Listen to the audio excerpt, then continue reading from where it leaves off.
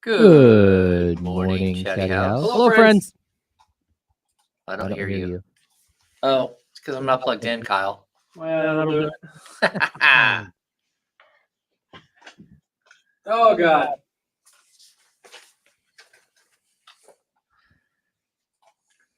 Anyone pulling up to the watch party on Saturday? Shout out to Wheezy. Now I hear commercials. Yeah, we're saying you didn't hear anything in your ears, so. Well, I mean, like, I don't hear me or you. Whatever.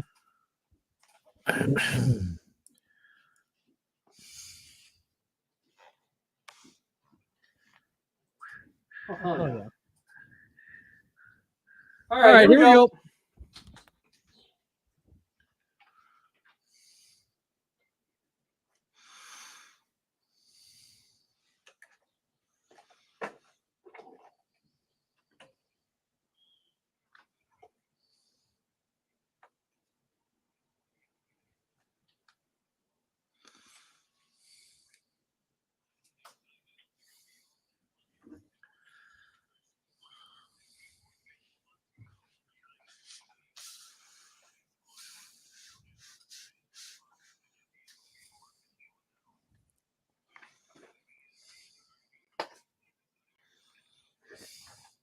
Oh, yeah.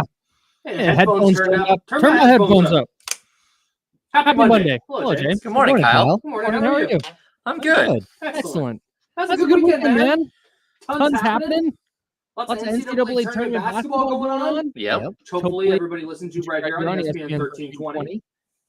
We had a good Kings win over the Magic. A really good basketball game out in Orlando. Mm-hmm.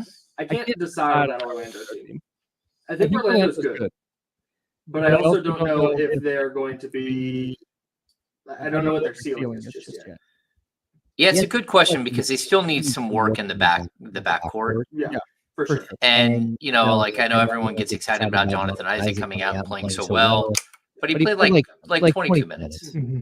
And he's averaging 6 points a game on the season. And he's a great story because he's found his way back, but still just like limited. Yeah, I'm with you. Even the Franz Wagner thing. Like, I kind of get that Keegan Murray vibe. Like, hey man, I want more. Yeah. Hey, can I get more? Yeah, just a little. He's such a good player, and he's constantly he picks it up, he's putting the ball on the deck, and he's driving to the rim, but then it doesn't. The impact doesn't feel like. That's how I feel about all the players. I feel like the Magic are a team of players that I look at and go, oh no, he's like that's a guy I want on my team. I don't think I want to be a star on my team. Like Paolo, I think is probably pretty close to that. Paolo can play. Yeah, but Paolo is so similar to Carmelo Anthony. It's crazy to me. I mean, he's shooting 46.6% from the field. Like, that's crazy to me. That means he's taking a lot of bad shots. And Franz Wagner, 29% from three. I feel like yeah, Franz can't shoot it. I feel like with Paolo specifically, he would benefit a lot from a legitimate guard. Like a legitimate ball handling guard that can run the offense. Because right now, so much of every time the Magic needed a basket down the stretch of Saturday's game against the Kings, it was when the Kings are in need of a basket. It's like it's in De'Aaron's hands or it's in Malik Monk's hands, and it's a little pick and roll. And they're getting into the paint, and either they're scoring or maybe they're shooting a three. Like it's that. With the Magic, it's like, hey, Paolo, go do something. Like here, you ISO on the wing. Yeah, see what you can get. And I don't think that's super beneficial to him as a player. Like it's a nice little tool to have in his bag, but I wouldn't want to count on that if I'm a team looking to make finals. No, I agree. I don't know who they are as a team. I guess we do have an echo in the chat, so we'll figure it out. That's easy. Yeah, we'll figure it. We'll figure it all out. Yeah, you know what? Like, look, when you're on the road in the NBA and you have like this weird little 3-game East Coast road swing, right? To me, if you can go out and go 2 for 3, I mean, 2 out of 3, you did good. And Orlando's a tough team. The first 2 teams weren't. And the fact that you lost to a horrific Washington Wizards team, everyone should be upset. But again, look at the overall record. Like the Kings have they're 4 out of the last 5 games. Like they're doing things okay, or they're 3 out of the last 4. Yeah. Like they are still in the hunt. They're still right there, and I don't know. It feels you like would have taken a 2-1 trip. Yeah, and you probably would have said the loss is in Orlando. It was always a coin flip game. Yeah, and so if I had told you, hey, they're going to go 2-1, I know for a fact they're going 2-1. You'd have been like, oh, okay, they dropped the game in Orlando. But third game of the trip, that's fine. So the Washington loss is such an oddity to me. Yeah, but the good news is out of that loss, they came in and bounced back and played really well, and I thought that was a really kind of gritty performance. There were multiple times I thought they were going to let go of the rope and lose that game. Mm-hmm. And they battled back, and Keegan Murray was really, really good from beyond the arc. Mm-hmm. De'Aaron Fox, when he's leading the way, you're going to be in a pretty good spot. They overcame Malik Monk going 0 for 11 from the field. Shocking. It was just they scored 7 points. 7 bench points. 7 points off the bench. That's wild. Oof. And they figured out a way to win. Yeah, that's just kind of a gutsy little performance against a team that's in the same kind of tier as you, if not just a little behind, a year behind, I think, where the Kings are. Maybe 2. Yeah, they're in the same tier, though. I mean, they're both, one's sure. 41-29 and one's 42-29. Yeah. Same tier, but the Western Conference is more difficult. Katie Christensen on the TV broadcast made a really good point that, and I agree with this wholeheartedly. The Magic are very much built to compete in the East. Like, they are built to box with the New York Knicks or the Boston Celtics or the Milwaukee Bucks or whoever it is. They're built to box with them for 7 games. Maybe they're not going to be super skilled, and maybe Jalen Suggs isn't going to average 30, and maybe Cole Anthony's not going to average 30, but hey, they are going to be physical, they're going to be tough, and they're just going to be hard to beat in 4 times out of 7 games. Yeah, I can see that. I also think that, the better teams in the West also have those same sort of tendencies. And it's so, when we're talking that long, athletic, physical build, I mean, we're talking about the Clippers, we're talking about the Pelicans, those are the teams that you kind of have to compete with. So they're not as well. I mean, when you throw Jonathan Isaac out there, they are big, but the rest of them, again, like Wendell Carter Jr.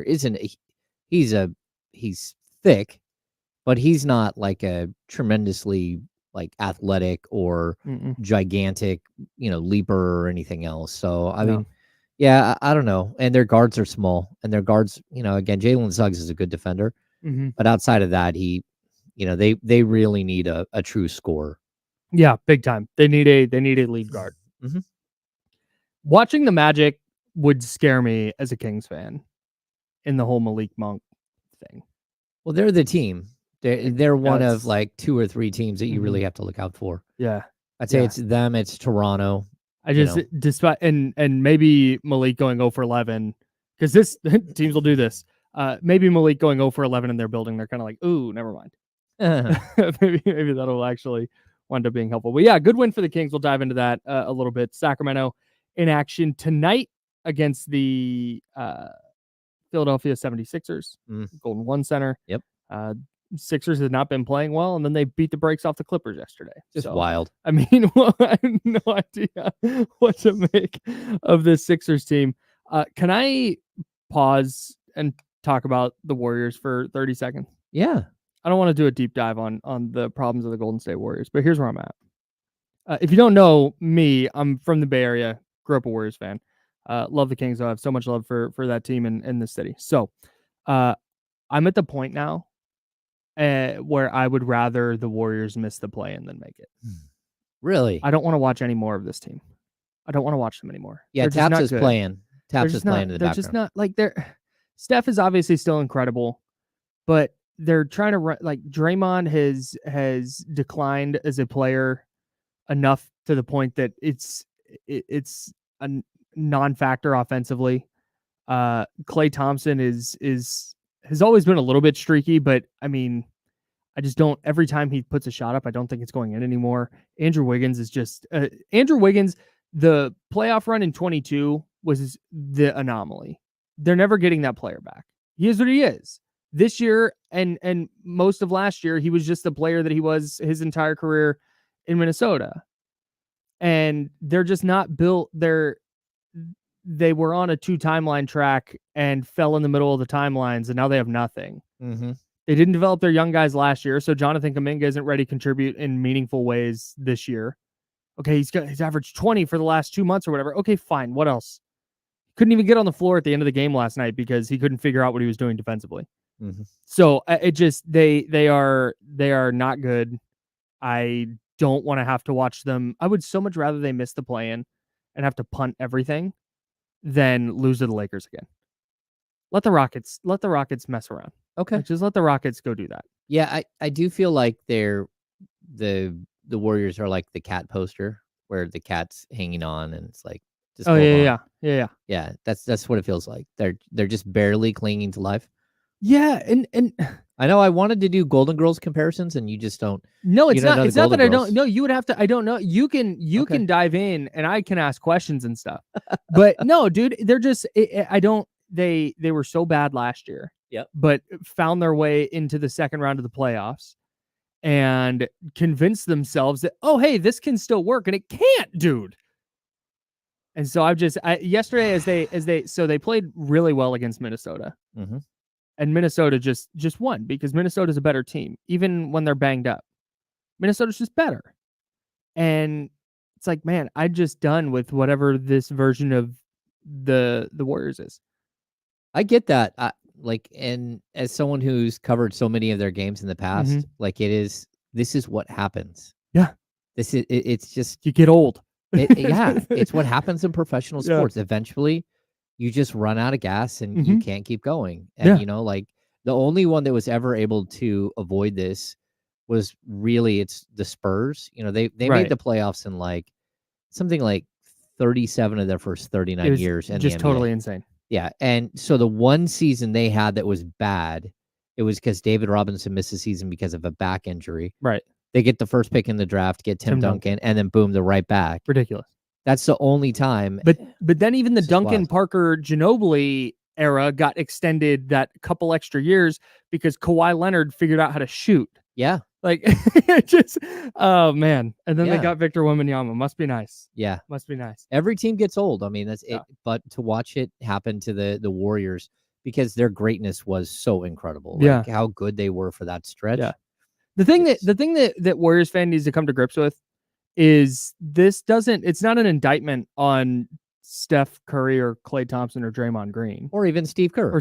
Yeah, they just everything reaches its end. Yeah. And that's just kind of what's happening. The other thing that happened yesterday in that Warriors Timberwolves game, I'm just a full-blown Anthony Edwards stan now. Okay. I'm just in. I love it. At the end of the game, the Warriors take a shot, they miss. Edwards gets a rebound. They foul him with 2 seconds left in a 3-point game. He misses the first free throw. And Chris Paul walks down and he's hanging around the elbow and he's saying something to him. And Ant looks back at him with a little smirk on his face and nods and then just buries the free throw and turns and says something to Chris Paul.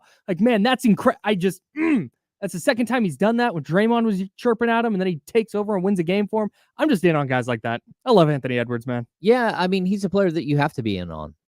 He is the next future of the league. He's one of the guys. Yeah. He's right there with Scotty Barnes. Oh, it's him and Scotty Barnes are the face of the league.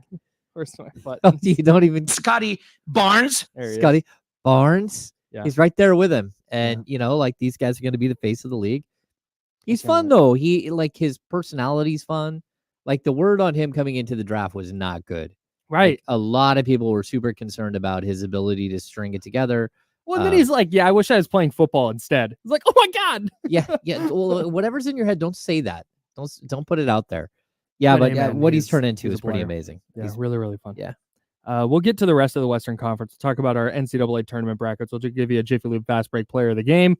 And we'll look ahead to this Kings-Sixers matchup tonight. What version of the Sixers are we going to get? We'll talk about it next on ESPN 1320, Sacramento Sports Leader. We did it. We did it, everybody. Woo! Show's over. World's greatest cup of coffee. Don Cheadle was in five episodes of the Golden Girls? Get out of town. What? All right. At some point in my life, maybe next time I'm sick enough that I stay home from work. Maybe I'll do a Golden Girls deep dive. Okay. I mean, clearly, for the people who are on... The extent of what I know about the Golden Girls is that Betty White was in it, and there was a character named Blanche. Okay, so Blanche Dubois. That's the extent She was kind of the racy Southerner lady. The racy? Yeah, she was a... Okay. Yeah. Just a little... Okay. She is Draymond Green in this discussion. Got it. Okay. Steph is the Betty White character, clearly, because everyone loves Betty White. Right. An icon. There is no one who's more Dorothy than Klay Thompson. Okay. At all. And Estelle Getty, who played the mom, who is actually younger than everyone else, all the other ladies on the show, is clearly Wiggins. Clearly Wiggins. Man.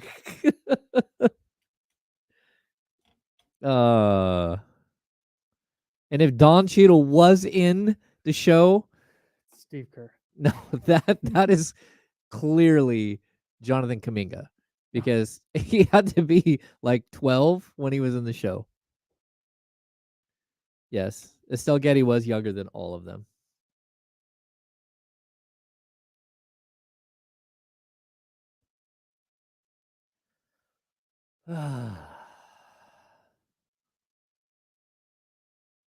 Oh, wow. Don Cheadle was also on the Fresh Prince of Bel-Air. Somebody in here has some crazy Don Cheadle knowledge. Or they're just on Don Cheadle's IMDb page. Oh, that's possible. That's possible. He was in Boogie Nights. He was spectacular. He tried to sell the... He was also in Rush Hour. Sell the stereo equipment. Okay. You hear that? Everybody stop everything. It's high fidelity. Oh, okay. This is fake. Okay, it's fake. It's fake. I Googled Don Cheadle, and one of the autofills was Don Cheadle Captain Planet movie. Oh. But it was a spoof.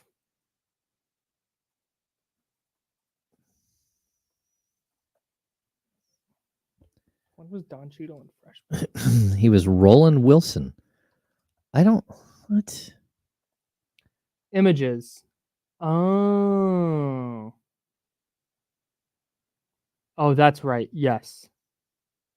I remember this now. Ice tray.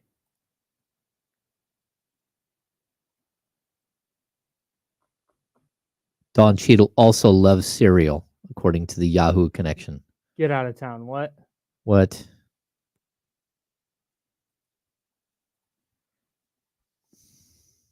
Oh, here we go. We're back.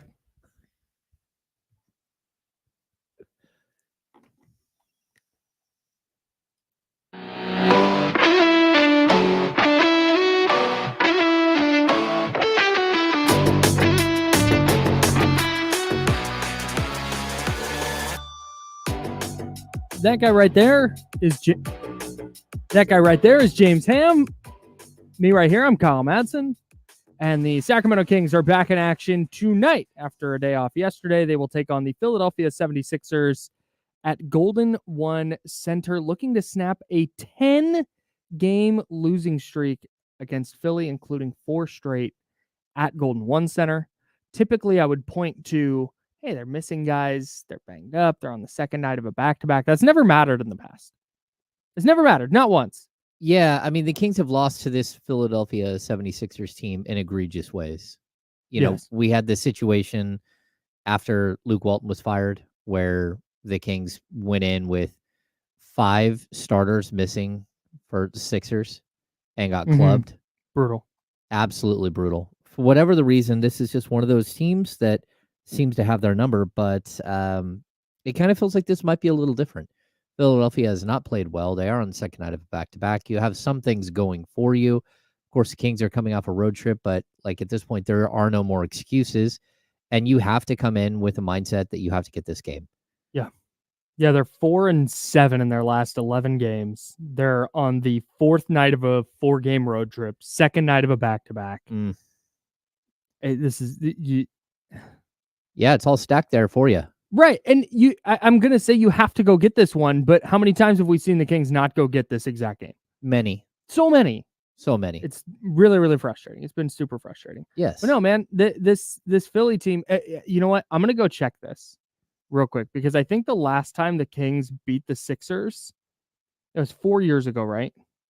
No, 5 at least, because it's 10-game losing streak. Is it 18-19? I think it was the De'Aaron Fox floater over the top of Joel Embiid to win it.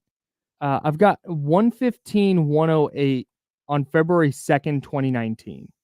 Okay. That'd be 20, 21, 22, 23. So it'd be 4 years in a row that they lost to Philly in Sacramento, right? Yeah. Does that make sense? Yeah. So this game 115-108 Sixers at Kings. I had this like 7-game parlay because we're in Reno for the Super Bowl. Oh. I had this like 7-game NBA parlay.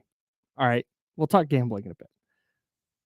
I had this 7 and they were just nuts. I had one that I needed a miracle like miss and foul with 1 second left and the guy to hit 2 free throws. I had like a 20-point comeback.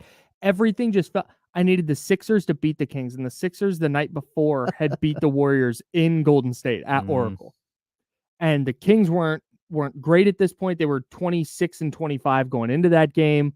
I'm like, all right, need the Sixers to go win this one, and they did not. They lost 115-108. Everybody played. Ben Simmons, Joel Embiid, Jimmy Butler, Landry Shamet, Mike Muscala, and they just had nothing. De'Aaron Fox, 34 points. He was Buddy Hield, 34 points, 7 of 13 from 3. Marvin Bagley had 14-13 off the bench. I mean, just brutal. Probably the best game the Kings played all year. Probably. Because I'd bet against them. There was a game where Fox hits a game winner over the top of.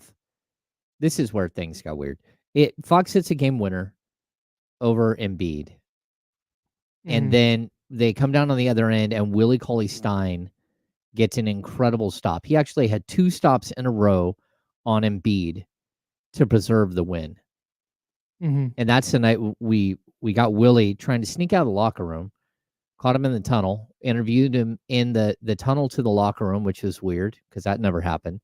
And that's when we asked him about like his defense on Embiid late in the game, and he started going off about he thought he could be Porzingis, like he could be the unicorn. Oh yeah, he had the same skill set as Porzingis. Yeah, that was that night. Wow. Yeah. What an iconic night in Kings history. Well, the Embiid game winner was so Fox was I hate the 2 years 2017 draft. Yep. That was his rookie year. Oh yeah. That he hit the game winner over Embiid. Yep. We should have known then. We should have known that he was him. Yeah. That's right. That he was nice. The Sixers starters tonight. Yeah, what does it look like? It looks like Kyle Lowry took yesterday off because he's old for rest, and he'll probably be back in the starting lineup. Tyrese Maxey at the alongside him in the backcourt. Kelly Oubre, Tobias Harris, notorious Kings killer, and Mo Bamba. Oh boy, that scares me. Mo Bamba scares you? The Mo Bamba thing scares me a little bit. What? Mo Bamba is just he scares me for as a matchup for the Kings. I feel like he is a player who could give them a problem. He's a guy that Domantas Sabonis typically just shoves right under the basket and dunks on him, even though he's a great shot blocker. Maybe I'm thinking of somebody else then. Did he not have a really good game against the Kings earlier this year? It's possible. Mo Bamba? He probably hit a couple of threes. I see. That's where he can bust you up. No, he didn't. He had 11 and he had 2 threes. Yeah. 11 points, 3 rebounds. Okay, never mind. Yeah. I just in my brain he had a huge game last time they played, but no, it was Tobias Harris. You just couldn't stop Tobias Harris, and then Tyrese Maxey got cooking, and the two of them combined for 68 points or 69 points, something like that. What matchup are you watching for tonight? I got a good one here. You got a really good one. I want to see Malik Monk versus Buddy Hield off the bench. Hell yeah. I want every single time Buddy touches ball, he's going to get booed because he decided foolishly to say something stupid about Sacramento after he got traded. Sure. As one does. Sure. So he's in the Jason Terry realm of getting booed by Sacramento Kings fans. Okay. So I like this because Malik is coming off a horrendous game. It's really bad. And 0 for 11. where he even goes out on social media and says, "Hey, I couldn't hit." What was his exact quote? I don't think he said I couldn't throw it in the ocean. I couldn't throw a rock in the ocean tonight. Light that MF though. Yeah. So he was excited about the win. Light that majorly fun though. Yeah. Mm-hmm. Yep. March funness. Yeah, March funness. Yeah, I like the Monk v Buddy Hield matchup. Can I get? I'm assuming that they'll throw Keegan on Tobias Harris. I mean, you think you'd want to cross match and have him guard Tyrese Maxey, but then you've got Tobias Harris on De'Aaron Fox or Keon Ellis. Okay, so I don't think I love that. No, and I think like 2 weeks ago we didn't have this issue. Now the Kings have two guards they can throw at Tyrese Maxey, where they didn't have that before. Yeah. So now I like the fact that you've got Keon Ellis that can go try to give Maxey some problems, and you're gonna have to step up if you're Keegan Murray. You can't let him, basically over this stretch. We've seen players push him around a little bit, and he's got to step up. And again, Tobias Harris is a very difficult matchup for a lot of teams, but specifically for this Kings team. And you can't let him look like Kyle Kuzma did in the Washington game, because that's kind of like he's a little bit similar to Kuzma, where he's a big 6'8", 6'9" guy. I remember during pre-draft, Tobias Harris, this is weird. He and Tyler Honeycutt, UCLA legend, of course, RIP, former Sacramento King. They had been matched up in like 7 or 8 different, they go around in their pre-draft, and they end up in little groups, and he kept going from one place to the next to the next to the next. And it was Tobias against Honeycutt. Honeycutt weighed 165 and Tobias Harris weighed 225. And he just buried him everywhere they went. Like he had him by literally like 60 or 70 pounds. Jeez. It was wild. And Harris was a player the Kings liked, and he would have looked good in a Kings uniform a lot of times, but sort of like in the realm of a Harrison Barnes type player. He just seems to give the Kings fits. 37 points, 7 boards, 3 assists, 3 steals, 14 of 25 from the floor in their last matchup, Tobias Harris. And to your point on Tyrese Maxey, 6 of 17, he had 21 points, 4 assists, 3 boards, 3 steals. Kind of held him in check. So I think we'll talk about this with keys to the game coming up a little bit later, but I think if you can just throw a couple different looks at Maxey, I think you throw Keegan Murray on Tobias Harris, I'm really interested to see how that matchup goes. Yeah, you got to step up, and if you need to, treat him like you do someone like Zion, like wall him off a little bit, just send a double team at Tobias if you have to. And I know it's not ideal, but I'm not fearing Mo Bamba. I'm not fearing Kyle Lowry at this point in his career. Like, if that's what you have to do against your starting lineup, do it. Is Paul Reed healthy? He hasn't been starting though. No, he hasn't been starting, but he's healthy. He's there. Yeah, he played yesterday. He's a good player too. He had the game that I thought Mo Bamba had last time. He was a better player than I thought he was, because that was pretty early on. Joel Embiid did not play in that first Kings Clippers game, and he's not going to play tonight either. But in that game, Paul Reed was like, "Who the hell's this guy?" 8 points, 8 boards, couple assists, couple of steals, 3 blocks, just kind of all over the place. He had a really good game, but he's coming off the bench now. So, anyways, should be a good I knew game. I wasn't going crazy that the Sixers had a big man who played well in that game. Thank goodness. All right. We got keys to the game. Keys to a Kings win over a shorthanded Sixers team on the second night of a back-to-back. We've got that and more coming up next on ESPN 1320, Sacramento Sports Leader. I did not put in our rejoins. Oh.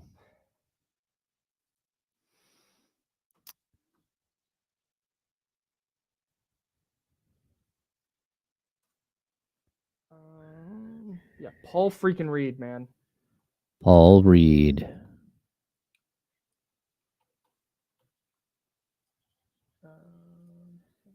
Yeah, and it wasn't even close. Our outs either. Oh my god, I didn't do anything today. Well, you got busy. Figure it out, Kyle. Okay, so Keegan Murray was 6 of 14, 3 of 7 from 3, 15 points last time they played. De'Aaron Fox, 21 points, but only 5 of 15. Sabonis, 14 and 12. Not great. And Monk, 15 points. Harrison Barnes only played 21 minutes in that game. Oh, and Duarte started. Duarte, 0 of 2 in 10 minutes. There he is. Yeah, that game got out of hand. Oh my Lanta. God, figure it out, kid. First show ever or what? Golly.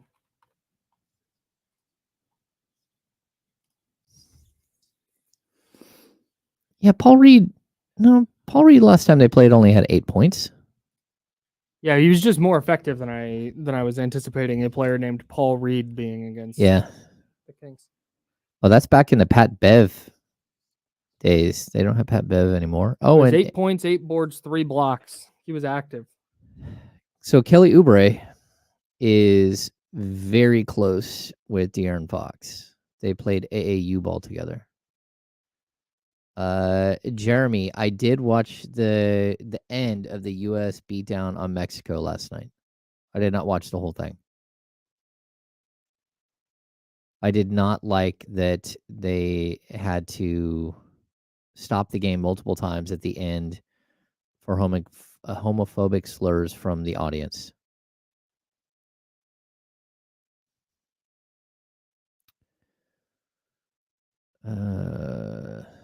I don't know. I don't know if it's a beatdown. I'm saying beatdown because that's what he said. I mean, What it was. Did I say? No, not you. Oh.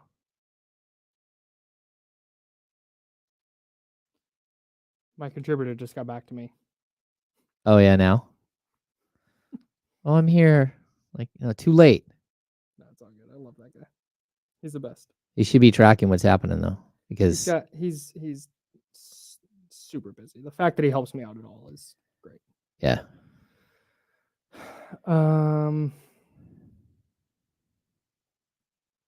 We've got nothing right now on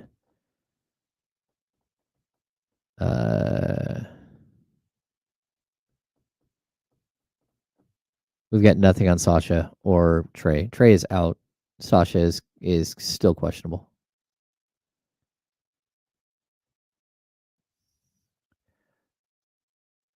I get this, but you got to be better. I mean, if they're going to stop a game because of it, and you know that, you got to be better.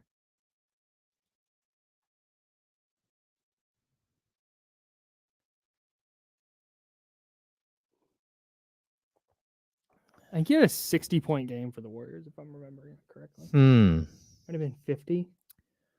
I've always liked I'm gonna go look that up. Okay, Oubre. Hang on. All right.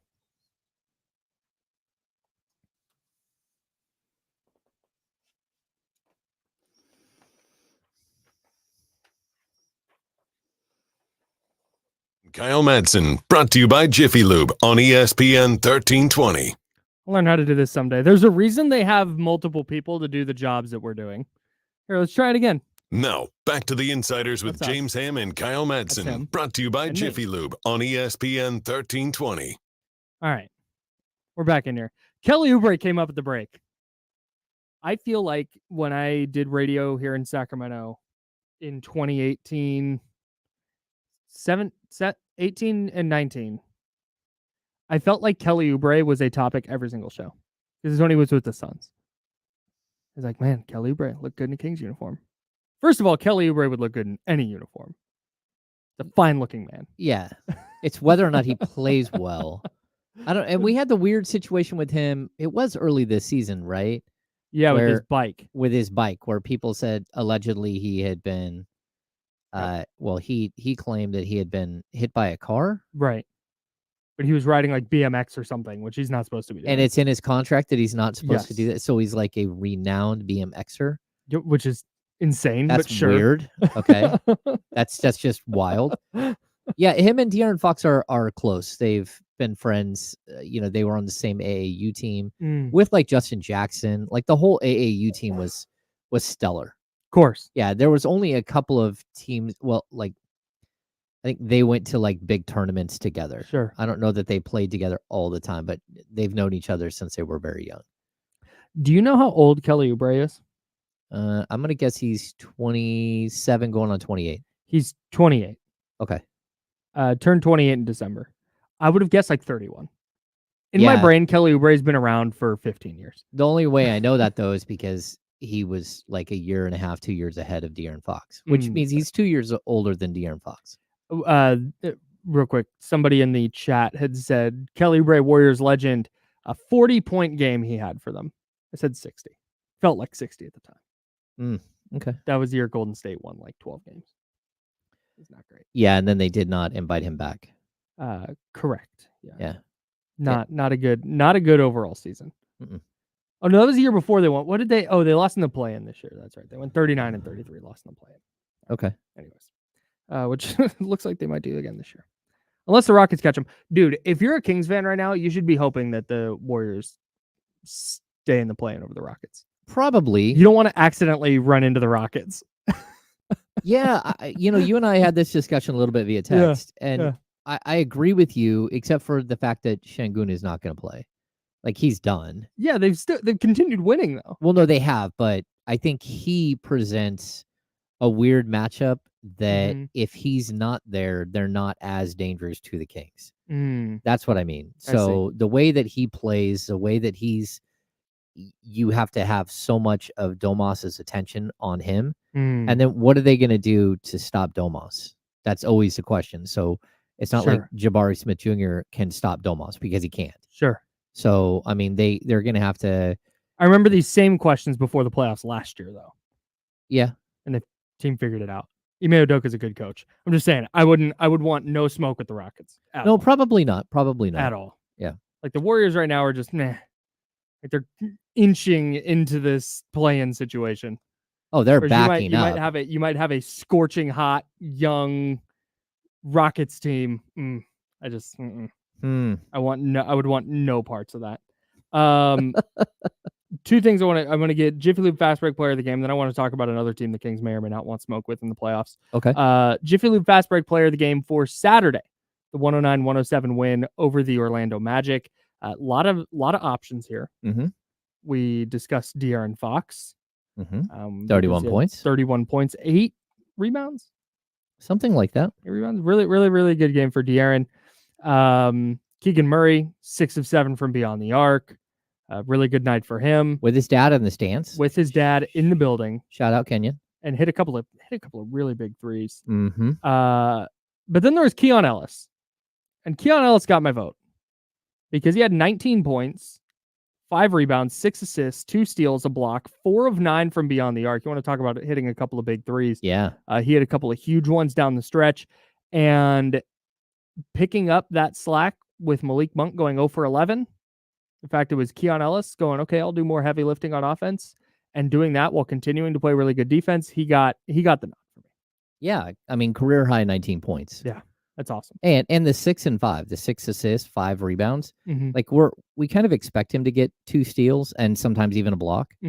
But it's those other items that he's filling up, the 5 rebounds, the 6 assists. Yeah. He ran a plus 18. Yeah, second highest on the team behind Keegan. Yeah, when your bench is going to have that kind of night, and you can count on Keon Ellis, who was out of the rotation and a two-way player like 2 months ago. Yeah, played 37 minutes. Come on, man. That's very nice. Huge. So Jiffy Lube Fast Break Player of the Game is Keon Ellis. Go to ESPN1320.com. There's a Jiffy Lube Fast Break page right at the front. You click on that. You're going to enter the code word Ellis. ELLIS. That enters you to win a $100 Jiffy Lube gift certificate and enters you to win a Sacramento Kings jersey that we'll be giving away at the end of this month. So go right now to ESPN1320.com. Jiffy Lube Fast Break contest page right at the front and enter the code word Ellis. ELLIS. Speaking of teams that the Kings may or may not want smoke with in the playoffs, the Pelicans are figuring it out for now without Brandon Ingram. They haven't played anybody good. But the fact that they have managed to sneak out a couple of W's since Ingram went down, one at Miami and then one at Detroit, and they kind of crushed Miami. Man, that's tough. Yeah, I mean it's especially they went 3-4 on a road trip. They've now won 5 out of 6, and it's even more than that. It's like 9 out of 11. Yeah, So yeah, I mean they're really playing well. I I want to see what they look like. Again, they have coming up. They have the Thunder, the Bucks, the Celtics, the Suns, even the Magic. So yeah, if they go 0-5 in this next stretch, yeah. or if they go 1-4, Sure. then they're you can get them. Yeah, that's on the table for sure. Man, they had that game against Orlando, where Brandon Ingram gets hurt and they lose that game. And then they come back the next night at the Heat and beat them by 23 points. And the impressive part to me is it was CJ McCollum in that game against the Heat. And then the next night at Detroit, it was a lot of Zion Williamson. Like they're finding different players to kind of pick up this slack. And if they're going to get good performances from those two, and then you sprinkle in some Herb Jones. Jose Alvarado had a big game in one of those games. I think it was against Detroit. You sprinkle in some Trey Murphy. Now all of a sudden you have a team that's capable of winning even without its best scorer. And that is extra scary to me. Yeah, I mean this team has really, really good depth. They've built the team the right way. And every time they're kind of that team that every time someone falls in the draft, like, I don't know, really that matters. And then whoever they draft ends up being relatively good. And, they have a couple of pieces that are missing and they need to get better at a couple of spots. But I really like who they are. They probably don't need the big center. They probably need to go with more of a shot blocker than they currently have. That would probably help them take one more step, which is something they tried to address at the trade deadline. But for right now, I mean, Valanciunas is a good player. And like against the Kings, again, we always see teams like this. They roll the Kings, right? For whatever reason, the matchups are bad, whatever. Valanciunas, though, also plays extremely well against the Kings. And that's a lot because him and Sabonis know each other extremely well from their time with the Lithuanian national team. And so you're getting to see a much better version of him than a lot of other teams do around the league. So on the season, he's averaging 12.5 points, 9.2 rebounds. But against the Kings, he looks like a world beater. And it's part of that sort of, big brother, little brother thing that they have from the national team. Yeah, it felt like that's one of the disappointing things with Zion. You talk about a shot blocker. It looked like he was going to be that player defensively when he was at Duke. He was just jumping out of the gym and blocking 3-pointers. And there's that really famous picture of him blocking a 3 in the corner where he's got, I mean, his feet are at the shooter's like waist. It is insane how high he is. And that's just not really come to fruition yet. But they're half a game back of the Clippers now. I mean, they are just, man. The Clippers are the ones, we talked about this. They're the team that just doesn't really know how to figure it all out. Yeah. They got smoked by Philly. Just crushed. Yeah. And I told you the Pacific was up for grabs. It's still up for grabs. The Kings aren't that far behind. And what are we looking at? 3 games with 12 to play? That's not that much. And you have them once. So when you pick up a win against them and you split the season series, there's potential there. Cam Payne had 23 points for Philly. That doesn't make any sense. That's 5 of 10 from 3. Although he's done that against the Kings. That sideways 3-point shot. Yeah, Cam Payne's not a bad player, but still, you'd expect 23 from Cam Payne against the Clippers. Like, come on, man. He's another player the Kings really, really liked. Mm. He's a guy that they were very intrigued by multiple occasions, but he had a lot of foot injuries as a young player, and it really cost him, sort of being a starter in the league. All right. I want to talk about the top of the West briefly. Okay. Is this, before we do that though, I want to throw a pin in that. I'm looking at one of your notes here. Is it right that the Kings are now 4th in the NBA in net rating? There's no way that's No. That's wrong. That's wrong. Okay. That's probably 14th. Okay. That makes way more sense. Yeah. Like, No, I took some notes. So, yeah, we talked about this pre-All-Star game. The Kings offense had a 116.6 rating. They're 14th in the league.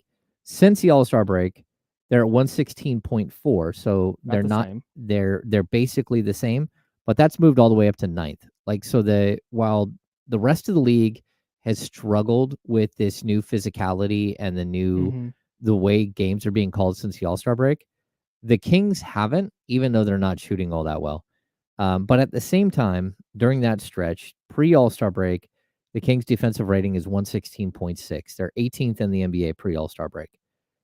They are 11th in after the All-Star break at 111.6. So they've shaved like 4.5 points off their defensive rating. And that's incredible. So right now, the Kings are 7th in net rating since the All-Star break at a plus 4.8. Man, which is great. And really good. The reason why I did this, Kyle, is because there's this thing. Mike Brown kept talking about. Can I real quick? Oh yeah. Just for reference, the plus 4.8, what that means, the Denver Nuggets are plus 4.7 for the season. Okay. So plus 4.8 is a very, very good number. Yeah, your net rating, your offensive rating minus your defensive rating equals your net rating, right? And plus 4.8 is a strong number. Continue. Yeah. No, that's okay. And so when I looked at these numbers and I'm starting to like digest and say, okay, why is it that all of this is happening? Mike Brown talked about something coming out of the All-Star break, and he just said, look, if we could just be league average at defending the 3-point shot, we would be like number 8 in defensive rating. Just league average. Like, we don't have to be great. Right. Just get us in the ballpark. Since the All-Star break, so pre-All-Star break, the Kings were allowing their opponents to shoot 39.7% from 3 on 34 possessions per game. And that's over a 54 game stretch. Right. So 39.7. So 40% from 3 on 34 attempts per game. Right. Since the All-Star break, 36.3%. Much better. On 32 attempts per game. Much better. So not only have they shaved like 3.5% off of their opponent's 3-point percentage, but they've been able to cut their attempts by 2 as well. Yeah. That just tells you they're playing much better. Closing out, running people off the line. Yeah. And so if they shot 36.3% on the season, that would be 11th best in the NBA. That's great. No, 13th best. I'm sorry. 13th best in the NBA. So that shows you that there is potential here for them to get better. And they have actually done exactly what Mike Brown asked them to do. Yeah. They're hitting their free throws at a higher clip. Yep. They are not getting to the free throw line more, which is what he had hoped, but that's a league-wide issue. Right. But they are hitting at a higher clip and starting to raise their free throw percentage. And we're starting to see a team who was like 30th in 3-point defense, and it wasn't even close.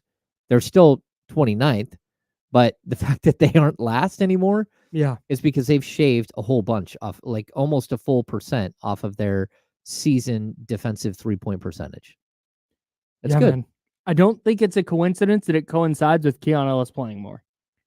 No, Keon Ellis is a remarkable defender on the perimeter. Very good. And we talked about it so often with the Kings this year was, man, they need like one guy to be that dude on defense and set a tone that everybody else follows.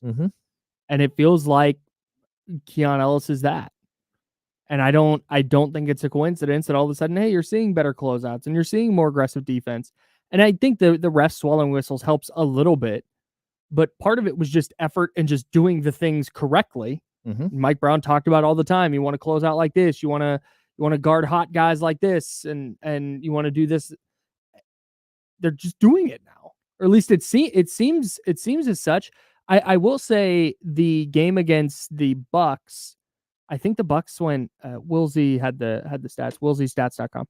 I think they were 3 of 11 on wide open threes, 3 of 18, something. They had open looks and didn't knock them down. But that was that game. That I haven't felt that in any other of these stretches. I think it's just they're playing better defense. Well, that, and I think what you have to look at too is when you hear that 3 of 11 or whatever against wide open threes, right? That doesn't mean that like some of those weren't intentional by the Kings. Like, it's possible that you're double teaming Giannis Antetokounmpo, and it's possible that you're double teaming Damian Lillard or throwing a second body at him, at least temporarily. Like, Sure. And so the guys who are shooting those open threes, they might not be the quote unquote hot guys. They might not be the guys that you want taking those threes. So if Giannis took one of those threes, okay. And that team has a lot of good players, a lot of good 3-point shooters. So like Bobby Porter's missed some open threes in the corner. Pat Connaughton hit. Malik Beasley is 9th in the league in 3-point percentage this year, and he had multiple open threes. Yeah. But to your point, when you're leaving Giannis wide open, you're doing that on purpose. Well, that you have to pick your poison though. Like you have to send a second person at Giannis. You've got to send a second body at Damian Lillard, and the Kings dared the other Bucks players to beat them, and they couldn't. Yep. And so you're right, but at the same time, there is a reason why you have that many wide open threes. It's not that you intentionally want to leave guys wide open from three all the time, but it's because you're sending extra bodies at two superstars. Sure. Yeah. For the season, 15th in defensive rating, that would tie with Denver last year for worst defensive rating by an NBA champion since 2000, 2001. Okay. But last year, Denver finished 5th in offensive rating. There's a requisite level of success you need to have on each end of the floor that the Kings have not quite reached yet. But I will say this. How do I get here? Hang on. I'm not in the boat that I'm not all of a sudden like, oh yeah, hey, they can win a title this year. I see the path. I don't. Like you look, we were talking about net rating. Do you know what Boston's net rating is right now? I do, because I'm on the page, but go ahead. 12. A plus 12. A plus 12. Plus 12. They are beating teams by an average of 12 points a game or per 100 possessions. I mean, and same OKC's at 7.8. That's super high. Yeah, they're like a 119 offensive rating with a 111 defensive rating. I mean, come on, man. Yeah. There's a lot. So anyways, I don't think the Kings can win the title, but with the way they played defense in the second half of this year, it is way easier for me to draw a path where they are doing more than just like, yeah, they might survive a first round playoff series and then get smoked in the second round. Now, all of a sudden it's like, hey man, I have a belief that they have a lineup that can credibly get stops and also score. Like that's the problem a lot of teams have. We were talking about Golden State earlier. Golden State has a lineup. They ran it out yesterday. It was nuts. It is all defenders who can't, like Andrew Wiggins is the best offensive player in the lineup. It's like Draymond and GP2 and Jonathan Kuminga and Andrew Wiggins and someone else. But that team can't function offensively. The Kings have a lineup with like De'Aaron Fox, Malik Monk, Keegan Murray, Keon Ellis, and Domantas Sabonis that can get stops and go score kind of at will. And when you have that lineup in a playoff series, I feel so much better about that. And I feel so much better now about the Kings' ability to get a stop or 2 or 3 or 4 stops down the stretch of a game. I feel better about that now than I did 6 weeks ago. And that could be everything in a first or second round playoff series, where now if you came from the future and like, yeah, hey, the Kings won 2 playoff series without any like crazy injuries or anything like that, I wouldn't be floored by it. Yeah, I wouldn't either. I think it's just different. You add one piece to the puzzle and it changes everything. Sure. And I think over the next 12 games, what the Kings really need to work on is establishing that Keon Ellis can hit the wide open shot. Force teams to guard it. Yeah, it forces teams to guard it. Now, if they don't, it might be okay because Keon Ellis might hit that shot. Sure. And if you want to leave him open, that's fine. Because he's, again, he shot 40% at the G League level last year. So it's not like he can't shoot it. So I'm intrigued to see how that works. I'm intrigued to see if the Kings can develop a personality for Ellis on the offensive end over the final 12 games of the season. Because what we saw in the last game where he puts up 19, what I don't want to see is him go back to 4 points a game. And he doesn't have to average 19, but if he could average 10, or if he can average 11 or 12 and hit wide open looks, okay, now you got to defend him. And that's something that, will make you more potent in the playoffs. What is he shooting? Let's see. Since March 1. Since March 1, he is shooting 44% from 3 on 3.3 attempts a game. Like, that's going to do it, dude. Even if he regresses a little bit, if he hits 37+%, teams have to guard him now in ways that they didn't have to guard Davion Mitchell. Yeah. Like, that's why Davion, everybody, I did it too. But hey, why didn't Davion Mitchell play more in Game 7? Because it was forcing the Kings to play 5-on-4 offensively. Yeah. And I don't think that's the case with Keon. And I mean, maybe I'm just dramatically overthinking this, but you just 1 for 2, 3 for 5, 0 for 1, 1 for 2, 3 for 5, 1 for 2, 1 for 2, 2 for 5. Like it's not a ton of volume, but he's hitting it frequently enough that, man, that's not that Keon Ellis is some all-star or some all-NBA guy or anything like that, but with the formula of what this Kings team needed, it's like adding him to the mix just changes everything. Yeah, as a starter, he has to shoot the 3 because let's be honest, he's not doing a lot of other offensive things. Yeah, sure. I mean, the step back 3 was totally shocking. Nuts. Like that was nutty. What in the world was that? That was bananas. They might not have given him a 3 on that. I don't believe that they did. We think of it, but he should have been 5 of 8, and he ended up 4 of 7, and I believe they changed that to a 2. But either way, like what he was able to do was very, very impressive. And like, look, it's on him to keep growing, and it's on his teammates to keep bringing him along. This is kind of interesting. He's shooting 30.6% as a starter and 43.2% as a reserve. That's kind of fascinating. He'll get more comfortable though, and you got to remember same usage. He's only started 9 games, right? But it's 9 games over. Again, we went through this. He started 2 in November, 1 in December, 3. Now he's up to 5 in March, whatever it is. We have this other crazy thing that happened. The Kings guaranteed themselves a 500 season. They won their 41st game on Saturday. And I'm sure we'll get into this a little bit more, but this is only the 10th time in 39 years in Sacramento that the Kings have posted a 500 or better record. Yeah. 10th time total. And 8 of those were Rick Adelman, and the last 2 were Mike Brown. Man. Like what Mike Brown has been able to do to change the culture here in Sacramento. I hope that people above him are appreciating what he's been able to accomplish. Sure. Because this has been like a wasteland forever.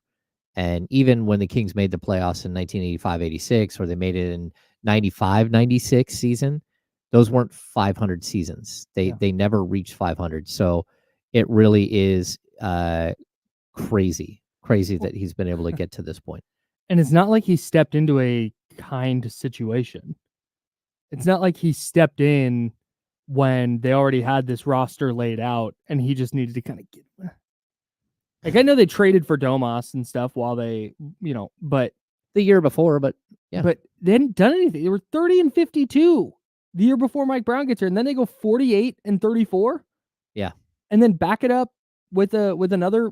They could lose out and be 500, and they're not going to lose out. No, they're probably going to finish about where they were last year. You're going to be right around there. And whether it's 47, 48, 49, 50 wins, whatever it is, I know 50 is kind of the goal number here. But regardless of whether they go 9-3 over their final 12 or not, it's remarkable, man.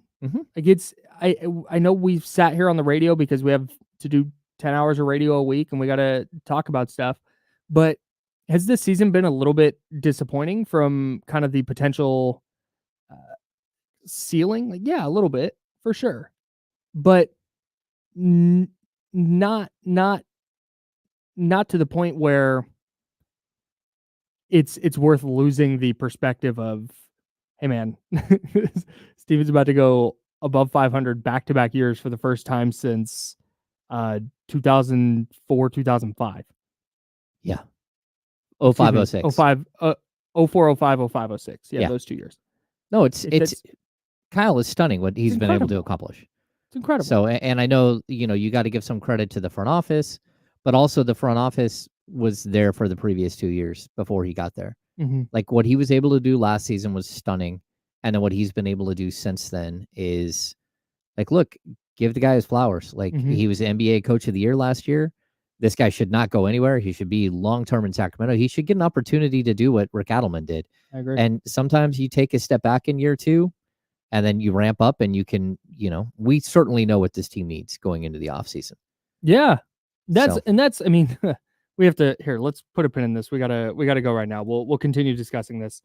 Mike Brown and the Kings going above 500 or at least 500 for back-to-back years. That's the first time in almost 20. We'll do that next on ESPN 1320.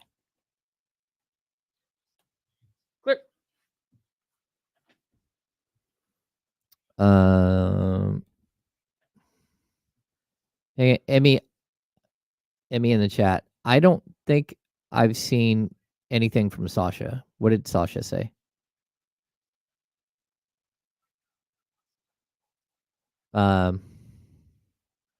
Like I've talked to Sasha myself in the locker room a couple of times, like while he's been injured, and he's just waiting for like his ankle to be 100% and to feel okay, and they don't want him to come back early and then get tendonitis or whatever, or like never have the ankle fully heal. But it's a tricky injury. I haven't seen any comments from him.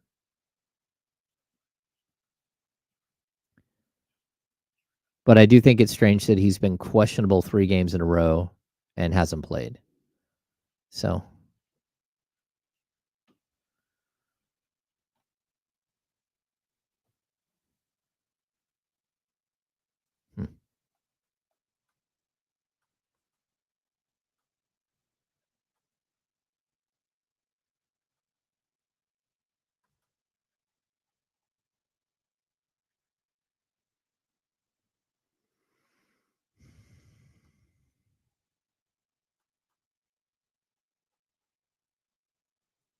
Yeah, I mean, with Mike, we'll talk more about this on the air with Mike.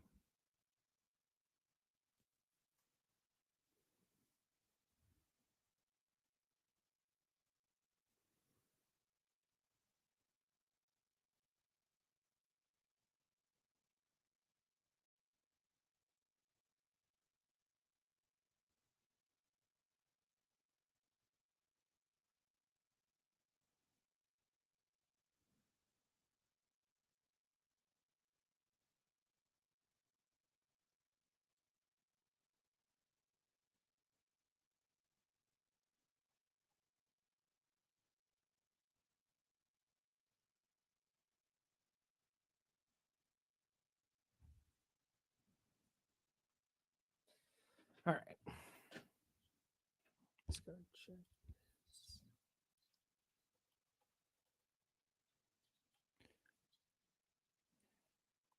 It'd be so fire if we had a producer. Mm.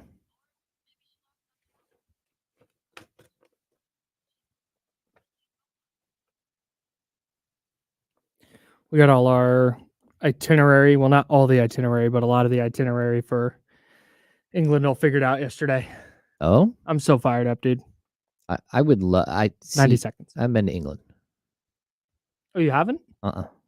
I've been all over Europe, but I haven't. Yeah. Been everywhere else in Europe. Yeah, dude. I'm just, as a history dork, like the idea of seeing all these places that were built in like the 14th, 15th century is like, oh. I think that's the best part about everywhere that you go is older than anything that you've seen in America. Like by a lot. Yeah, by a lot. But like you like go into a bakery to get like fresh pastries in the morning. Yeah. That building is older than any building that you've ever seen in the United States. Like there's a pub there that on the wall outside the pub, they have a list of the monarchs that the pub has outlasted. Oh. And it's going back to like King Henry VI. Oh, wow. It goes back. Yeah. Yeah, but I freaked out when I worked in San Francisco and I'm walking through and there's this building on Market that I just thought was the coolest building, and it's built in like 1928. I'm like, wow, that building's so old. Yeah, it's so old. No. Yeah. I'm gonna go see stuff built in 28. Emmy. We got 10 seconds. Okay.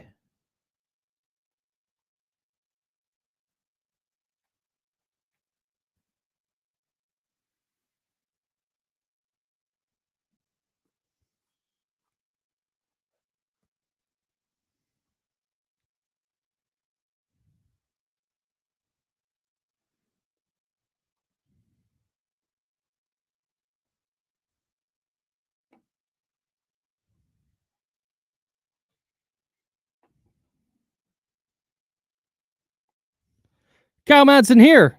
James Ham there. Talking a ton of Kings today following their 109-107 win against the Magic in Orlando on Saturday. They are in action again tonight at Golden One Center against the Philadelphia 76ers. We'll get some keys to a Kings victory coming up in a bit, but we were talking about Mike Brown in the last segment and the fact that the Kings on Saturday recorded their 41st win. It'll be their second time, assuming they win one of their final 12 games. I think they will. I'm confident they can go 1-11 minimum. Assuming they win one of those games, they'll be above 500 for back-to-back seasons for the first time since 2005 and 2006, the seasons that ended in those years, which is nuts. And it's important to kind of, I think, zoom out a little bit. I know it's hard to do in the heat of a season, in the heat of a playoff race where the Kings are trying to get a 6 seed, maybe the 4 seed. They're trying to track down the Clippers and the Pacific. There's all this stuff going on, and all that stuff matters, and we will continue to cover that very closely. But I think it's worth kind of zooming out too, because we've done quite. I shouldn't say we. You don't complain. I complain. I've done a lot of complaining this year about the Kings just because it felt like 48 wins again would be like. Like that's kind of a bummer. And I think in the scope of, hey, if everything goes right and everybody improves and everything's great and the Chris Duarte signing works and Keegan Murray makes a leap, 55 wins might have been on the table. But also that was going to take a lot. And in reality, backing up a 48-win season with another, let's just say they go 48-34 again, backing up another 48-win season with a 48-win season for the Sacramento Kings is like, that's a huge deal. And there would be improvements to make and you got to get better. And I understand all that. And I'm with you. I rock with that. But at the same time, I think it's worth recognizing that the Kings are in a very good spot with an upward trajectory for the first time in forever. It's important to not lose sight of that. No, I totally agree with that. And, again, Mike Brown is the 9th head coach that I've covered in my 14 years in Sacramento. My 14 years covering the team. 9. And for somebody to walk in the door, take a team that was totally incomplete, that hadn't won the year before, to have them go out and bring in Malik Monk, who, for what Malik Monk has become, Malik Monk was not that when he got here. To bring in a guy like Kevin Huerter, to bring along a draft pick like Keegan Murray last year, to have all of these pieces thrown in the pot in one season. Even Trey Lyles had come over at the trade deadline the year before, right? So you basically, Mike Brown inherited a team that was pretty much just 3 players that had played the year together the year before, and Fox, Barnes, and Davion Mitchell. And Mitchell was a rookie. You put all those pieces together and you go into a year with a bunch of new players, Sabonis, Lyles, Huerter, Monk, and Murray. That's your rotation. Those 8 players are basically your rotation. To walk into that year and post the highest offensive rating in the history of the NBA is absolutely bonkers. Yep. To jump from 31 wins to 48? 30 to 48. 18-win jump. That is bonkers. Without adding a superstar. Yeah. In that, I guess they traded for Sabonis in the middle of the previous year, but it was largely the way they finished the 21-22 season didn't give ideas of hey, this team might push 50 wins next year. No, it made you think, okay, they might have a chance to make it to 500. No doubt. It was they might have a shot. They could maybe be a play-in team and maybe fight for that last playoff spot. Yeah. And they go 48 wins and they finish as the number 3 seed and they are a broken finger away from winning a playoff series. That's it's enormous. It's such a massive jump. And I like I said, I understand. I don't want this to come off like if you're frustrated with how this year has gone that you're wrong. I understand there's reasons to be frustrated in the scope of this year, but I think it's also it's important to kind of zoom out and go, man, this team's in a good spot, and I don't. I'm trying to not be scarred by moves of Kings past, where somebody in the building goes, yeah, hey, 48 wins again. That's nice, but we need to do better. So let's blow this up. See ya. Yeah.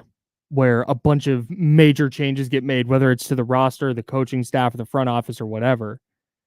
I just that as great as this run has been, and we're talking about the Kings in a playoff context, and not like, hey, who watched a tournament? Who should they draft? Like that's really nice. But I can't get that thought out of the back of my head of like, man, I Don't really mess hope this up. I really hope that Don't let mess this it up. ride. Yeah, don't mess it up. Hey, look, I think that what we're looking at right now is what Mike Brown has been talking about the whole season. We cannot walk into a playoff series and try to get better defensively in a playoff series like we did last year. We're horrible defensively all year long. We get to the playoffs against the Warriors, and now we got to learn how to play defense. We have to establish a culture that we can play defense. And what he's done the last 27 games of the season after the break, whatever that is, it has been nothing. Like his goal is to get them to playoff defense now. So that's who they are when they get to the playoffs. So we don't have this whole thing where it's like, man, a guy ran out of gas because he had to play defense. No, you need to learn how to play defense in game 64 and how to play offense still in game 64, not in game 83, 84, 85, 86.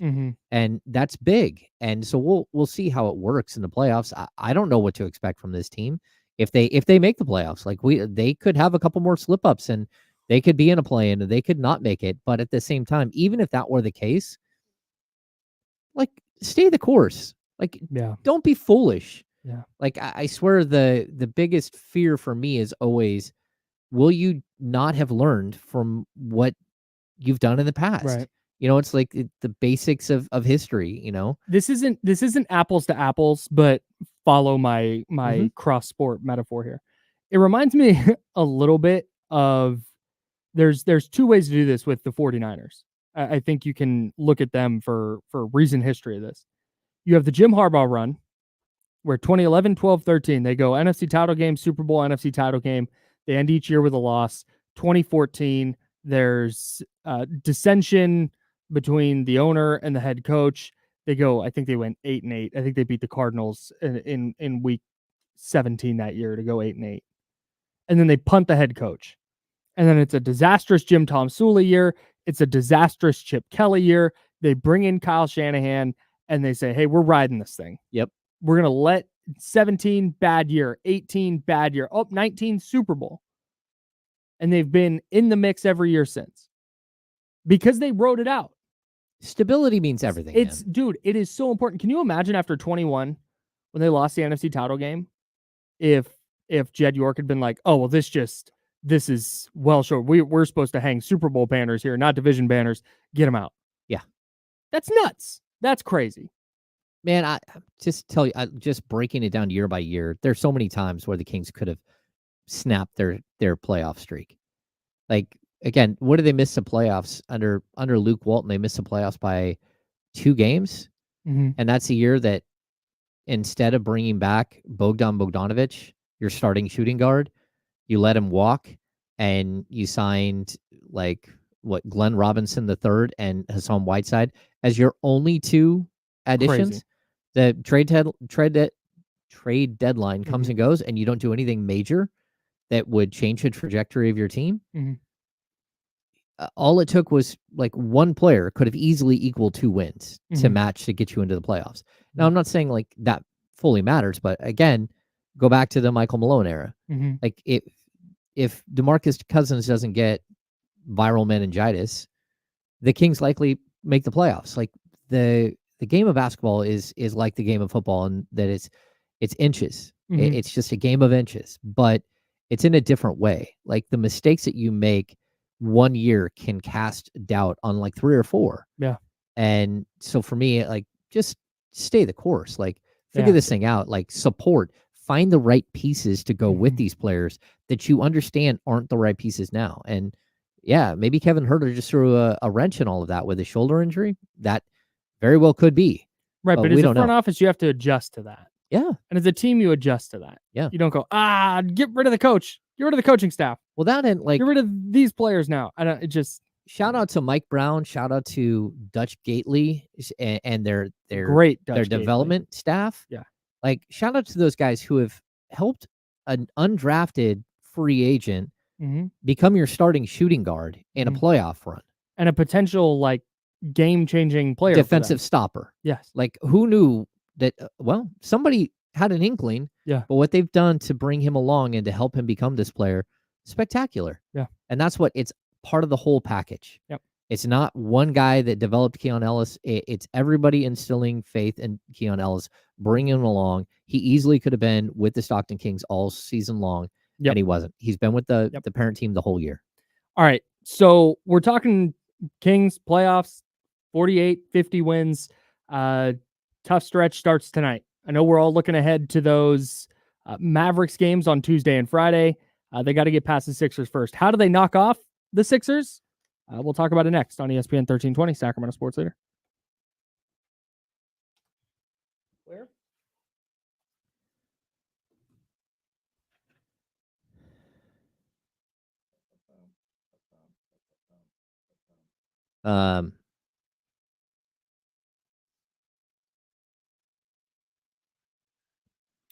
Let's see.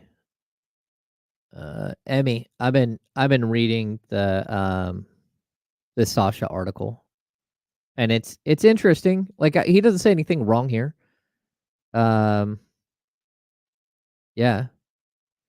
Everything is different in the NBA, a different game, a different speed, a different culture.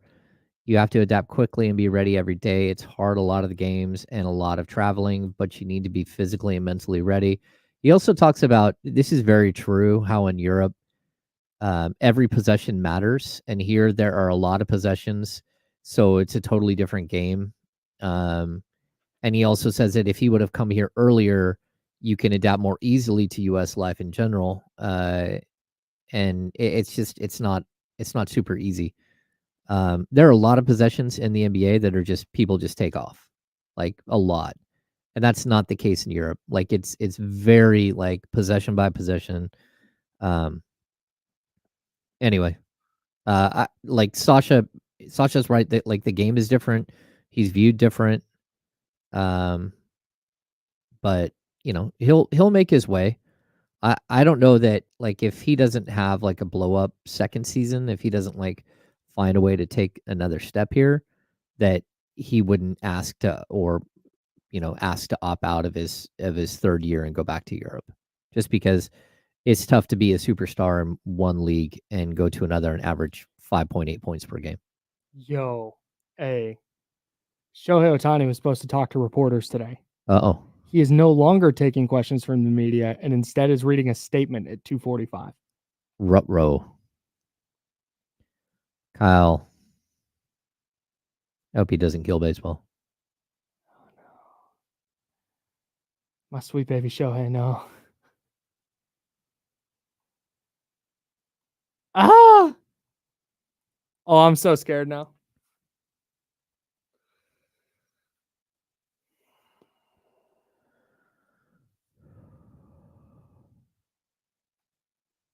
It would suck horribly because I think Shohei is great for the sport, and I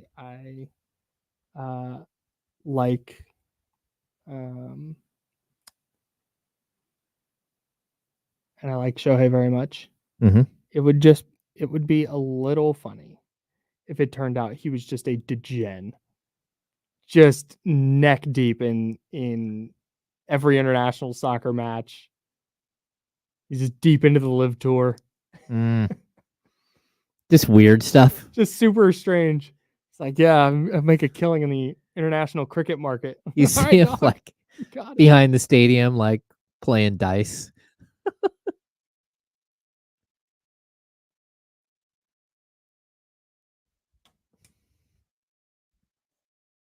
All right, here we go. Keys to victory.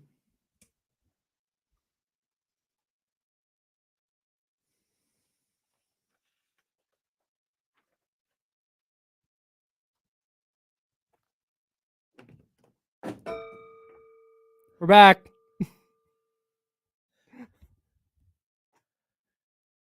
I'm Kyle Madsen. That's James Ham. I didn't hear rejoinder music or anything, Kyle.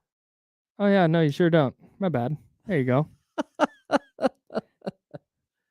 Oh, hopefully the Kings are better tonight against the Sixers than I was on that rejoin. There we go. Kings Sixers tonight at 7:00 at Golden One Center. And this was a 76ers team that heading into the year looked like a championship contender. Joel Embiid looked like the MVP candidate. The MVP. He was on track for that until he got hurt. And now the Sixers have really struggled to find wins without him. They have fallen from near the top of the East to tied with the Miami Heat for that final play-in spot. They are a game back. They're tied in the loss column with the Heat and the Pacers. They are 39-32 along with Miami. The Pacers now 40-32, holding on to the final playoff spot in the East. So the team we talked about last week going, hey, you know what? Looking ahead at this schedule for the Kings, it's a game you got to get. It's a Sixers team that's not playing well.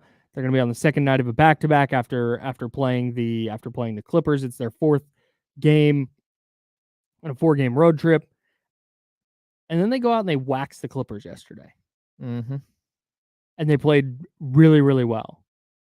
And again, this is sandwiched around a couple of losses to the Suns and Lakers to kick off that road trip, and then a win over Miami at home on Monday. So they're 2-2 in their last 4, 3-2 in their last 5. Mm-hmm. Are you concerned at all that they're starting to figure it out, or are you looking at this as a game where you're going, you know what, the Kings need to smoke this team. The Kings need to kind of dominate. Okay. Because to me, I'm trying to dig out a win against Philly any way I can. That's the key, man. I don't care. Like, this is a team you've lost 10 consecutive times to. Yeah. Like, I don't care how you win. Yeah. Just go in, put on a good show on your home court, and beat a team that you need to. You lost every single bit of leeway with me. Yep. When you lost to Washington. We talked about this 8-game stretch. Yep. And it wasn't that bad. It was Memphis.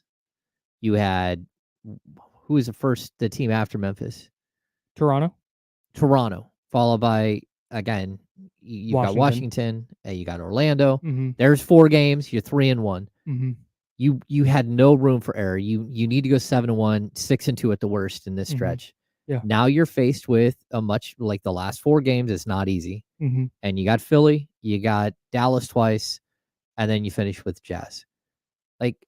But I think you and I both, we could fully see this team winning the next 3 games and then losing to the Jazz on the weekend.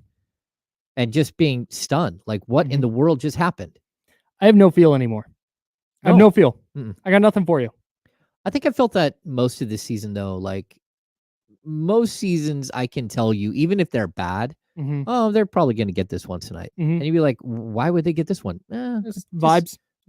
Yeah, I know the team pretty well. Like, I've been around them a lot. I can kind of tell you what I feel like they're going to do. But a game like tonight, I have no idea. You have to understand the gravity of everything, though.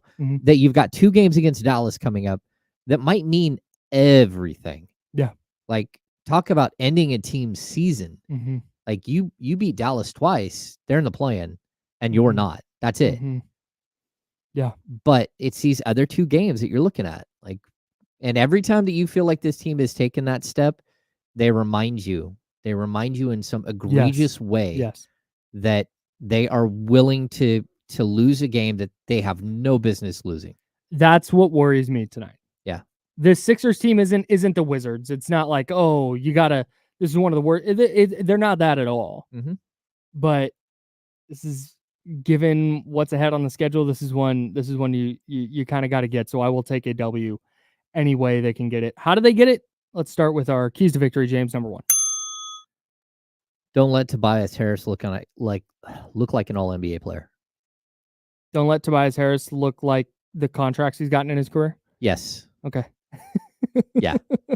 Yeah, man. Don't let it happen. That's when we talked about it. We talked about it earlier. I want to see Keegan on Tobias Harris, and I want to see him defending a bigger player as well as he defends some of the guards. We've seen him guard. Number 1 for me, throw the kitchen sink at Tyrese Maxey. Amen. Maybe it's some Keegan. Maybe it's some Keon. Maybe it's some De'Aaron Fox. I'm guessing it'll primarily be Keon Ellis. But Tyrese Maxey is a good enough player that if you throw the same look at him over and over and over again, he is eventually going to figure it out. Yeah. And I would like to see the Kings switch that up. Maybe, I know Mike Brown doesn't love a zone, but maybe throw a little zone at him, switch up the defenders, switch up the looks, and try and limit him as best you can. Number 2. Let Buddy have it. Kings fans need to bring the buddy love the whole night long. Just make sure he knows, because I don't think he's responded all that well against the Kings. And you just keep getting to face him this season because he got traded. Like, this should be a game where Buddy hears it for some negative comments towards Sacramento. Yeah. Just make sure that the Kings players are okay with the booing. I don't want anyone to get super thrown off. It's like, boo, but Buddy Hield. It's Buddy Hield. Boo, Buddy though. Him, that guy. No. Just make sure they know. I don't want anyone getting mad. Number 2 for me, don't let any, and this kind of lands on the Tobias Harris point, but don't let any secondary playmakers get off. If Tyrese Maxey is going to get his, like, okay, he might give you 30, but just make sure that nobody else is giving you 25. Make sure Cam Payne is not going for 20 plus. Make sure that Lowry doesn't just like dribble, like bully you all the way to the middle of the key and hit a floater over you again and again. Yeah, I've seen that. I've seen that movie play. No doubt. Number 3. Let's see. Oh, take advantage of Philly on the second night of the back-to-back. Yeah, run him out the gym. Like, everybody is always so concerned about back-to-backs. Like, okay, you got one here. Go out there and beat somebody. Yeah. I'm right there with you. Number 3 for me, I don't think they can survive another bad Malik Monk game. I need Malik Monk back. These are big games here, man. I can't have this be a stretch where we've talked about this before, where Monk will just 2 weeks he'll average 5 and 3 or 8 and 3 or whatever it is. This can't be that time. Nope. The best version of the Kings has Malik Monk being a terror off the bench. I need to see it tonight. Yeah, you can't let go. Yeah, like he can't have that like 5-7 game stretch where it's That'd like be disaster. Disaster. Yeah, I totally agree. Yeah. So need him back tonight, because I don't have to worry about it going to the Mavs. We do have injury report Let's get to stuff. the injury report before we get out of here. Yeah, we've got Kevin Huerter and Trey Lyles, of course, are out. We have no update on Trey Lyles yet. We're approaching the 2-week mark, so I'll be on that later this evening. Sasha Vezenkov is still questionable. He's been questionable for the last 3 games. We have no idea when he will or will not play. For the 76ers, Joel Embiid, Robert Covington, Kai Jones, DeAnthony Melton are all out. Kyle Lowry was resting yesterday, and I'm going to assume he will play tonight. Would be my guess. That would be my guess as well. Want to remind everybody before we get out of here, coming up, 3 big watch parties sponsored by Michelob Ultra Superior Light Beer. Thursday, March 28th. That's this Thursday. Sweet 16 watch party at 4 p.m. That's with D'Lo, KC, and Jesse. That'll be at Bar West in downtown Sacramento. That's 2724 J Street. Then Saturday, a couple days later, it'll be me and James. That's March 30th, 3 p.m. for an Elite 8 watch party. Me and James will be down there at Players Sports Pub and Grill at 4060 Sunrise Boulevard in Fair Oaks. Hope to see everybody out at both of those events. And then Monday, April 8th, for the national championship game, there will be a watch party with D'Lo, KC, James, and Jesse at Tom's Watch Bar, Sacramento in Doco, right there across from Golden One Center. Come out to a watch party. Yeah, we'll see you there. I'm all about it. Let's do it. And we'll see you on ESPN 1320, Sacramento Sports Leader. Clear.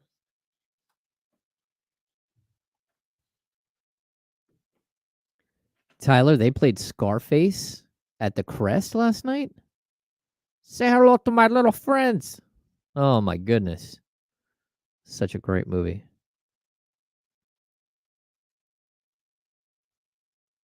Or is Scarface a band? I'm just saying. I don't know. Scarface a movie, I'm all in. Scarface would be a rapper.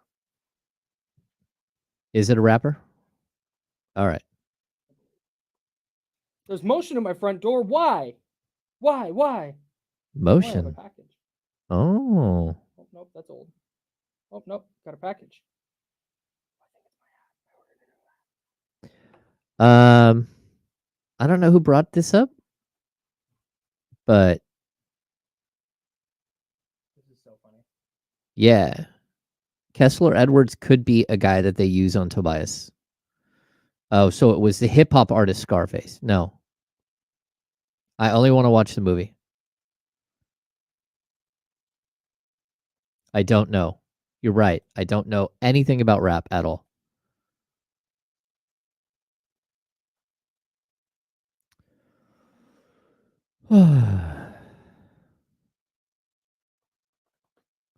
Holy cow. Our show's almost over, Kyle. We got one segment left.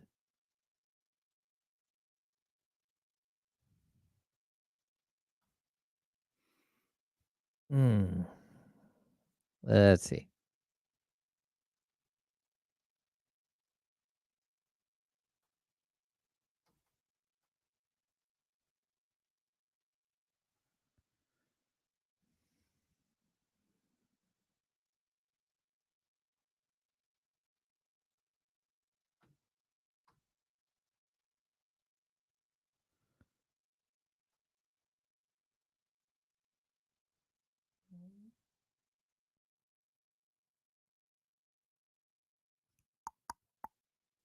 Have I mentioned how dope it would be if we had a producer? Yeah. Okay. I know there is somebody who wants to be our producer. Oh, I'm fully aware. It'd be great. Yeah? Alas.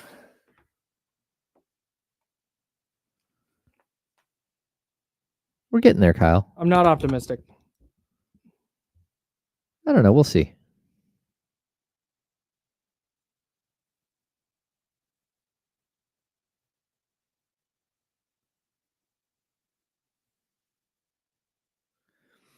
Allergies. Allergies are getting to my eyes today. It's not great.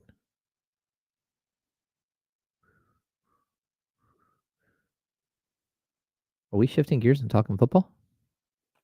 Are we? Nah. I don't know. We can if you want. No, I don't. You got all that stuff you wrote this morning. Yeah, I don't have that much on it, though. Okay.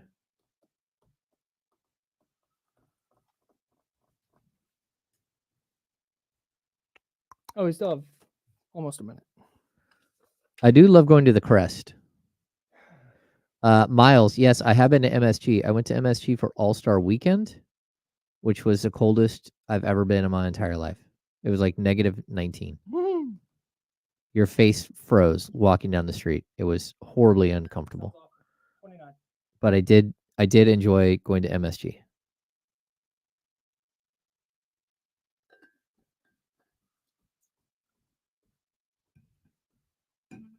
What up, TC? Yahoo Norm was late to the Yahoo party, and now he's late to remove his Yahoo from his Norm. All right, here we go.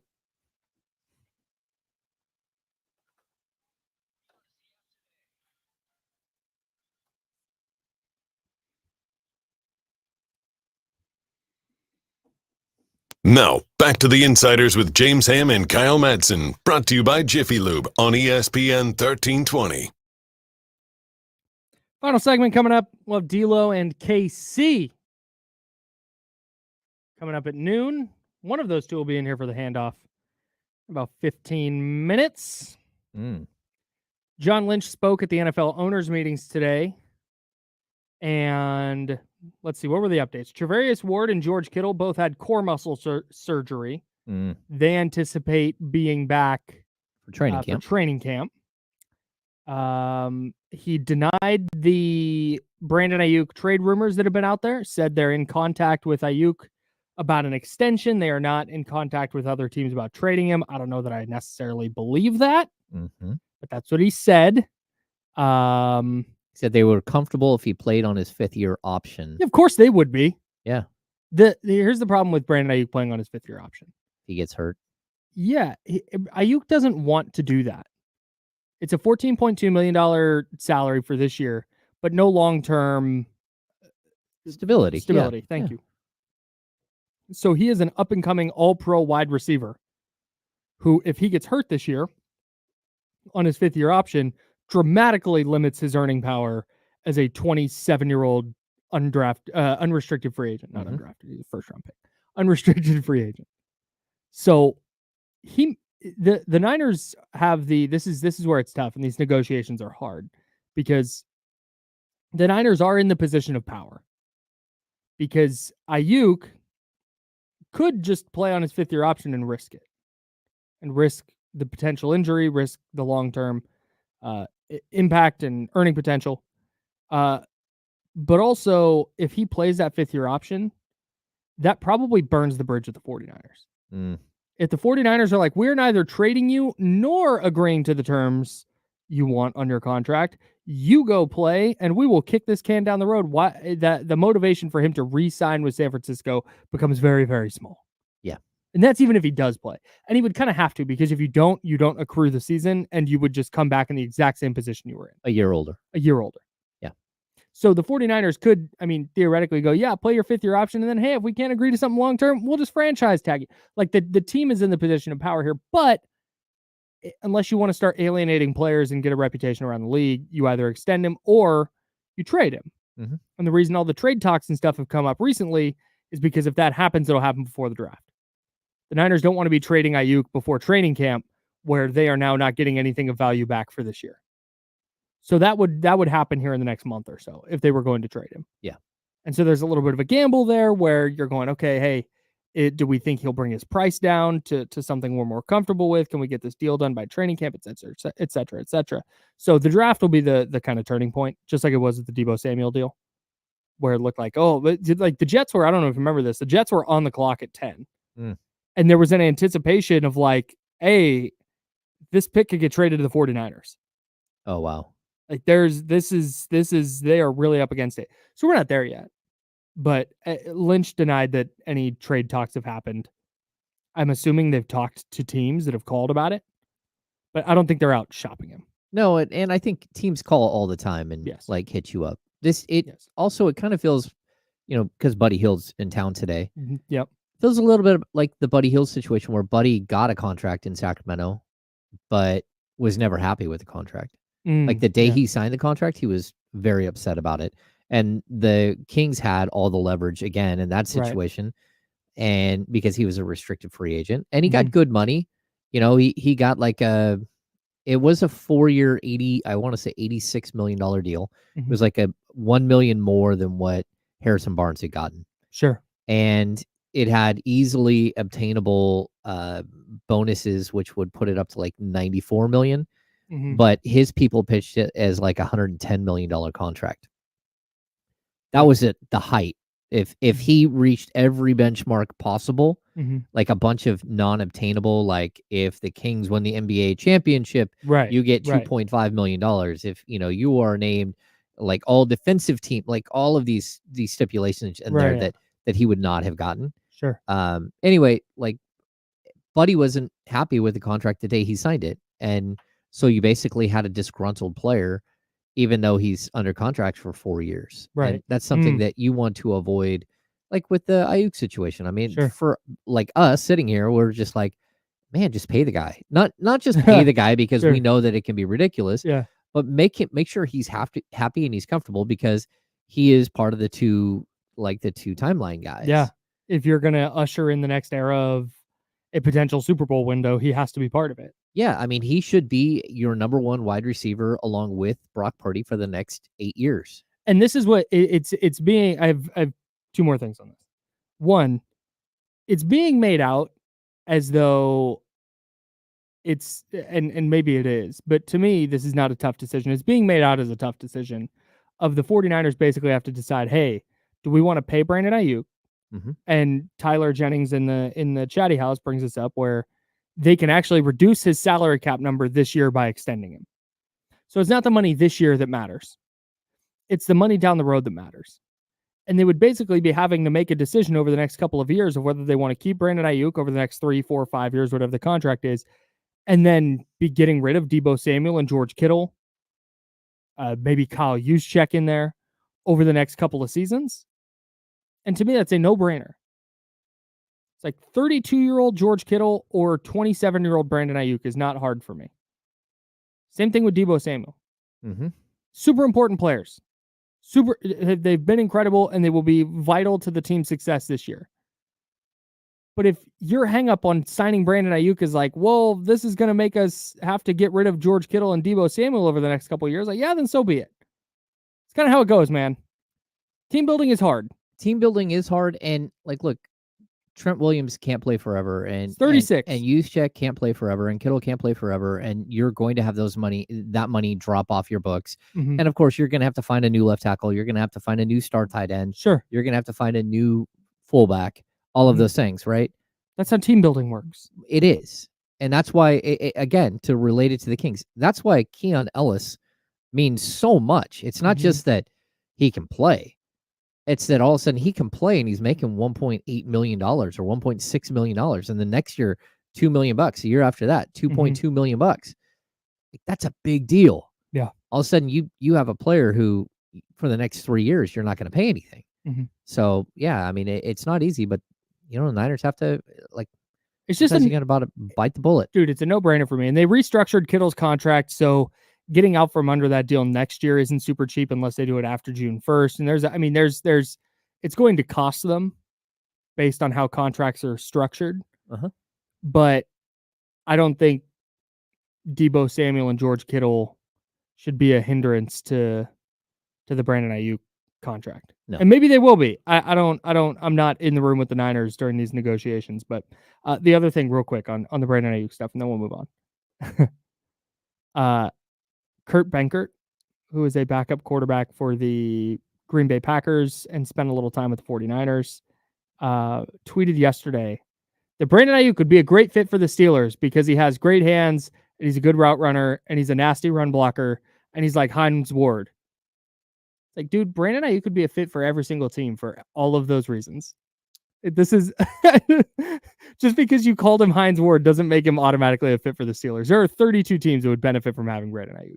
Yeah, and I don't get that. I mean, yeah, is he a decent downfield blocker? Yeah, but like the Hines Ward comp, he did that just because it's the Steelers. Well, yeah, I mean, like is someone out there making Anquan Bolden comps as well? Like, that's no idea. That's not what he looks like as a player. Brandon Ayuk could be a great fit for the Ravens. Yeah, it's like Brandon Ayuk out, or he's like Anquan Bolden out there. Like, no, come on, man. He does. I just thought that was every team's like this. Brandon Ayuk could fit great on this team. Yeah. Duh. He's really good. He's a good football player. One of the top 12 receivers in the league. Yeah, he's also he plays for a team that went to the Super Bowl and has Super Bowl aspirations again next season. All these things that you like about Brandon Ayuk are all the reasons the 49ers are trying to sign him right now. Yeah. It's just science. I've been doing a lot of reading into this, and just so many things are being written like 49ers have to trade him. They have no choice. They're looking to trade him. Like, well, they're not. They might get there by draft day, and Ayuk's people are like, we're not doing anything. $35 million a year is our hard line. Take it or leave it. Yep. And at which point the Niners will probably be like, hey, we're just not paying that much for a receiver. That's too much. We'll trade him. But it's not going to be the difference between like they want to pay him 28, he wants 30. I don't think that's going to be a deal breaker. So, anyways, that was all. All right. Want to get to some good, bad, and ugly from the Kings Magic game? Yeah, that's fine. And then I have something I want to talk about with the play-in tournament specifically. Let's finish up Kings Magic with some good, bad, and ugly. What was your first good thing that you took away? They had 4 stops in the final 21 seconds. That was great. Yep. Love to see a little defense. Yeah, even the final play by De'Aaron Fox on the defense on Paolo Banchero's 3-point attempt. Spectacular. Yeah, forced a really, really tough shot. Yeah, he did. Yep. The first one for me is winning with an 0 for 11 Malik Monk game. If you just showed me Malik's stat line and said, hey, how'd this game go? Like, wow, they lost by 20. Like, they cannot win if that happens. But or I'd go, oh, they won? Oh, so Duarte have like 25 off the bench? No. 7 bench points. To 49. 7 bench points. 49-7, you were outscored off the bench. Jonathan Isaac was plus 25 in 23 minutes. Oof. Like, I'd be like, oh my God, they lost by 40. Yeah. What? How did? Yeah, no. Winning without Malik Monk is a big deal. What was bad? They needed 4 stops in the final 21 seconds. Great point. Get a rebound. Like, at some point, like, grab a board, please. Like, grab a board. Like, don't do this. We've seen this. We've seen this movie play out. And dude, the longer those go on, it just kept happening every time. Oh no! It's like one of these is going down. Bad one for me. Chris Duarte had a tough go. That closeout on Jalen Suggs with Mark Jones saying, "Well, you don't want to foul him right here," and then borderline flagrant. I thought for sure we were gonna get a review for a flagrant there. Oh my! That was a tough closeout from our guy. It was. It looked like he was. He looked like a defensive back trying to push a receiver out of bounds before he could get feet in. Who was it? It was Terry, whatever, that tackling guy from Terry Crews. Yeah, from Foot Locker, right? Yeah. He would fly by and hit somebody. Office linebacker. Yeah, the office linebacker. Exactly. That's what Terry it was. Tate. Terry Tate. It's like, what are you doing? But it's perfect because Mark Jones is like, well, what you don't want to do is foul on the oh, come on. And he hits it, 4-point play. You're like, what is happening? Just brutal, dude. Yeah. What was ugly? Sorry, guys. Let's see. That's where I had Monk goes cold. That was ugly. I just don't want it to carry over. It's one and done. Malik, you had a bad game. Shake it off. Let's go. My ugly one was the Jalen Suggs foul on De'Aaron Fox at the end of the game. What are you doing, dog? That was just. I get that that refs have been letting players get away with murder that entire game, but you cannot at that juncture run up, put your hand on the guy's waist, and then push him, even a little bit, forcing him to go into the backcourt. And then the late whistle I thought was weird. Like they only whistled it because he did step backwards. Yeah, I think it was they were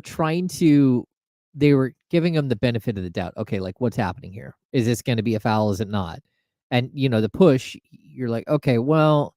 Was it enough? And he's like, if he falls into the backcourt, I'm okay calling it. If not, let's play on. Right, because you have to call something when he goes into the backcourt. Yes. And if they had called a backcourt violation, we're sitting here today opening the show going, he pushed him. Yes. Like it was I couldn't believe that at that spot of the game where you need to stop and just cannot foul. That's the only thing and he just didn't we have the game earlier this year? Oh my God. It was like this intense moment late in the game. And was it Keegan that grabbed somebody's jersey before an inbounds and they got a technical on it or whatever it's called. Yeah. He gets a shot and it was like, oh, you can't do that in that situation. Yeah. Yeah, it was really tough. Kenny said Phoenix before the All-Star break. Kenny Caraway coming up here in a second for the handoff. That's a great fit today, man. Really good fit by you. That's really, really strong. Your mic's not on. There we go. Yeah, get on the mic. There you go. Radio. There you go. I'm just trying to, it's that weird second spring here. It's not freezing. It's still chilly. You can't walk around with short sleeves all the time. Yeah. I'm just trying to make it. I'm really just trying to make it. Trying to survive the weather change. Day by day. Day by day. Are you going to go courtside Kenny and get on the denim cam? No, I'm not. That'd be huge. Tonight. I wish I was. You didn't text me back. What did you? Are you going at all this week? Oh, my bad. Text James right now. The plan is I got to check with the boss, but the plan is Friday. Wanted to go Tuesday and Friday, but Thursday we've got your watch party, of course, and then Friday I presented by Michelob Ultra. So for me to be like, yo, I ain't gonna be here Superior Light Beer this week, that'd be pushing my luck. So yeah, I'm pushing for Thursday and Friday. I kind of got that. With the boss though first. I got to make sure my vacation time is I got enough. Yeah, no, you got to get that approved for sure. The boss will say no. That's you smart. Don't have enough time. You don't have enough sick leave. Man. Kenny Caraway in the building. I wanted to bring this up with both of you guys. So here we are for the handoff, sponsored by possibly you. I used to be out on the play-in tournament thing. Really? I just kind of didn't like it. It's kind of grown on me now. But this year particularly, it's so good that it's around because the playoff race would be in the West would be so boring without it. It would just be about seeding, and we'd be in here every day going, hey, who would you rather play? Okay, let's see. If season ended today, they're playing them. They're playing, who's in first right now? Denver. Yeah. They're playing Denver. I mean, the Lakers would be 2.5 back of the Mavs for the final playoff spot. That would be the lone thing to watch right now. And that'd be like a wish and a prayer. Like, yeah, you need Dallas gets cold. Maybe the lake, you need a lot to go right. Yeah. And instead, we've got the Suns, Kings, Mavs trying to stay out of the play-in with the Pelicans possibly falling, maybe? Question mark? You called it first. Look at them Clippers. What about them? Look, you called it about 2 weeks ago. Like, I got my eye on the Clippers falling. That was James. Oh, well, I heard you say it. So both of you guys. You said it to me. I kept saying, like, I'm not sold at all on what's happening there, especially once they lost Westbrook. And then they were trying to rest players, and they can't because now they're in a situation where it's like, yeah, they look like they got some things they got to figure out. Now, I don't know if they got enough time to figure it out. Yeah. That's I think their problem. I don't think I want that 4-5 matchup. I think I would rather see the Clippers and Pelicans just like go at each other for the 4-5. I agree. I don't like the Kings against either one of those teams. Yeah, I prefer the 6-3, whether it's OKC or it's Minnesota. Right now, it'd be OKC. If the Kings finish 7th and win the number 7 seed in the play-in, they'd play OKC. As things shake out right now. But if they're the 6, you'd play Minnesota. You'd get Minnesota if things shake out right now. Yeah. Shout out to Minnesota hanging around the top of the West, by the way. Yeah. I mean, Ant-Man's that dude. I'm in, dude. I'm a full Ant-Man stan now. Yeah, that's my boy. Ant-Man is on the list of jerseys I got to get. All right. I mean, you want to get matching ones?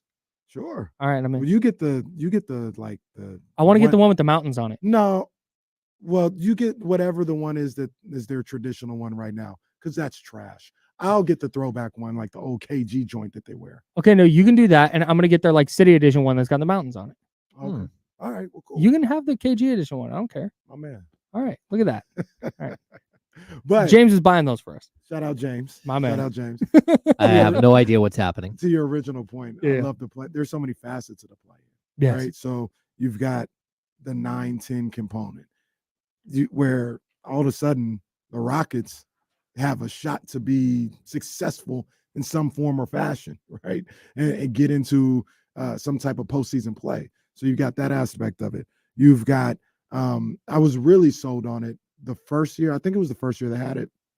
And the Lakers and Warriors played in an 7-8 matchup. Yeah. And it was just great drama. It was super fun. Great drama. That was the like, LeBron awesome. 3 rims game. That was the LeBron 3 rims game. So, it was just great. So I was like, I'm sold on it on that. And then to your other point, the other facet is teams trying to stay out of the play-in. You know what I mean? That 6th spot and all this other stuff. It just adds so much life to a season. I've been on it since day one, and it hasn't disappointed. Yeah. Yeah, I'm down. I like the play-in. I don't, I hope the Kings can somehow avoid the play-in because I still don't like the one and done. Maybe that's just because I'm an Oakland A's fan that's watched them, get that play-in spot a couple of times and then lose in the play-in. You're like, what in the world? Because it's one and done. Yeah. And, especially after 162 game season, that's brutal to have a one and done. Right. But for the Kings, at least, where they sit right now, they'd probably be, it would take 2 games no matter what. And there's a good chance that you're going to have home court advantage in those games. So it really does come down to, I think, like the games against Dallas this week, the Tuesday and Friday against Dallas, that will mean almost everything for this team. Yeah, I've always liked the games.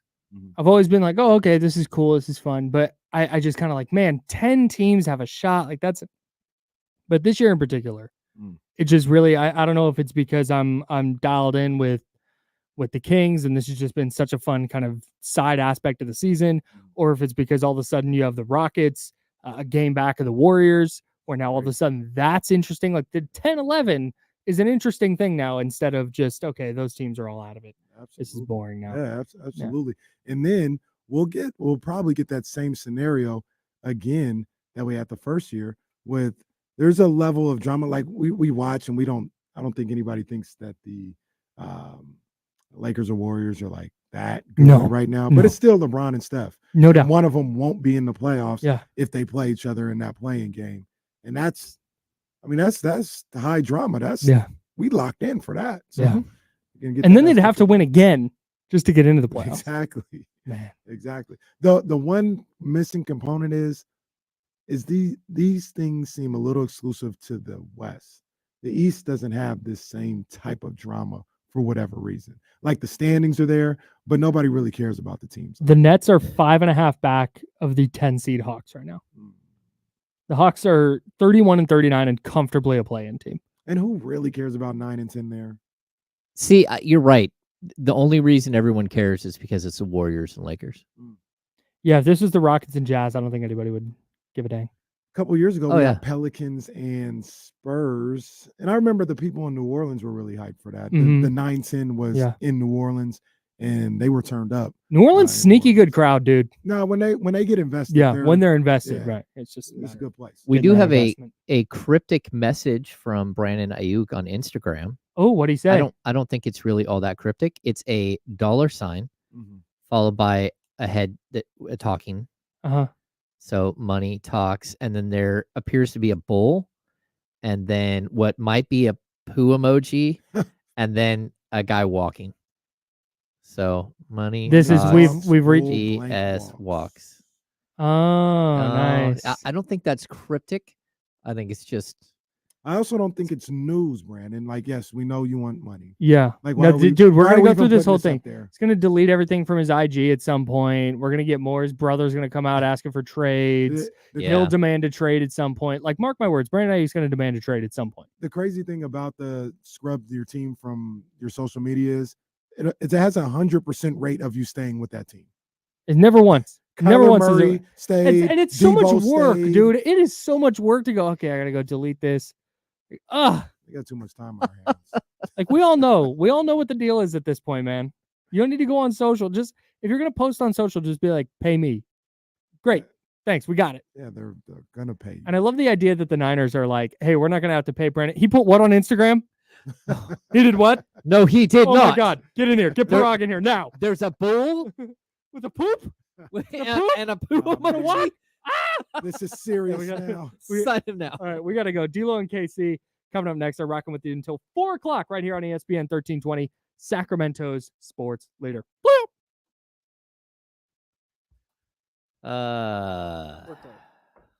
Thanks, everybody. Hey, hit the thumbs up. Thanks, gang. See you guys.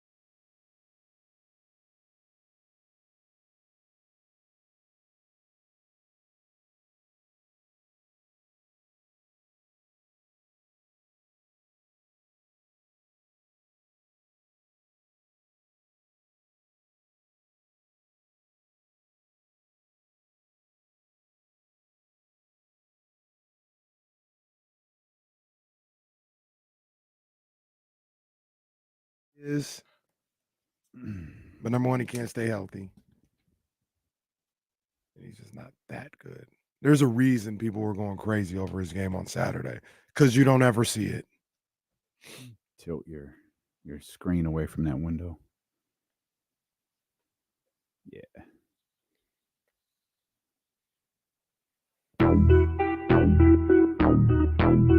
Hey, Riggs. Yeah. We got him screaming D-Lo, KC, D-Lo, KC, D-Lo, KC, D-Lo. We got him screaming D-Lo, KC, D-Lo, KC, D-Lo, D-Lo. We your number one spot. We your number one spot for some sports, huh?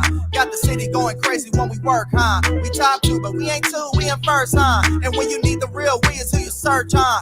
D-Lo, KC, D-Lo, KC, D-Lo, KC, D-Lo. We your number one spot. Hey, yo, come on, man, let's ride. What's up? You thought we wasn't gonna light the beam today? Come on, man. I was in Las Vegas. The Eiffel Tower turned purple after the Kings won. Wait a minute. They do not know what Sacktown brings. When on the low, that's a Sacktown thing. Talking about us, it's a bounce out thing. Must they forgot we some Sacramento Kings. Whole squad going crazy, yeah, we back with it. Northern Cali going crazy, one sack winning. If you doubted us, then ain't no back spinning. This is real right here, ain't no catfishing. So tell me what you see now. See now. Coming down the lane off the rebound. It's 9:16 now. Look toward the sky like the beam now. Tell them like the beam. Young Zell bringing us in. Come on now, you know. One verse. We got ball tonight. We got ball tonight. Done. The last time the job wasn't finished, it didn't get finished. Yeah, as far as I'm concerned, that didn't exist. Jeez. Shout out to my man Ross, not to be confused with Coach Luke Walton Ross, but our man Ross stopped me when we landed in Vegas. Said he really enjoyed the show and said, "Man, Kings lost to the Wizards last night. Let's just go to Las Vegas and pretend this didn't happen." Yeah, man. And now some would say, and I understand. I get it. Missed opportunity. I get it. Mm-hmm. Is it safe to say? Well, first of all, let the people know we're here. I'm Damian Borland. The ultimate needle mover in God mode himself. He's Kenny Caraway. Yes, sir. My bad. I haven't done this in a while. Let me try this. Let me try this again. I'm Damian Borland. The ultimate needle mover in God mode himself. He's Kenny Caraway. Yes, sir. Acknowledge me. And shout out to the Duke Blue Devils. I'm in God mode. Yeah, we'll talk about that. Those my girls over there, man. Oh. Yeah, my girls, man. Look at that.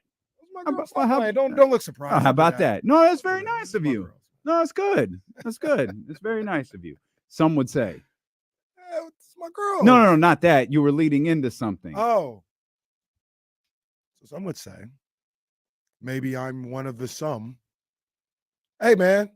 Hey, I just realized I got a chair with arms. Shout out to you. Well, on Friday, I switched it up. You switched it up.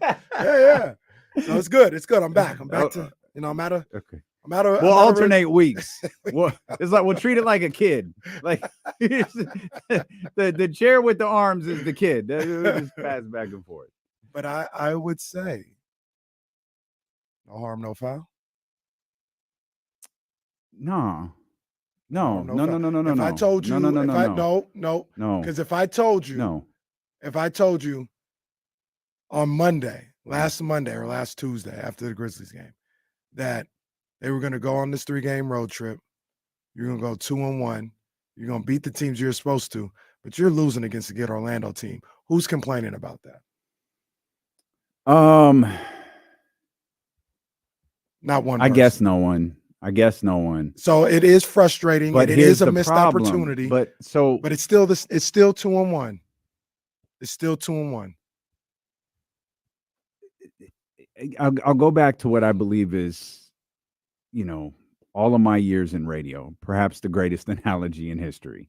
And it was the paying bills analogy, where like you, hey, look, babe, we got some extra money here. All right, the car broke down. Oh, the tax return came in. Well, the dishwasher broke. We got to get a new dishwasher. It feels like just you know, and you look at it in the moment. Okay, you got to get Orlando tomorrow, right? Mm-hmm. Then you get Orlando, and you look back at it like, man, why couldn't we have beaten Washington? Mm.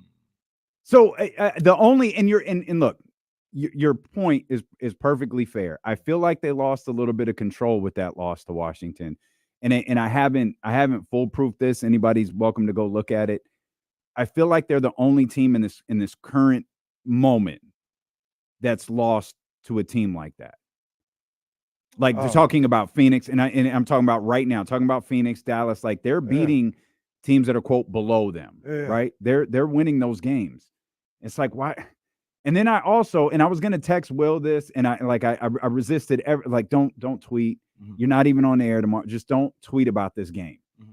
But I wanted to ask Will, has anyone in the entire league lost to Portland, Charlotte, Detroit, San Antonio, and Washington? Is there a single team in the league that has lost to the bottom 5 teams? And I don't know the answer to that. I admittedly don't know the answer to that. But I'm guessing if there is, they don't have the record that Sacramento has. That's for sure. And to be fair, probably nobody has, including the Kings, because they haven't lost to the Spurs. But they didn't lose to the Spurs the second time? No, they beat them there. They beat them twice here, and every game was close. So okay, so they lost to 4 of the 5. Well, but your point is still your point, though. I don't know if anybody has anybody lost to the bottom 4 teams and then beat the Spurs at the buzzer. I don't know. We can remove the Spurs. I don't know if anybody has lost to the other 4. Like I don't think it's happened. So there's that. Now I'll go a little. I'll flip the analogy a little bit, right? Because they should have lost probably both games. They should have, but they didn't. So that doesn't count. They didn't. So here's your analogy about paying bills. This is what happened last week. You were just going about life, mm-hmm. and car breaks down, $1,200. So the Raptors game, feeling good about life. That morning, the car breaks down. Oh man, $1,200. Damn, that's crazy. Jeez. I don't know. I got to figure out how I'm going to pay for this one. That's the Wizards' loss. Saturday, Stephanie calls me. She's like, hey, I got an endorsement for you for $1,200. Shout out, Stephanie. You know what? All right, cool. I got the money to pay for my car now. I'm not $1,200 richer, but I got money to pay for my car. Can you imagine that call coming in? Well, still waiting. Yeah, I'm still trying to figure out how to pay for this car. Yeah, that's what that was. It was a setback. I got you. And then you got some good fortune to get back to even. So, is it fair? But see, that's where I disagree though, because getting back, I don't think they got back to even. Well, I say even, saying the precursor of, if I told you they were 2-1 in this 3 games, would you take it? Yeah. And I guess that's the downside to where we are. And you don't know this in the moment. You know it now. 2-1 wasn't good enough. Mm. In terms of in the truth, they still have control, right? The Kings are still they've got the Suns. They've obviously got a huge week ahead against the Mavericks. This game tonight is like Philadelphia is fighting to stay in the playoff, like the top 6 picture. Like they are scratching and clawing and doing everything they can to not fall into the play-in and the potential humiliation of, and it would be humiliating to lose in a play-in game. And so this game is huge. And then of course Shabano's here. So this is a big deal. Everybody get your vocal cords ready. Well, at some point we probably should stop doing that. I think we already should stop doing that, but they're not going to. Not tonight. But they lost they lost that. It wasn't a cushion, but you could take a breath right there, and it's like, all right, everything's all right. And then you look like, man, I think it's Phoenix. Like their last game was against the Spurs. Mm-hmm. Their next game is against the Spurs, and I know they have some tougher games ahead. Yeah, they have some tougher games ahead, but it's just like, man, now I'm looking at tonight where You got these games against the Mavericks, and those are obviously incredibly important. You gotta like win tonight.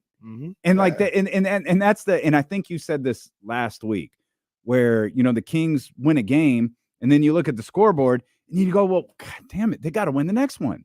And it's just constantly we can't enjoy what the Kings are doing or acknowledge the way that they're playing, because what else is happening in the Western Conference? We just have to. Well, now they got to beat Philadelphia. I said last week that 6-game homestand that they had would go a long way in determining where they were going to finish in the standings, if they were going to make the play-in or be a playoff top 6 team or whatever. And they went 4-2, which is good.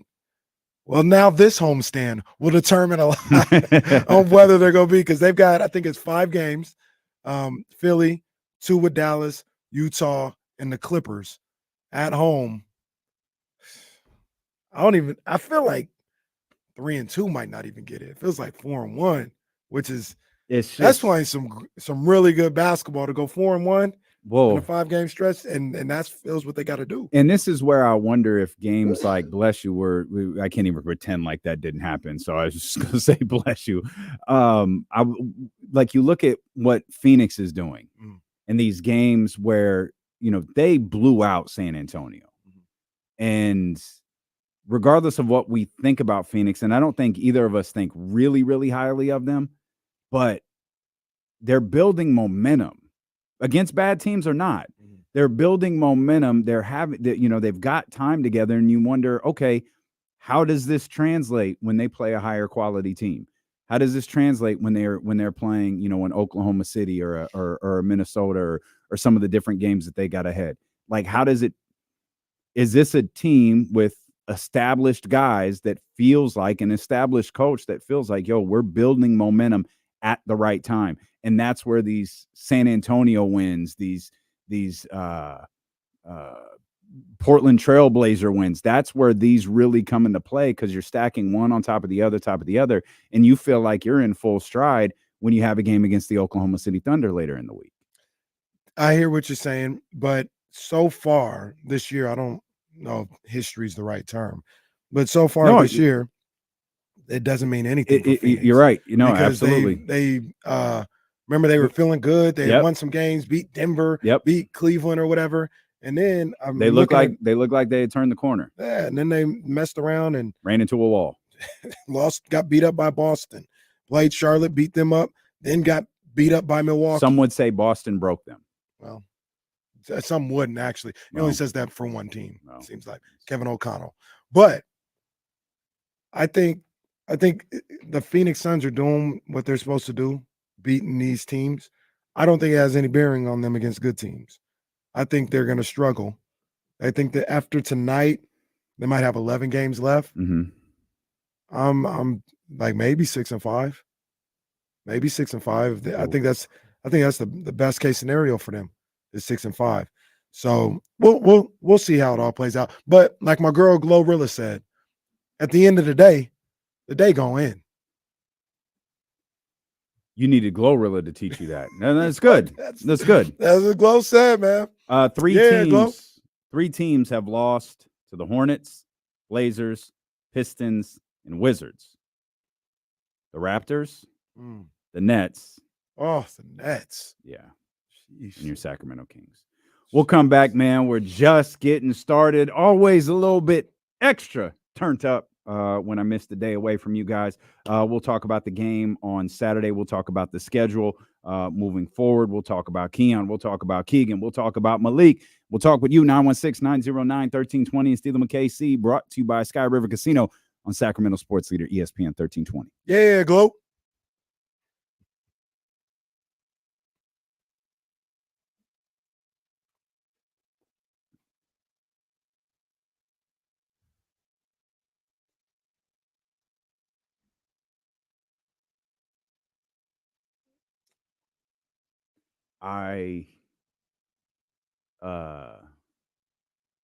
Sunday morning's game was the closest I came to throwing up during the game that I could ever remember. I was like, because we talk about this before, and I don't know if it was in relation. I think it was in relation to the Kings. I'm sure it was, where you're really proud of how they're playing. Mm-hmm. But then it gets to a point where you've come too far. Like, you got to win. Yeah. And they think that they were up 6 or 7 with like 3 minutes left, a little under 3. Mm-hmm. And it had gotten to that point where it was like, you got to win this game. Mm. You can score every other possession and win this game. Mm-hmm. Man, my stomach was in knots. It's one of those things where, like you said, it almost doesn't matter how good you're playing. Mm-hmm. You got to bring it at that home. point. Yeah, you got to bring it home. I missed that game. I missed a bunch of games that morning. I had to actually go coach on Sunday morning. But it was cool. I have a really hard time being away from both of these shows, but I had a really hard time with this weekend because it was like the tournament was going on. How was that out there? So it turned out not to be a problem. I didn't heard about that first weekend going. Yeah, crazy. It's a thing. Yeah. It is a major thing. Yeah. And I got to watch a couple of places that we stopped at. I saw was it Creighton on Saturday night? Creighton in Oregon at the sports book. Oh man. Yeah. It was crazy. fire. Yeah, because I went to get that milkshake I put on IG, and it was right next to the sports book. Were you at the pool? No, that wasn't the pool. No, I did not go to You the didn't pool. go to I didn't go to the pool. Shut up, man. Nasty. You know what? It was cold. Oh yeah? It was chilly. Like it progressively, like the Friday night was cool. It was fine. Mm-hmm. Saturday was chilly. That's where we were out at the Bellagio next to the fountains. And if the reservation had been a little bit later, because we still had the reservation, like Adele was performing. So it was like 5:15. If it had been 7, that would have been tough. it was chilly.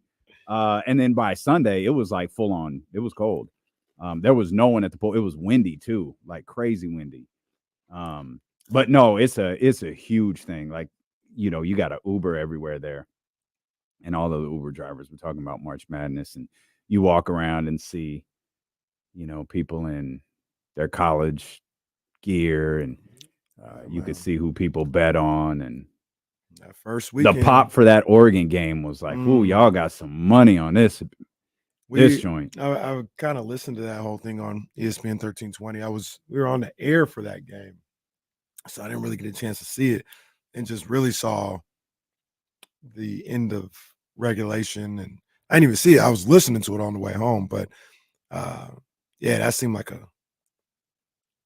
big time game. And then we'll talk about it, but that one last night was crazy. Yeah, that was nuts. At Houston, Texas A&M was crazy. Yeah, that was nuts. Yeah, so every TV at tables, you couldn't turn left or right without the games being on. So my fear of missing it, the only thing they didn't have in the room, they didn't have a multi-view in the room. So that was the only like a little bit of a letdown. But it was not hard to keep up with what was I was worried about. One of those weekends, man. You'd enjoy it. You'd enjoy it. We'll talk more about this later, but appreciate everybody showing love for that huge win for Duke women's basketball over the weekend. I was just telling Kenny that was the closest I've ever come to throwing up during a basketball game.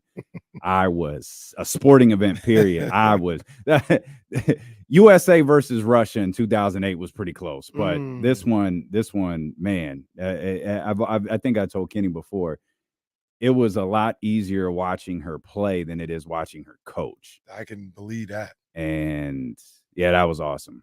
Super, super proud of her and that team. And she did she's got a way with words. She was a commentator, that's what she does. And she talked in the post game about coaching and how like you try to take lessons that you learn throughout the season for these moments right here. The amount of times that team has been down double digits and fought their way back in the games only to come up a little bit short is staggering. But the fact that they fought back in them, like they were down 15. Oh man, they were down 15, or they went seemingly an eternity without scoring in that game. I think it was 25-10 at one point. That's crazy. And wow. By half, they were down like 2. And then they went up. And then I was telling Kenny, there's a point where you're proud of the way your favorite team played to you're proud of the way they played, but they can't lose now. Right. Like you're up 6 with 2 minutes to go. Like you've got to bring it home. And man, did they? They closed out. That's been the thing. That Duke women's team has always been, at least under their current coach's regime, a really good defensive team. They needed a bucket getter, and man, they got one in rain this weekend. That was huge. That was I didn't, like I said, I didn't see the game, saw the score. I was like, oh, okay, I see you, Coach K, doing what you do out there. You know, one of my favorites out there, Duke Blue, the women's Blue Devil, Duke. Yeah, look, you can't even say it. No, see, that's how much you're a fan. I love the women's Duke. I actually kind of like the men's Duke team too, more than you would think. It was interesting. I was watching that all play out in Las Vegas. It was. I did see we were leaving something. I don't even remember what. And it was Jodeci. It was last night. Yeah, babe. And your namesake still got it, boy. Oh my God, he still got it. But this couple takes the escalators up. I'm getting ready to get on the escalator down, and they got Duke, the dry fit coaches polo. And I see him, and I just high-fived him. I was like, hey, high five. I don't even know if they was repping the men, the women, just the school. I don't know who they were, but you saw a lot of that all around Vegas. I gotta get out there for one of the tournament weekends, one of these times, man, for sure. You love it. And I was telling Jesse what a jackass I felt like on Saturday night. Gorgeous restaurant, beautiful view, right next to the Bellagio, fountains fired off, and I've got the fourth quarter of gotta do what you gotta do. I've got the fourth quarter of the Kings Magic pulled up because I'm not watching this later. Like I need to know what happened. Right. I gotta do what you gotta do. That's why you're dedicated to your craft. Well, thankfully those around me are understanding of what we do for a living, but I had to stay locked in on that. Speaking of dedicated phenomenal finish to our craft in the bracket challenge, D-Lo and KC bracket challenge, your boy is number 1. And the women's challenge. Well, very good. Very good. Yeah, Duke going to the Sweet 16, yeah? I don't remember. Wow. Pretty sure I did. Wow. No, I did. I'll tell you my favorite part about that. Beat them on their home floor. Beat them on their home floor. Shout out to that. You know, I ain't never going to be upset about a Ohio State team losing. All right. Shout out to that. So, yeah, I got them number 1. I got Duke getting to Final Four, actually. Do you really? I do. Wow, okay. You had him beating UConn next? Yeah. Are you lying to me? I'm dead serious. You got this stupid look on your face. Well, no. It's right here. You can go to the bracket. Yo, your producer's telling on you. It's right here. I just don't have them in the championship game. I don't even know if he's telling the truth. I can't see, but like the facial expression. It looks like he's lying. Yeah. Show the class. You can confirm this, Jesse. Why are you showing Jesse? I'm right here. They're in there, but I need to know that's the first bracket you made as well. Oh, okay. So you got LSU beating Duke, huh? Well, see, now you got to break it. Nobody was even talking about it. You asked where I had him going. I said I had him going to the Final Four. Shout out Kim Mulkey, boy. I got my Washington Post notifications on high alert. She's kind of getting ready for that, huh? Oh man. Oh man. Give me all of that. That's that video posted. I was like, excuse me. I watched that whole 4-minute video in its entirety. Like, oh, give me. I was like, Chappelle, come on. I'm ready for this. Give me this. So, yeah, I absolutely have Duke in the Final Four. Okay. Now, in the men's tournament challenge, I'm 64th. But all my Final Four teams are still alive, and that's what matters. I'm about to get big-time points next weekend. Okay. All right. I'm with it. I think Reese is ahead of me. I don't know why that was funny to me, but it is. Shout out Reese. Reese knows ball. Let me. I think he's like 20 something. Yeah, he's 31st. TV going good? I feel like we're just catching up. Like TV going good? Yeah, it's going good, except for on Thursday. I went up there and it wasn't my day. Oh, you and Coach Katz are alternating days? Yeah. Oh, okay. Went up there Thursday. Like, today's not your day. I'm there. Like, I'm there at the front desk. Got shaved and everything. Didn't even Thursday was crazy. Didn't even let you in, sir. You're not on the list today. You need to go home. But yeah, Friday and Saturday, good times, man. Good time. I had a good time with me playing back some of my predictions from the Selection Sunday when I said Yale had no shot of winning a game. Whoops. Okay. No shot whatsoever. That's all right. At least you didn't have a cigar like you. Well, sometimes when we do this, man, we got to poke fun at ourselves. You know, I was watching. Shout out to everybody who actually thought Kentucky was going to do something. Shout out to those who haven't learned from history. Don't do that. Don't do that. Sorry, Malik. Don't do that to Kentucky and Coach Cal. Don't do that. Coach Cal's a hell of a recruiter. I think the formula is a little different now. He's a hell of a recruiter. Bro, Coach Cal gets talked about the way it's because he's cool. Like, that's all it comes down he's to. a hell of a recruiter. He gets guys. Hold on. Just settle. Both of you guys settle down. Dude, why are you talking like this about Coach Cal? First of all, I appreciate Coach Cal. I do. But I've asked this question for years. What evidence is there that Coach Cal is a good coach? He's taken 3 programs to a national championship game. He's only got 1 national champion. You know who else has 1 national championship? Ooh. Jim Boeheim. Nobody questions whether he's a good coach. You know who else had the one? I think one who was great is John Thompson. Okay, let me ask you this then. Different era in this while. Credit Coach Cal. Cal's been able to adjust. Like he adjust again, and like it took Coach K time, Mike Krzyzewski time to adjust. He did it. He ultimately did it, but it took him. Like he fought it a little bit. Realized I can't fight this anymore. I got to recruit the way we recruit now. You said Coach Cal has 1 national championship. It took 3 programs. It's all tremendous. All tremendous. How many has he left out there though? Where you talk about the top recruiting class, the top regular season team, the highest seeded team, the team with the most NBA stars on it. How many of those has he left? My guess would be less than 3. Okay, my guess would have been 3. My guess would have been 3. Even this year, they weren't the best team in the country. No, not at all. But they were a 3 seed. They were a 3 seed. They weren't the best team. Like this one, you can make the argument they were a Sweet 16 team. I think I had them going further, like Elite 8 or something like that. But this isn't the year he had Boogie and John Wall. No, but okay. You're right. That's completely fair. Did this team underachieve or no? Yes. I feel like that happens a lot though. That's my point. I feel like it happens a lot. No? Nah. Okay. Now, Coach Cal's now when you talk about, I think for what college basketball is, drawing stuff up and being able to like scheme a team through a tournament. I don't know if he's that type of coach, but his teams are pretty successful.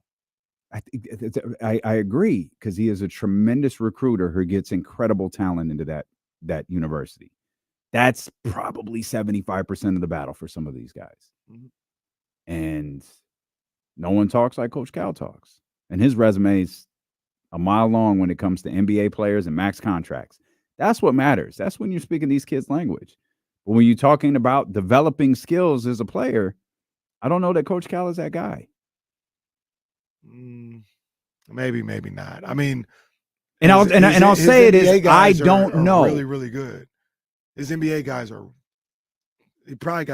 He might have the best lineage or whatever of NBA guys. And Coach K gets the same type of recruiting class. North Carolina typically gets the same type of recruiting class. They don't have their players aren't as good as in the NBA as Coach Cal's are. I disagree about North Carolina. I don't do. North Carolina's fell off a little in that respect. When you talk about like the top class. Like ones, like the Anthony Davis types, like those guys. Yeah. But Duke, that's not debatable. They definitely do.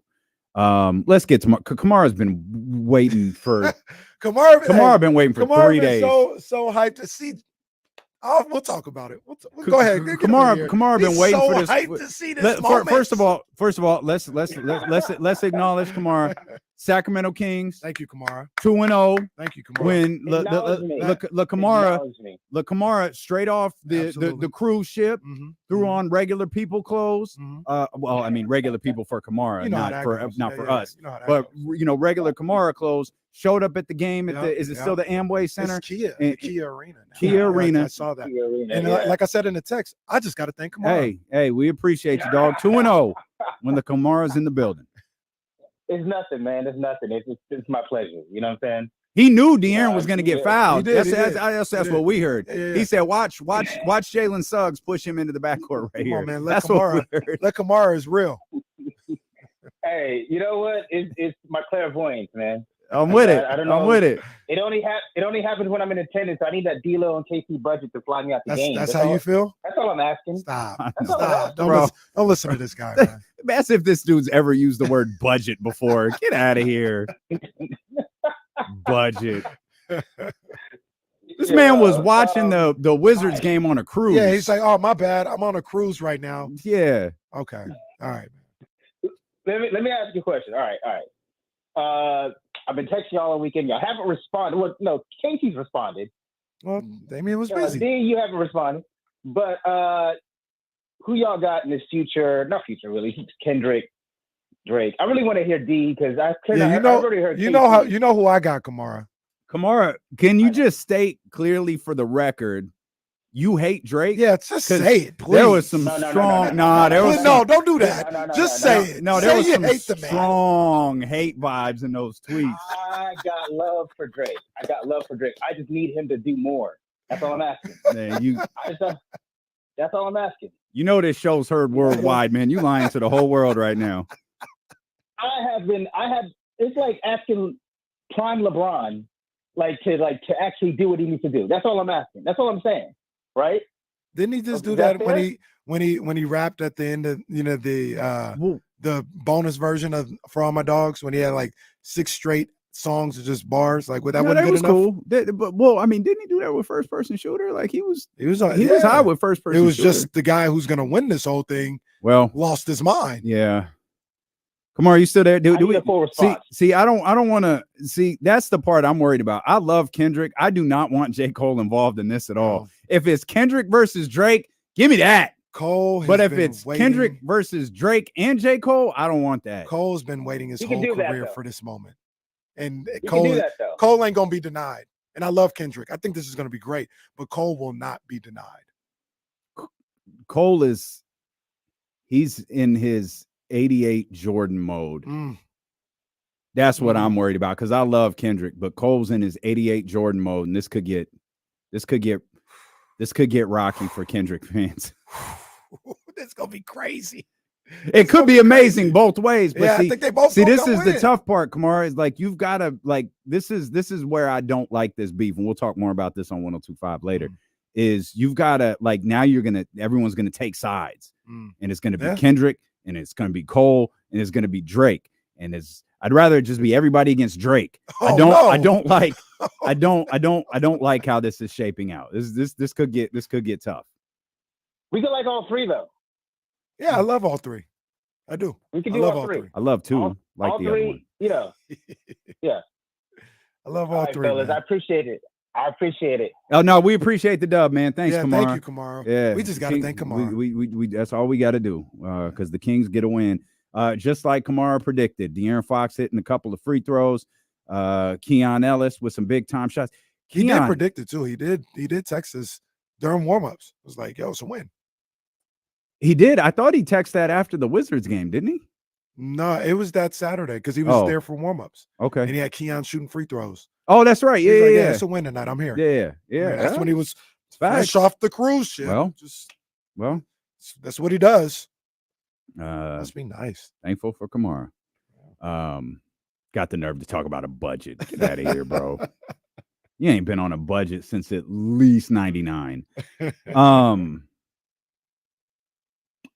know what the best part? They actually gave De'Aaron a call at the end of the game.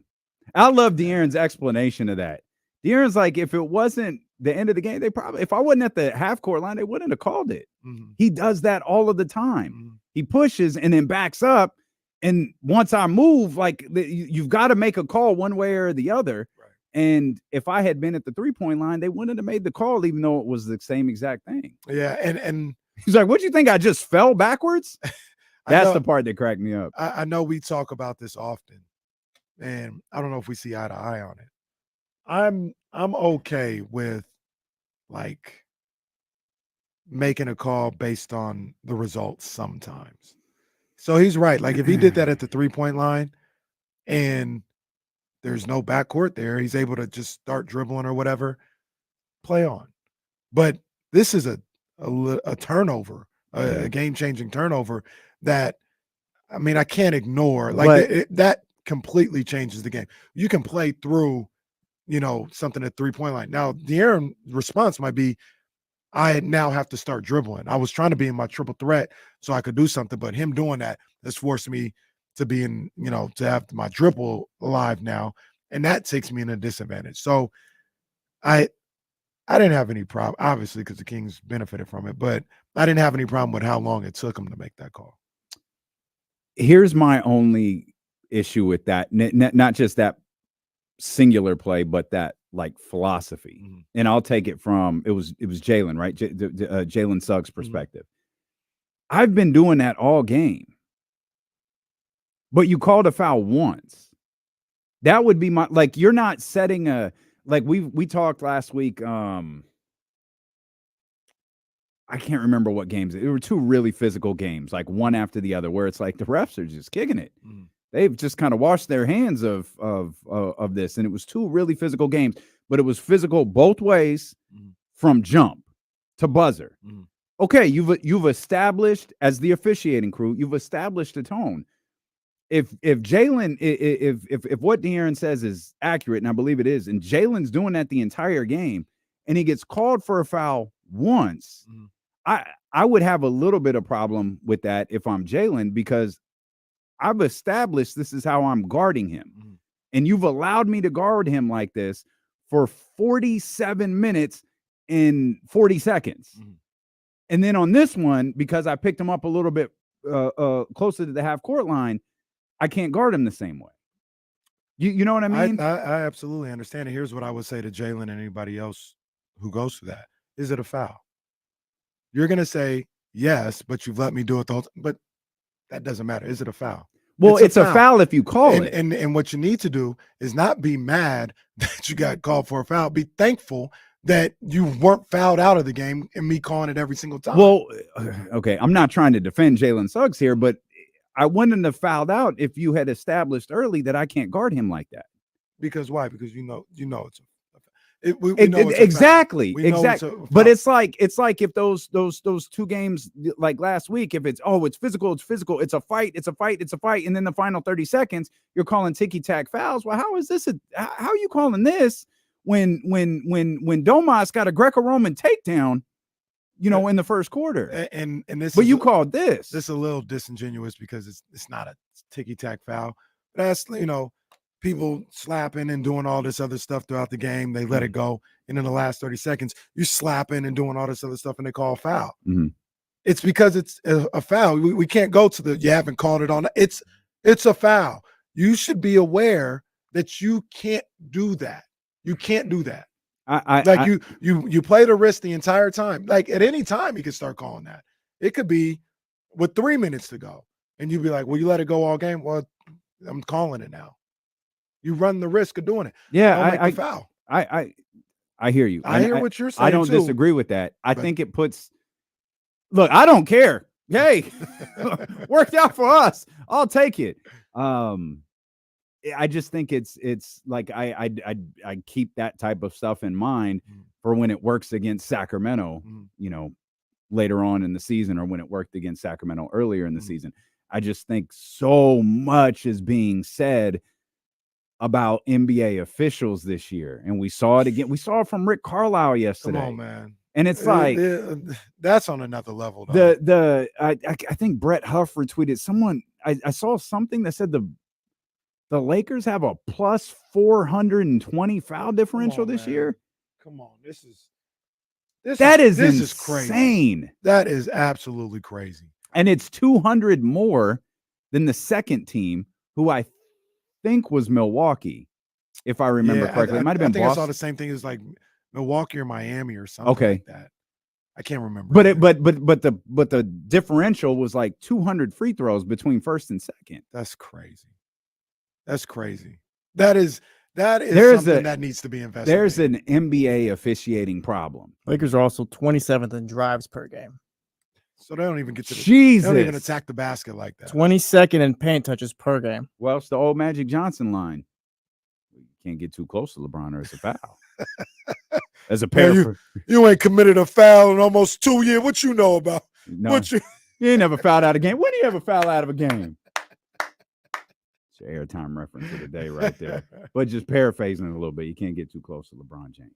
That is crazy. Like that's embarrassing. And that's not even a shot at LeBron. No. That's the way LeBron's. You saw? Did you see the Bull clip? Yeah, I did. It's not that he's talking about Victor Wembanyama. I'm not. Yeah. No, we can't play that. Can't even edit that. No. You can go see it for yourself. But that's what it feels like is happening with the Lakers. That is uncalled for. That is uncalled for. That the discrepancy is that wide, and especially when you look deeper into it and you see they're not even attacking the basket like that. I mean, that's a joke. That really is a joke. That's a joke. Yeah. No good, man. No good. Sleepless nights. Well, no, there's only been one. There's only been one. Actually, we've been sleeping great then. Right. All things are fixed now. Goodness gracious. Keon, that conversation got away from us a little bit. I just looked up at the clock. We got to talk about Keon. We got to acknowledge Domas as well. Come on, history may be made tonight at the Golden One Center. Let's go. He has a chance to make history versus the Philadelphia 76ers, man. His incredible play continues. So we'll talk about Domantas Sabonis, that double-double streak, and I like it. I feel like it's getting a little bit of attention. Like this man has a streak of, what do we have, 53? He's going for 54 tonight. He has the most triple-doubles in the entire league. And he wasn't an all-star. And we're questioning whether this man is an all-NBA player. I hope these tweets and these remarks from these NBA people are genuine, because y'all got a chance to make it right in a couple weeks when you put those top 15 together. That would be so egregious if he wasn't on the All-NBA. We'll come back, man. We'll talk about Keon, maybe less about what happened in Orlando, but just the way that those guys are playing. Keon Ellis and the way he stepped up offensively, in addition to what he's doing defensively, and Keegan Murray's big game as well. And Malik, boy, that was rare for our boy Malik Monk. So we'll dive into that much more ahead. We're so happy you're here with us. Phone lines are open, 916-909-1320. Dealing with KC, brought to you by Sky River Casino on Sacramento Sports Leader, ESPN 1320. Oh, breaking news. Kings got a new national TV game. Yeah. That's Thursday. Like last year, right? That's what happened last year. This one's going to be at the Garden on Thursday, next Thursday. He's provocative. Austin 316 says, I just whipped your ass. Did you guys catch my boy Roman kind of clowning Cody a little bit? Because Cody said something in the promo and Roman was like, didn't you just say that last week? I haven't caught up. I think I saw that clip on social media, on Twitter, but I'm a little behind on I missed Raw altogether last week in SmackDown. I missed completely also. I know Rock is on tonight in Brooklyn, I think. Chicago. Oh, Chicago. Oh, Chicago. That's right. That's right. Punk gonna come out? Yes, Yeah. sir. Yeah, they announced that. Because it's like CM Punk's annual return to Chicago. I love how that's the thing too. It's like, oh, we're in Chicago, fellas. Bring CM Punk out. Book Punk.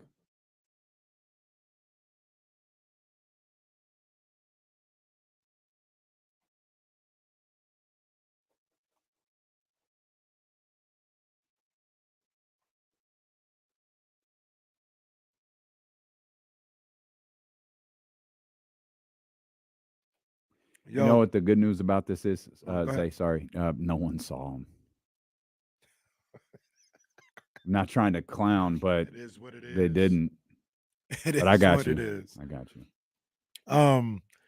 Kyle, I did see the article. I haven't had a chance to read it. Big ups to Adam. And I'm mad because I think he was like around the corner from us last week. And I didn't get it. I've never had it before. I think it was the weekend. So that could have made things difficult for you and impossible for me. But I saw some of his IG posts. Like, man, I want to know when he's going to be back out at the arena.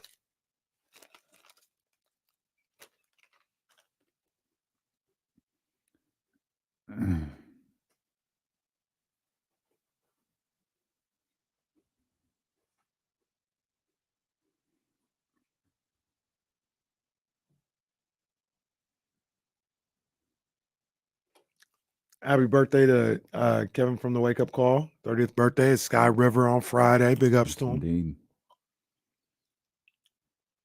Kevin's hella cool. Yeah, he's a good dude. Good dude. Sorry, Zay. You're right.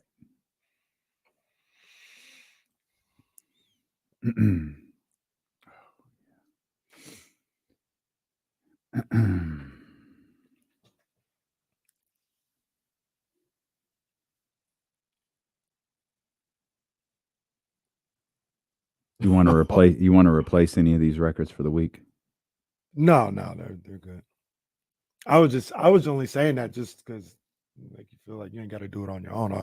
It's just whenever I get there, they're already filled up. So yeah, throw any thought you have in there, throw them in. I just start if I hear something, I take a note on it. Like, I haven't heard this in a while. This would be a good one. And then I just try to fill them out because Complex needs them Monday morning. Whatchamacallit is really good for that. Looking around. The Flow on Sirius XM. Really, really good for current throwbacks. You hear that from me, though. This stat is crazy. I'll read this on the air. This don't even seem real.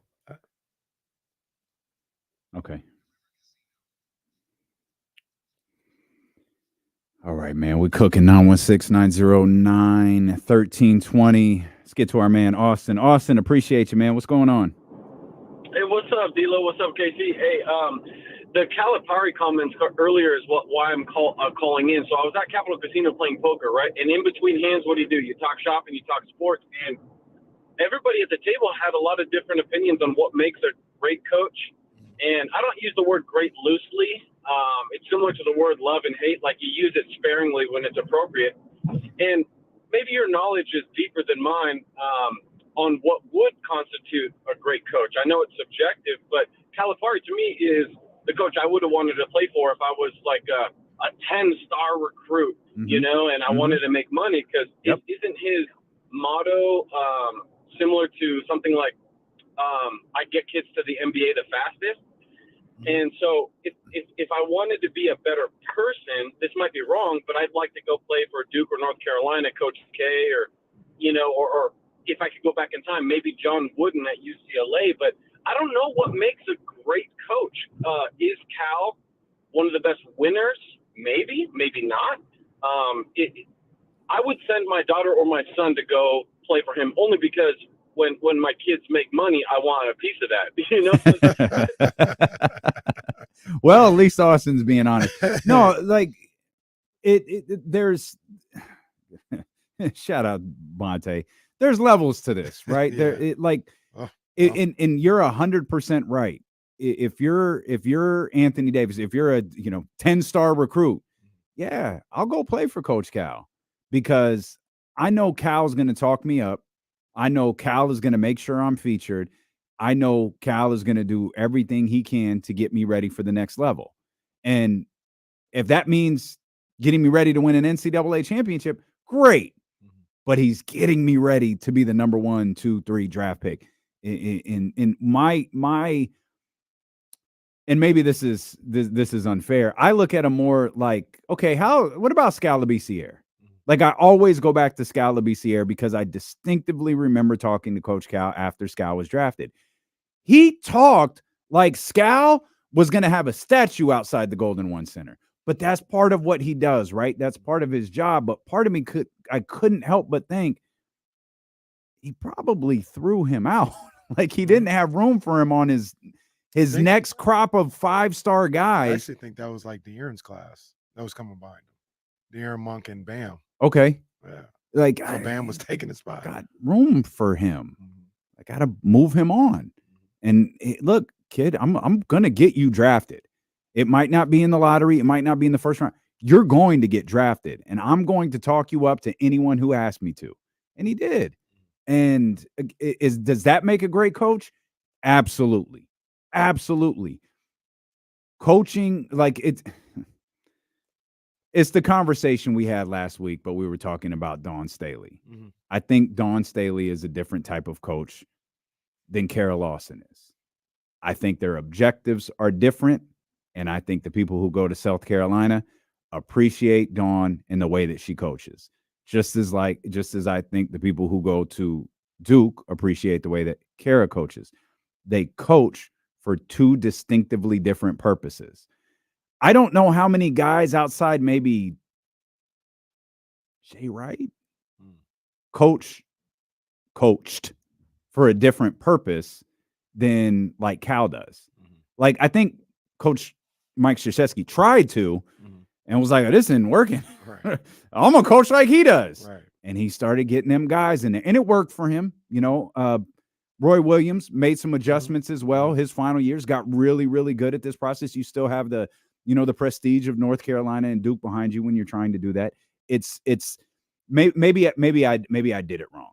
It's not better or worse. It's just different. Yeah, it's just different. And one of the things that I look at when you talk about like sending your kid to Coach Cal and all this other stuff, one of the things I look at for a coach, and one of the aspects that makes a good coach is the type of relationship he has with his players afterwards and what his players have to say.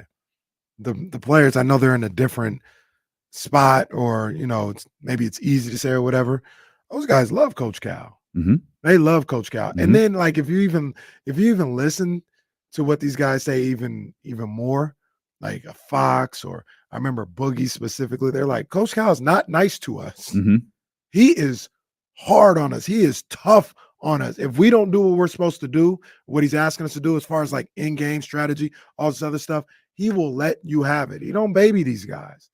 And that also helps them get ready for NBA life. Mm-hmm. So the relationship they have as far as what they talk about, Coach Cal or any of these coaches off the court, preparing them for their next level, where their next level is regular 9-to-5 life, coaching, NBA life, whatever. I think he does a good job of that.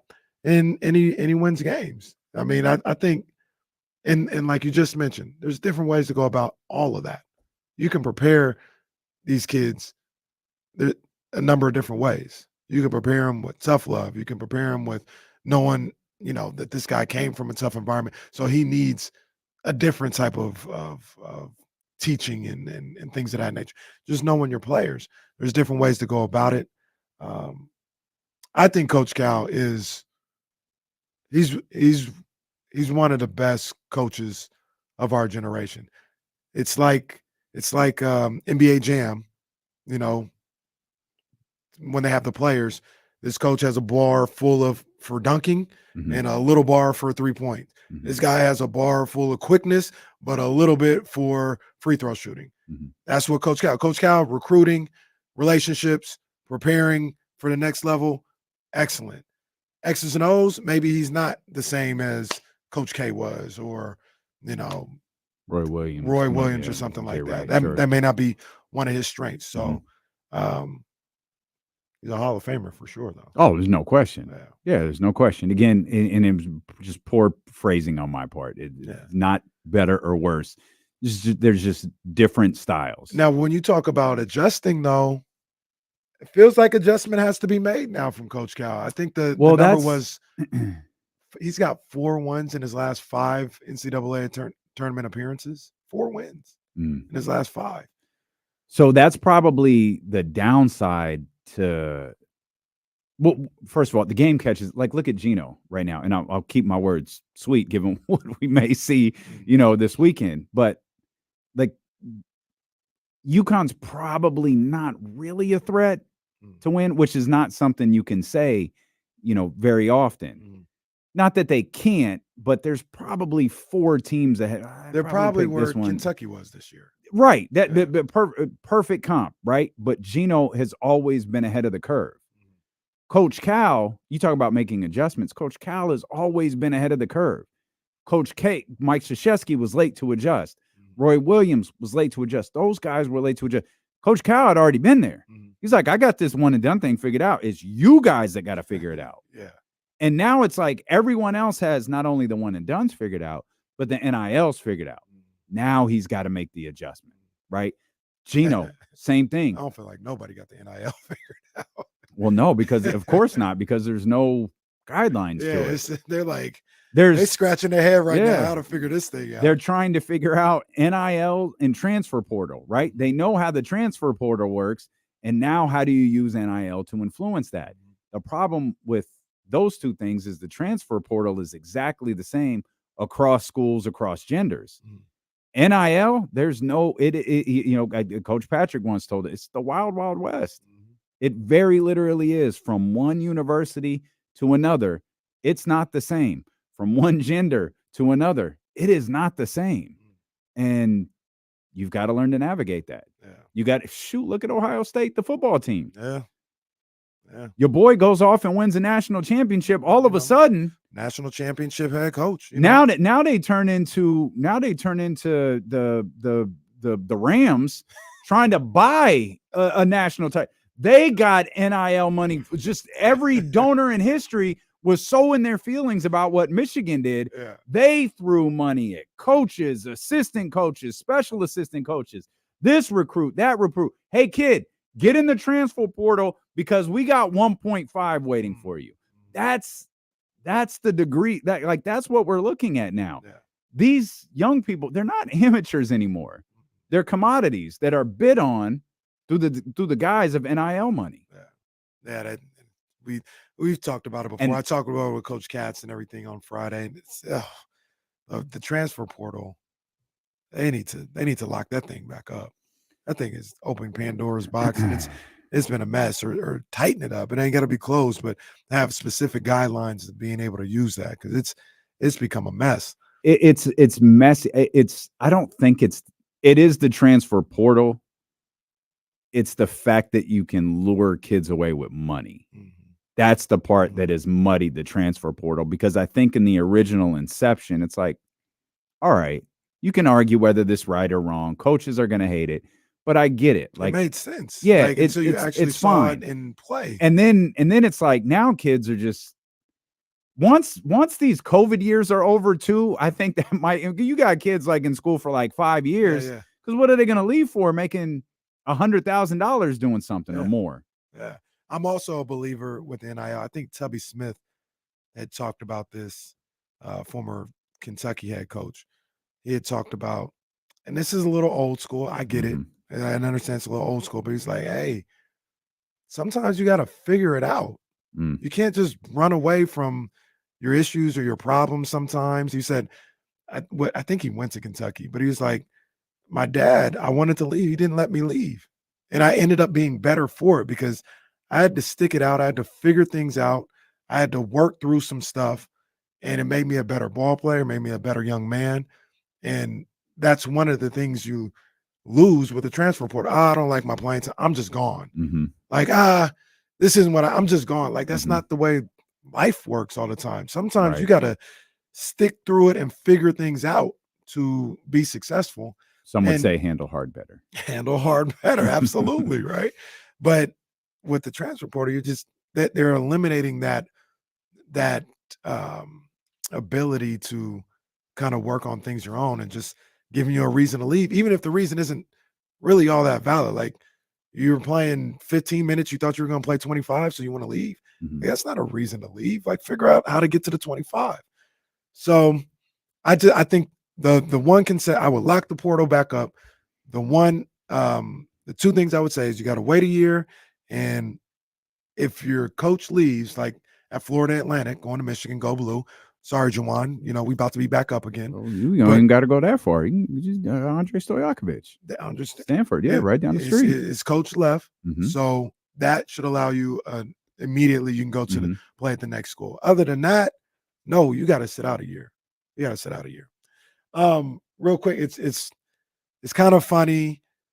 Some people will be jackasses about it. I'm not being a jackass. I actually thought it was cool. And I actually see it as it's on the uptick. So I'm preferencing what I'm saying, but I'm not making fun of this. But did you see the goaltending? The goaltending in a women's tournament? The goaltending? I missed it. No. Somebody got up. I was on a page. You mentioned Gino. Paige Beckers went for a fast break layup. Girl went up and got it. Goaltend. Oh. And everybody was like, there's kind of first goaltending call. We up, we got a goaltend, we up. She got up on that thing too, and they was like, "We up, baby, let's go, goaltend." I haven't seen UConn play at all in the tournament. It was a beatdown, but I think it was a girl from Jackson State. Okay, she went up and so it was the first game. That was the first game, right? UConn it versus clearly Jackson State. Was a goaltend. She laid it up, hit the backboard or whatever. The girl went and got that thing. It's like, we up, baby, let's go. That's comedy. That's funny. You're listening to D-Lo and KC on KIFM, West Sacramento 98.5 FM, KRXQ HD2 Sacramento, ESPN 1320. Always live on the free Odyssey app, 916-909-1320 if you want to get in on the conversation. Shout out to all those in the chatty house, youtube.com/ESPN1320, twitch.tv/ESPN1320, and those watching on Twitter now over at ESPN1320. Wherever you are, appreciate you tapping in. Sacramento Kings host the Philadelphia 76ers tonight. It's a big one. Yeah, we're going to say that the rest of the season. Yeah, pretty much. Pretty much. Say that the rest of the season. No matter how good or bad the team is, the Sacramento Kings will play a big game every night until the season is over. What is it, 12 games left? I know a couple teams have 12 left.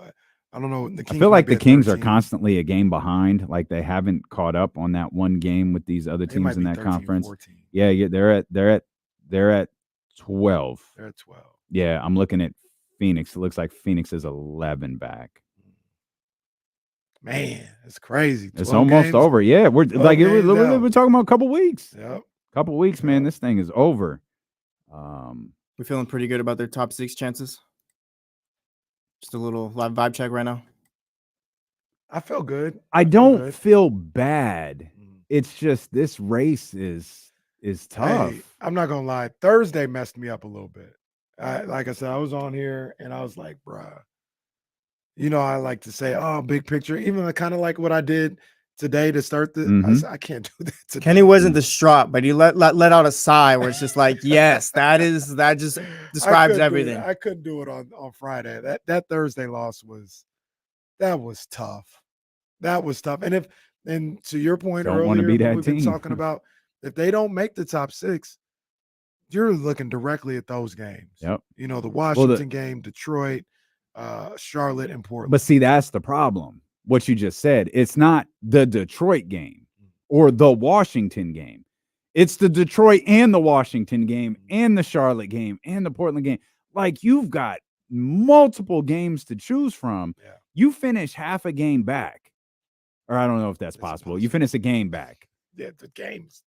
That's like it. You're looking at it like you win. You don't lose 9 games in a row twice. You don't lose to all 5 of the bottom teams in the league or all 4 of the bottom teams in the league. You just beat one of them. Thursday. One extra win out of those 4 games. Real quick, I want to talk to you about that. Because like I said, I couldn't put lipstick on that pig. I was like, I don't know awful. Why you would do that anyways. Sometimes some people might be. That's all. Yeah. You guys ever seen a pig with lipstick on it? No. I haven't. No. I don't. Like I said, at the end of the day, they go in. It is what it Thank you. is. But we're putting lipstick on pigs and quoting Glorilla. We're off to a great start. You just gave me my title. Shout out to you. Thank you. Very good. But I had nothing for the people on Friday. What was your thoughts about Thursday? And the other thing about it was we talked about it. I know people talk about whatever they talk about with the Kings all year long. I didn't see that coming. I did not see that coming. I thought looking into these games, and maybe you lose to Toronto, but they'll get Washington. And when you beat Toronto, okay, you'll get Washington. I didn't see that coming at all. Why? I just didn't. I thought maybe they were past that. And it's Washington. I know they lost to Detroit too. But, yeah, I didn't see it coming. I didn't think they were going to lose that game. Even when we watched it, we were in a text thread with Kamara, and Kamara was talking about, I'm here, in the Atlantic Ocean on this ship watching this game. Here come the Kangs. I hate Kangs, by the way. Yeah. And I was like, they'll win. Don't worry. I was with you in that regard because like Kamara sends off the text and immediately the Kings are within like one, like seconds after he sends the text. And it's like, all right, this is what they do, but they're aware. They've got it together. They're right there at the half. It's no big deal. And then the Wizards open on like a 9-0 run or something. That was crazy. And it's like, all right. Okay, withstand. Like, first of all, put a Band-Aid on this bleeding and then, regroup here a little bit. It's like, it's so funny. We do this all of the time with the Kings and with their opponents. Watch a game in the first half. And this happened with Detroit, the first game that they wound up winning. Okay, they're not going to shoot like this the whole game. And we only do that when a team is like 10 or 11 from 3. They're not going to shoot like this the whole game. But when the Kings are like 0 of 10 to start, does anyone go, okay, they can't possibly do this the whole game. They can't possibly be this bad. And that's how I was feeling. Okay, they're halftime. Sometimes you never want halftime to come. Sometimes you can't wait for it to get there. Perfect. Regroup. Let Malik cuss everybody out for a second. Find that shot and get to playing Kings basketball. And you come out in that 9-0 run. It's like, all right, I don't know what you do now. And then the shot continues to not fall.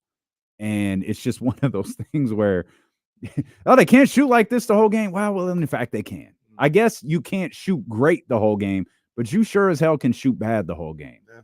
And I kept thinking they're going to find a way. They're playing like crap. They're going to find a way. Quarter break. They're fine.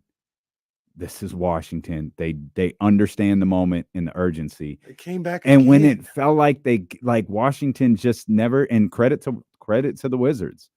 They showed pride and they're like, we're not going to let them win this game. And they had to make one out of like every 3 baskets. Right. That and they was did. The crazy thing. Like this wasn't San Antonio. No. They're like, they're hitting everything. This wasn't Chicago. Nope. Like they were there to be beaten and giving you opportunities. And the Kings just couldn't make enough. One shots. Every third possession. Oh, we'll get this one. And the 4-point lead becomes 6, or the 4-point lead becomes 7. Yeah. That was all right. That was tough. It's tough. It's tough. I don't know how to. There's no way to sugarcoat that. There's no way to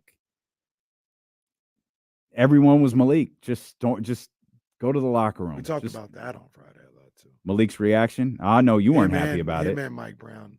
And they addressed it on Saturday. They both said, nah, don't worry about that. That's what we do. But But you don't like that. Nah, I didn't like it, man. I didn't like it. Like I said, but I also acknowledged, and I'll continue to acknowledge, the NBA is a different place than where I'm coming from. I'm coming from high school, college, AAU, grown man with a kid or a young adult. Like, you ain't doing that. You know what I mean? The NBA is a completely different place. That I ain't been in those locker rooms. Those things may happen. Those things may be more understandable in those settings or whatever the case may be. So I concede to that. And that's essentially kind of what they would say. Like, they're like, man, we do this. Like, we spoke, we're good. It's no big deal. Don't trip off that. But yeah, I'm just not a fan of it. I understand. But I also understand Malik. I also understand like human emotion. And that's what I think Malik very much, his interaction with Mike Brown is whatever. I don't think anything of their interactions. Those two could be pulled apart at center court, and I wouldn't. No, they're fine. Yeah. That's just what they do. It's no big deal. I do, and that's kind of what I shrug off all the time. Like says, it's the NBA. Mm-hmm. These are two grown men. It's completely different from the world that I'm talking about. So they tell me it's good. It's two. I'm listening to that. It's two grown men that understand the dynamic of their relationship, and that's an important component to this because you can't just go F off to whoever you want to. Like if those two can understand that they can have that interaction and be fine 5 minutes later, it's fine. Like there are people who you can have those testy interactions with and be fine. Yeah. And then there are people who you have those interactions with and it lingers for 7 months. Okay, here's an example. Grant Napier. You have it that lasts for 3 years. Carmichael Dave and I could cuss each other out for 5 minutes and walk away and be fine. But that was just the nature of, like, we understood that. We understood what point we were trying to get across. And I don't mean literally cuss each other out. I mean, we could have a testy interaction and walk away from it and be fine. You couldn't have that same interaction with other people there because they wear that on their shoulders for 8 months. Those two understand the nature of their relationship. Yeah. And if that's I was Malik. I wanted to just walk away from the King. Like, y'all did it again. After acknowledging you can't do this anymore. You do it again. And now it becomes I always think about, like, Harrison says this a lot or he said it a couple times. I won't say he says it a lot. He said it a couple times as it pertains to free throws. It's not a thing until it is. Like, free throws are only a thing when you're missing them. And now they've hit, 80%, 10 times in the last 11 games or whatever it is. And it's not a thing anymore.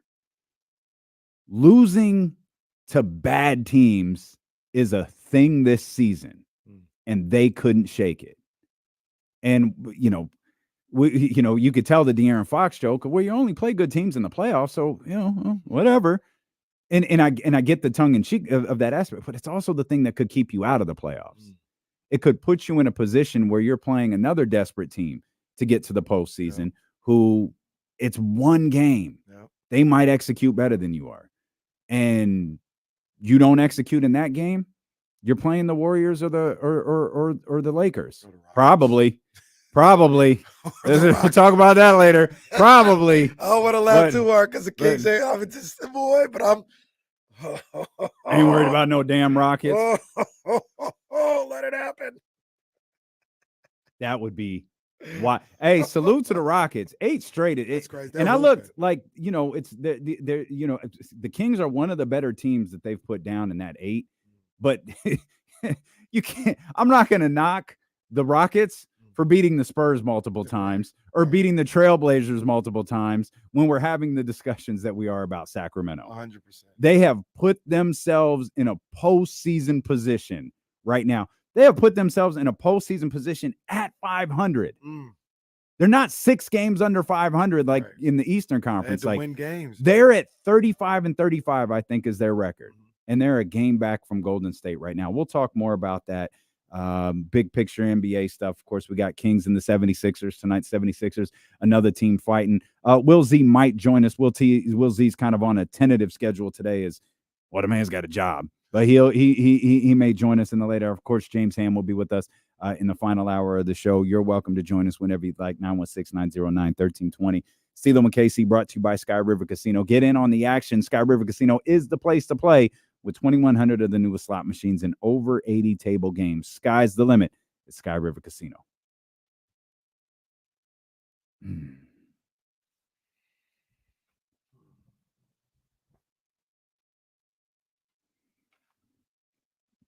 It is pretty incredible that they could get into a figurative slugfest with Orlando the way that they did and just couldn't survive Washington.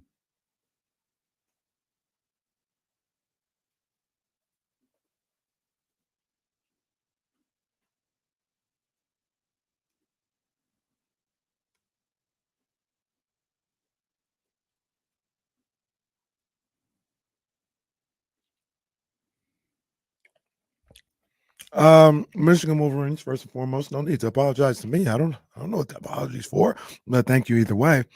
Yeah, sure. I mean, he did a great job at Florida Atlantic. So that's all I know about him is what he was able to do there. Yeah, let's see if he can do the same thing in Michigan. Dusty May sounds like he should be coaching baseball in the 1930s.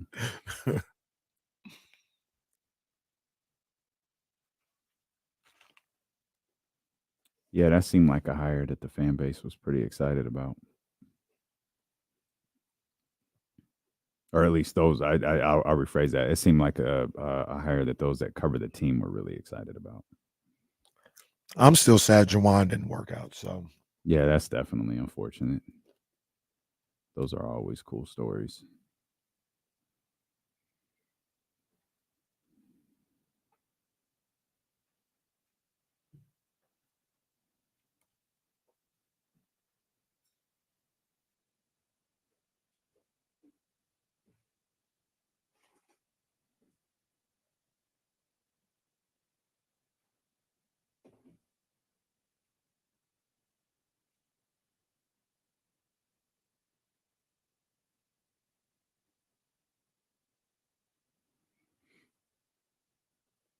I got my eyes on the Raiders big time this year in the draft. Did they vote on the hip drop one that passed? Yeah, that hip drop is wild. They didn't pass the Eagles onside kick rule with the 4th and 20. They didn't pass that. But and they didn't do the kickoff either? No. Okay.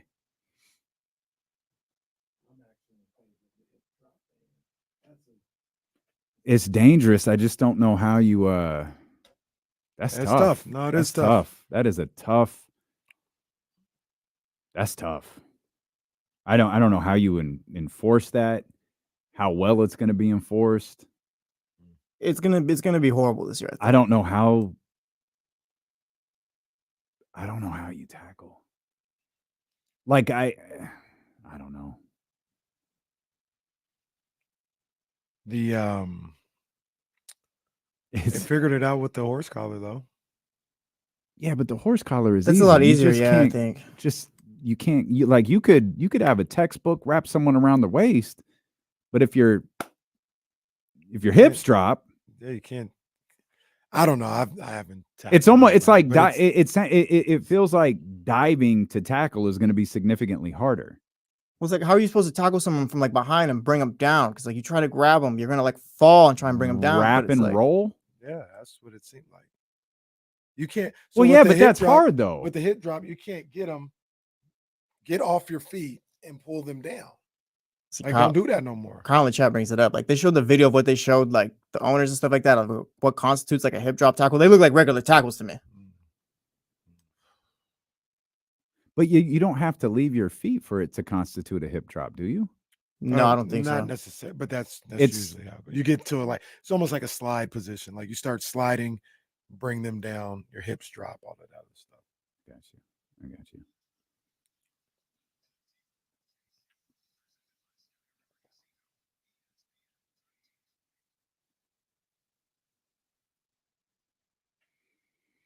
Yeah, there's some new rules coming to the NFL, man. It's going to be an interesting season for sure. Hey, I want to give a shout out to me because guess what I had on Saturday?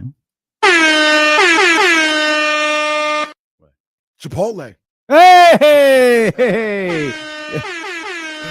And I almost died. You were without the family, right? Reese was with me. Oh, how nice. We had to make 2 stops. It's like, all right, of course. Whatever, All right. Whatever. All right. I got to get this Chipotle right now. But I almost died.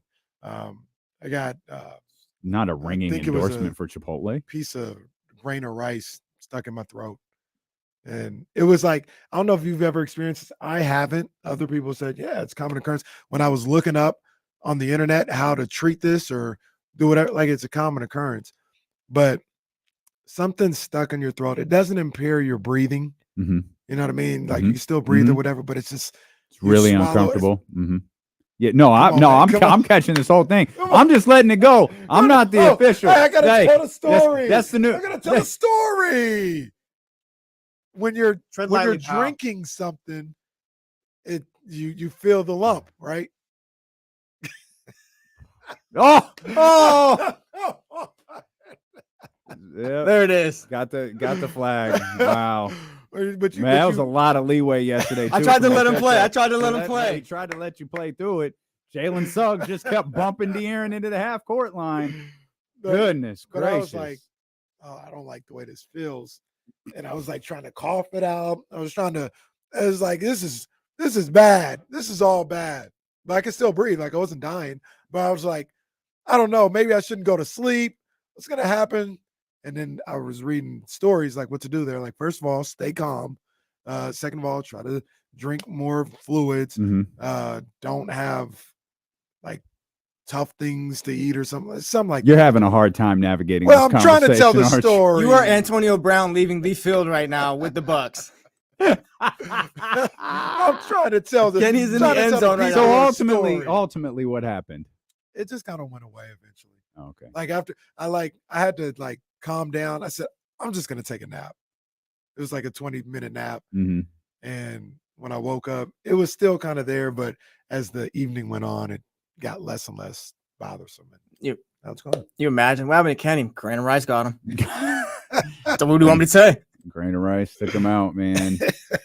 That's solid. You got Chipotle though. Yeah, I'm can't wait for the next time. Hey, shout out to Juan. Juan went and got Kiki's after our ringing endorsement on Friday. Sounds good. Sometime this week. Man, Kiki's.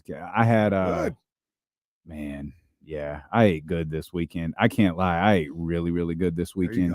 And I definitely thought about Kiki's. When I saw that tweet, I thought about Kiki's. I was like, have to get some Kiki's I wonder if my fat ass could work some Kiki's into the menu this week.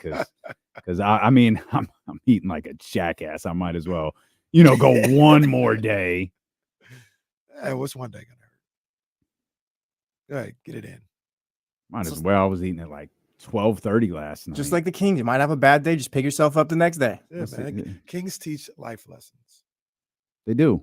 They do, and they always recover. So shout out to the Kings for continuing to recover after bad losses. We've talked about a number of different things with the Kings. We haven't really talked about Saturday, man. I was kind of I didn't feel good about the game going into the game. They I was watching, they were hanging around. I was like, that's cool. And then I went to go do so. I was getting ready for Sports Extra. And before I got in the shower, I checked the score. They were up 11, right? I was like, I'm not getting sucked into this. It was like 3 in middle of the third quarter. I was like, I'm not getting hyped up or whatever. I'm not doing it. So when I get out the shower, it's a 1-point game. I said, see, that's why. Yeah. That's why I'm not getting hyped up into this. Yeah. But I watched the rest of the game and, they were battling. And it was almost like what you talked about with the Duke game, the Duke women's basketball game. I thought they were competing. They were grinding on Saturday. The Kings were grinding on Saturday. And I got to the point late in that fourth quarter when, they'd gone up by 6. And they just, every time they go up again by 6, Orlando would hit a 3 or something to like keep it from, because it felt like it was one shot away from them pulling away. And they couldn't do it. I was like, man, y'all got to win this game. Y'all got to win this game, man. Y'all done came too far. Win this game. And when Cole Anthony got the bucket to put him off 1, I said, oh, man. It was just, then we all know what happened. De'Aaron goes to the line. They get 3 shots to take the lead. Orlando does miss all 3. Keon misses a free throw. Paolo has a shot to win. I'm just stressed the entire free time. Throw was sick. Oh man, sick. I was like, because I thought, you have to. Well, they can't lose. Yes, you can't lose on the next. That's all that matters is you can't lose on the next possession. And then, sure enough, it's like, all right, Paolo's okay, but they got the win. They got the win. That's all that matters. And you talk about playing a certain way. You start to factor in dumb stuff. Like Malik's probably never going to have a game like this again. Yeah. And you're in position to win. You've got 19 from Keon. You've got everyone stepping up in his absence. Don't let this slip away because Malik's having a rare bad night. You've got a big time performance from Keon. You got Keegan who found his groove here for it's probably not, but it feels like for the first time in weeks, and just get out of here. And they were. They did. It's kind of one of those things I told you where we were watching it. Then they're like, okay, bring another old fashioned. We're celebrating. We beat Orlando in the 70th game of the season. Just bring another old fashioned. Let's keep it moving. And we kind of joke about that, but Orlando has been playing as good as basketball as anybody in the league. I think they're on a 5-game winning streak. They beat the brakes off New Orleans a couple of days before that. Yep. They were playing really good basketball. And there's two ways you could look at that. Like catch them, they're comfortable, or they're white hot. Yeah. And you're just going to be stuck. And the way that they were playing that game, it's like, okay, they're either going to get something going, Orlando, they're going to get something to go their way, or you got to take it from them. Like, because this is a team that's got a lot of confidence right now, as they should. And I read this headline. It was prior to the Kings game. So it could have been, Friday, Saturday morning or whatever. But I did chuckle at it because I always laugh at how Orlando got ahead of the timeline. And I always find those things so fascinating because who sets these timelines? Like, who decides, okay, Orlando can't be good this year. Oh, but they could be really, really good next year. Who sets these? Because we talked last year, especially you, about Orlando might be good, like, right now. And maybe some of my Eastern Conference projections were a little bit off. Not necessarily. Oh. Well, I'm taking that Brooklyn. You got one and a possible two. I don't play space. Don't do that. Don't do that. I don't play space. Don't do that. But yeah, I was just way off on the Brooklyn one. But Orlando, you should have known that they were good. You got Indiana. That's what I was saying. Yeah, no, I got you. Yeah, I got you. But yeah, I mean, that's a good team. I like what they're building. I like what they got going on there. You look at the roster and someone say maybe they're a guard away. That's where Malik comes into play. But man, I don't know. I like the guards that they have. I do. Jalen Suggs, I love the way he defends. Yeah. I love the way he gets after That's a tough team. Their coach fits their style of play. Yeah. Yeah. And they got, a kid, Houston, who was starting in place of Gary Harris. Cole Anthony's the other guard I think about. He's kind of comes off the bench or whatever. But it feels like they might be a player away from being able to be pretty good. Why would Orlando want a player that went 0 for 11? I wouldn't. Scratch that name off of your free agency list. Obviously, that is not the guy you need. Hey, go pursue your 2-guard needs elsewhere. He showed his true colors when them lights were the brightest. He doesn't play well in Orlando. Can you go 0 for something in 41 games like Orlando? Take Malik off your list. Yeah. Move along. Move on. Just go get Isaiah Thomas. How about that? There you go. Listen, we love Isaiah. We do. Go sign Isaiah Thomas. Either one of them. Yeah. Go sign both Isaiah Thomases if you want. And Monty, I guess we'll just be stuck with Malik. And we'll be the ones to, take the hit. We'll deal with it. He said, what'd he say? He couldn't throw a rock in the ocean. That's fine, Malik. You could do it here. We can go to the American River and practice. We can go wherever. If we can go to Folsom Lake, whatever's left of it, and practice. Like, no, we'll throw rocks at water all day. I thought Folsom Lake was back. Is it? I don't know. I remember seeing those pictures like 3 years ago. That was pretty jarring. That was crazy. Yeah, it was a puddle. Yeah. At one point. Yeah, it could be back. Like it. I mean, it the last couple of winters. It did rain. Like it didn't rain much this year. But it was pretty crazy last year. Yeah, the last 3 years. I'm not saying they don't need Discovery Park was still flooded at this point last year. 3 years were crazy. Yeah, Orlando, you don't want him. Yeah, you don't want him. Not the guy for you, Orlando. Move along. Tell your little fan base. I didn't even search. I should have searched Malik Monk that night. See if the fan. Oh, we don't want this guy. 0 for 11. Are you kidding me? Katie was on the broadcast saying that the media people though were talking about it like before the game. Like, shut your. They definitely trying to make that happen. All right, fall back. All right, settle down. Settle down. Anything in particular stand out about that game? It was hard to not notice Keon. I mean, Keon started perfect. Man. I think he had his first 4 or 5 shots. Yeah. Just played really, really well offensively. And that Jesse asked a good question before the show about does this emergence of Keon Ellis alter in any way, shape, or form what we thought about the offseason? Because we've said, and I believe this to be true, if he scores 19 points or if he scores 3, that Keon is a guy that is what Mike Brown has wanted. Yeah. And while you love the 19 and you want, if you can get him like to 10 points and he can be, a third scorer, fourth scorer behind Keegan and Domas and De'Aaron, do you take that? Is there a guy who could defend at the level of Keon Ellis, who could be something closer to your second and third scorer out there? If there is, I'm not sure exactly who it is, at least that's available for Sacramento or potentially available for Sacramento. But does what we've seen from Keon, and I hate the Washington loss. Part of me is glad the Undertaker streak is over. Like, just dead that now so you can kind of move on from it. I forgot about that. Yeah, he finally has a loss in the starting lineup. The streak is over. It is. I want to ask something about the Washington loss, and it kind of ties in with Keon. Like, I think we can both agree that this Kings team looks a lot different since Keon is like been playing more. We don't have to just say starting, but just into the rotation, right? Where he's getting more minutes. And to me, it's kind of like a part 2 of this Kings team, where it's like the whole season obviously is just one team, but like now, like it's different. They're playing a lot better. And like with the Washington loss, I feel like with the way they're playing, it almost feels like a blip more so than, it's who they've been all year. Because you pick yourselves up after against Orlando. I think they'll play fine today against the Sixers. Like, you get what I'm saying? Kind of, it's not more so what it was. Like, it's not like, I don't want to pick on the guy, but it's like what they were with like Kevin Hurt and those guys before. Oh, they fell off again. It's like Keon had an off game against the Wizards and stuff, but they got back to playing how they were.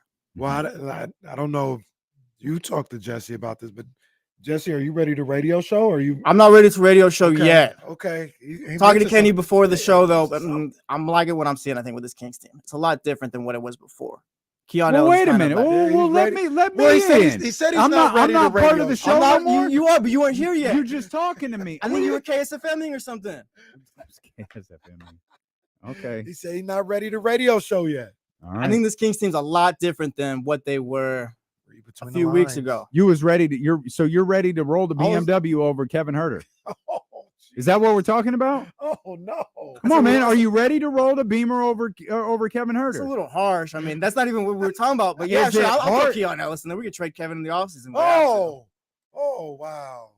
I mean, that's not what we were talking about, but no, I think this team's playing good. I want to see it a lot. I want to see it for a little bit longer, but I think they could. What else I'm kidding about? I think maybe they can win a playoff. Oh, now you radio showing. Maybe. I'm not saying they can yet, but they're starting. It's a different team, I think. What is it about? Because you watch from a pretty like neutral perspective. You've been frustrated with this team at various points. What is about Keon Ellis that's creates such a different vibe for you? I think like he kind of connects it all, and it's just kind of like we saw Mike Brown all year look for like that whatever person to fit that role, whatever he needs. And I think since Keon, like it wasn't Chris Duarte, it just didn't fit with Chris Duarte. Not saying he's bad or whatever, just didn't. Chris Duarte continues to play. Yeah, he's been playing well off the bench, but just that starting 2-guard role, like just it wasn't the fit. And like you throw Keon in there now. Now the whole team is playing good defense. Now you got 3 solid defenders instead of playing with just 2 where you're in the minority of it or whatever. Now you're in the majority. Whole team's kind of connected. Keon's hitting shots when he needs to. He's not really how do you say, like inserting himself. He's just playing the role and doing the job he needs to. And I think when you got a guy doing that, like makes the job easier for De'Aaron Fox, makes it easier for everyone else. He's kind of just connected it all, I think. I think that's interesting because someone taught me once don't be so quick to say someone's playing bad defense or the team is playing bad defense, because we've heard a lot about Keon elevating different guys. And we're all aware defense is a shortcoming of Kevin Herter. And maybe what we're seeing is the impact of one guy being bad defensively and the other guy's trying to make up for it. The other guy's trying to pick up a missed assignment, a blow by, whatever the case may be. And with that not happening with Keon, the other guys on the floor are able to do their jobs at a higher level because they're not trying to help out the I'm sorry to say this, the weak link of that side of the floor. Help make up for the deficiencies on the defense. Right. Maybe that's what we're seeing right now. And it may be, and it's also a situation where I'm a big believer of this. I mean, it just fits better. It doesn't have to be that Kevin was this bad player. Not saying anybody's saying that, but it doesn't have to be Kevin is this bad player and Keon is like super great, which I think he's really good. It's just this 5 group of guys in the rotation. You widen that out to like 8 or 9. They just fit a little better and they're a little bit more cohesive. It's like you look at quote unquote dream teams, and just because a dream team don't work doesn't mean the players are bad. They just don't fit. Their games don't complement each other. Their roles don't complement each other. It just doesn't fit. And that can work the other way. You may take a guy that, and once again, I'm not saying this is the case, but maybe a little less talented and put in a guy take a guy that's more talented, put in a guy that's a little less talented, and your team may be better at the end of the day. You just never know. You're always looking for that chemistry, and they may have got it with this group right here. When you look at it too, I think the numbers kind of back it up too, because I was kind of looking into it last week. League average, I think, for teams like points scored per game is about 115. They haven't given up more than 115 since March 7th against the Spurs. Yeah, the league, the numbers are going crazy right now.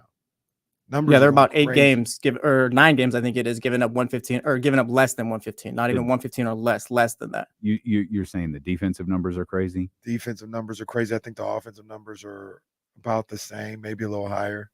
The net rating number is crazy. Like it's I think it's just all completely different. It's a new, I'll say it's a new Kings team. It's just the flow is better. And like I'm thinking too, like you had a guy like Trey Lyles back. Like when Malik Monk goes 0 for 11 or whatever it was on Saturday, like Trey Lyles, he's gonna pick it up and stuff like that. This is a good Kings team right now. I think they're starting to get good. I think Rachel asked a good question here. Would we be saying this I'm going to rephrase what Rachel wrote here. Would we be saying this if he was hitting the threes like he used to? Like how often did we ignore what was going on the defensive side of the ball because he was 4 or 5 from 5 of 7 from 3 because he was contributing at a relatively high level on the offensive end. Well, the thing is, he was in the threes. We're talking about Kevin Huerter, right? Yeah. He was in the threes last year before we could even see some this year. Mike Brown was already trying to switch it up. Mike Brown knew it wasn't. And I thought that was wrong. I didn't think that was the right decision. But I think just for Mike Brown's team, just like I said, it's just Mike Brown's been looking for that fit since throwing Keon Ellis. Like, I think this is Mike Brown's team now. Like this is like a Mike Brown type team now. Yeah. No, and it's a fair question to ask. I would say no, we wouldn't be having these conversations because he's hitting shots.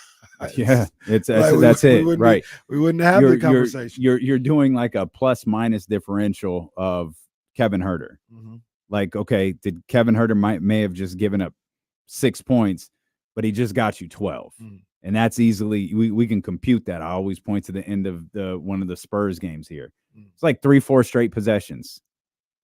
Pass Kevin Huerter to the basket. Pass Kevin Huerter to the basket. But if he's, hitting the threes at that 40% clip that he's certainly very capable of, at the volume that he's capable of, it's probably different. The other thing about that too is they had the thing to fall back on, and I don't know it this year, but of their fourth quarter defense, where they had the thing where when it got tight, when it got to winning time, they would buckle up on defense, and they were one of the better defensive teams in the league during that time. We saw in the playoffs, they didn't lose because of defense. They lost because they couldn't hit shots, so they had that, at least for me, to fall back on and say, they've shown that they can get it done in crunch time, in the playoffs, all this other stuff. So if he's hitting, I'm leaving it alone. I don't need to make defensive changes to the lineup, but he wasn't hitting. So to the tune of nearly 5 points per game. He wasn't hitting the shots, but also too, like, even if he was, like, that's a Kings team that probably is mainly just offensive, like, focused and stuff like that. I think you can also be that offensive team with Keon Ellis, but also have that defense now to fall back on. Kind of like we were like, can you be great offensively and like improve your defense as well, but not like lose too much? And I think they could still be that firepower team on offense, but like now you got the defense too. No, you're right. Yeah, Right. Keon being able to hit a few shots, Keon being able to hit shots when he's open feels like a game changer. The other thing I thought about over the weekend is kind of what we talked about. Now, it feels like maybe these guys will make the decision easy, but you had situations of who's closing, right? So Keon, he got in really, really late in the game against Washington. That closing lineup was Fox, Monk, Harrison, Sabonis, and Keegan. Saturday, Monk made it easy because he couldn't hit a shot, and he wasn't in the closing lineup. And it goes back to what you talk about, where maybe there isn't, outside of Fox and Sabonis, there isn't a set other three. You play it by ear. Yeah. Sometimes it may be Keon, sometimes it's maybe Malik who sits, or Harrison or something like that. It did feel odd that Keon wasn't in the game. He came back in with, was it like 3 minutes? It was a long time. Yeah. And I know, they were looking for points, and I guess the rationale would be, not that Mike needs to rationalize this to anybody, we were getting stops. We weren't getting baskets. Right. Maybe Keon wasn't the guy to put in the game when you needed baskets and the stops were there. Yeah. Unfortunately, the Kings couldn't get baskets, and that's and so I they did just lose to the Wizards though, and I understand what Jesse said though is that's a blip now. Unfortunately, it's a blip with this new version of the Kings, or this proposed new version of the Kings. But man, it is glaring on the Doppler radar of the season. Well, that's the thing. Like this, the way they're playing now, they're still paying for past mistakes Right, this season. Right. And it's where you have to play. Again, it's the unfortunate part about this. They have to play at an extremely high level this week. The good news is you're at home. You've got Philadelphia at home, a desperate team. You got Dallas twice at home, who, one, is playing well, but two, they're fighting for the same position that you are. And neither one of you are in control of this right now, because you need Phoenix to lose some games at some point. I think that's the one you're going to get. Dallas, I don't know. Well, see, the thing is, though, you're probably not getting it tomorrow or tonight. For Phoenix. The Spurs. Yeah. So you got one more night, and I think business is going to pick up in a bad way. Who I know they're in our notes. Who's the next games that they have? They've got, off the top, I had their schedule. I got it right here. This week they have the Nuggets and the Thunder. Yeah, it should go on 2. Well, it should 1 and 2 with the Spurs. Yeah. Yeah. Okay. I don't know. And tonight's game against the Spurs is going to be. I don't know. The Nuggets sure are. Jeff Jarrett, laying down Bash at the Beach style for some of these teams that the Kings are competing with. They just happen to play their worst games against these teams that the Kings are competing with. The Spurs game tonight too is going to be a different type of game for Phoenix. I'm not going to predict that they're going to lose, but they ain't winning by 20. Oh, I don't think that that's happening either. But I don't want to diminish the way that they're playing. They've won 3 in a row. All right, we'll talk more about the league. All right, come on, man. We'll talk about it. We'll talk about the Western Conference and what's going on near the bottom of the postseason standings. That's coming up here as D'Lo and KC continue. D'Lo and KC brought to you by Sky River Casino on Sacramento Sports Leader ESPN 1320.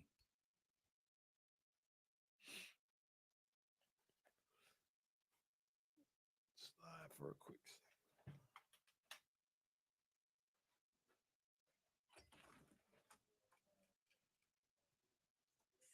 Harrison Barnes, for what he is like in the league, is great, but might not necessarily be what the Kings need at this point. Might need a little bit more, like you guys are saying.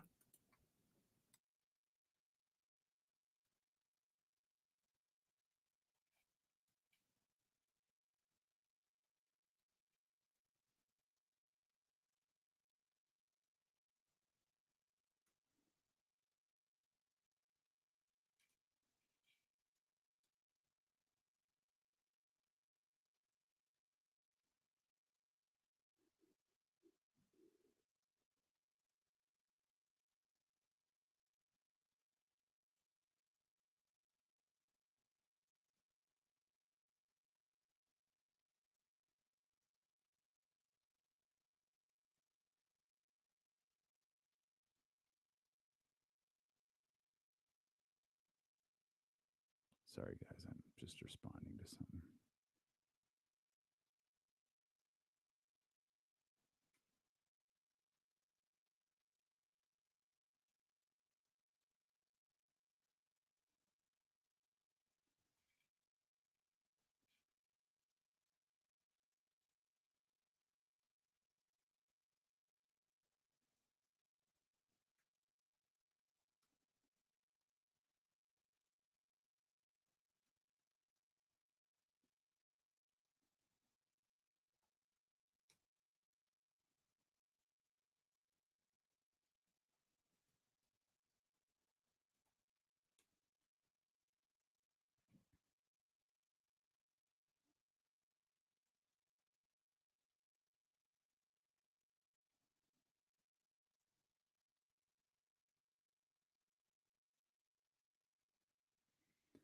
All right, my bad, guys.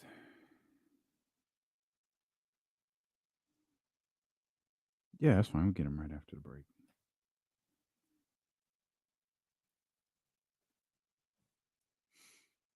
Oh, man.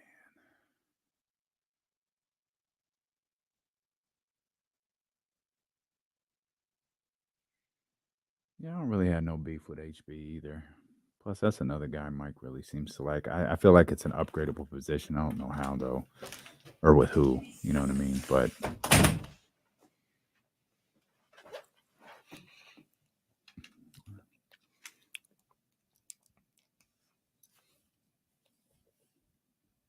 seeing Kevin Herter off the bench could be a good look for this team. Could be a really good look for this team. Could those on YouTube hit the thumbs up, by the way? I know I haven't been talking about that a lot, but if y'all could hit the thumbs up, man. Please, help me, please. I saw it from NBA Central, but they attributed it to Shams. You see the Nets turn down picks and Jalen Green for Mikal Bridges? Really? Yeah. That boy Jalen hooping now. Yeah, Jalen he must have gotten wind of that. That kind of discouraged me from my Kings to get Mikal Bridges this offseason talk. He said, I got to thank Drea. That's what he said the other day. Well, so y'all leave her alone. Playing great basketball right now. Hey, let her live. That's her joke also. Oh, the Nets are. Y'all need to stop attacking these brothers for who they sleep with. Oh, did you guys see those players of the week? Respect Derek White. Anthony Davis. Boy, you would have thought Anthony Davis really did something last night. He's been all over. Oh, AD putting the team on his back. Man, play. Ain't nobody hearing nothing from AD. I don't hear nothing. Putting the team on his back. 39 and 32. Salute. 1-3 in a row. Good for them. Good for them. I guess the Kings haven't won 7 of their last 10 or anything. But I guess when you lose to the Wizards, people ignore you. But they have won 7 of their last 10. Rockets winning 8 in a row was pretty amazing. Really good at home, too. Really good at home. Better than the Kings at home. Shit, better than a lot of teams at home. They're horrible on the road, though, I think. No, they are that. They are that. They're 10 and 24 on the road, 25 and 11 at home. Shout out to our boy Jake Gayton. Yeah, I'm looking at that. Seeing this right now. So come on, man. Spend some time with Vivek. Come on, man. He's been all over this. The A's thing. Yeah.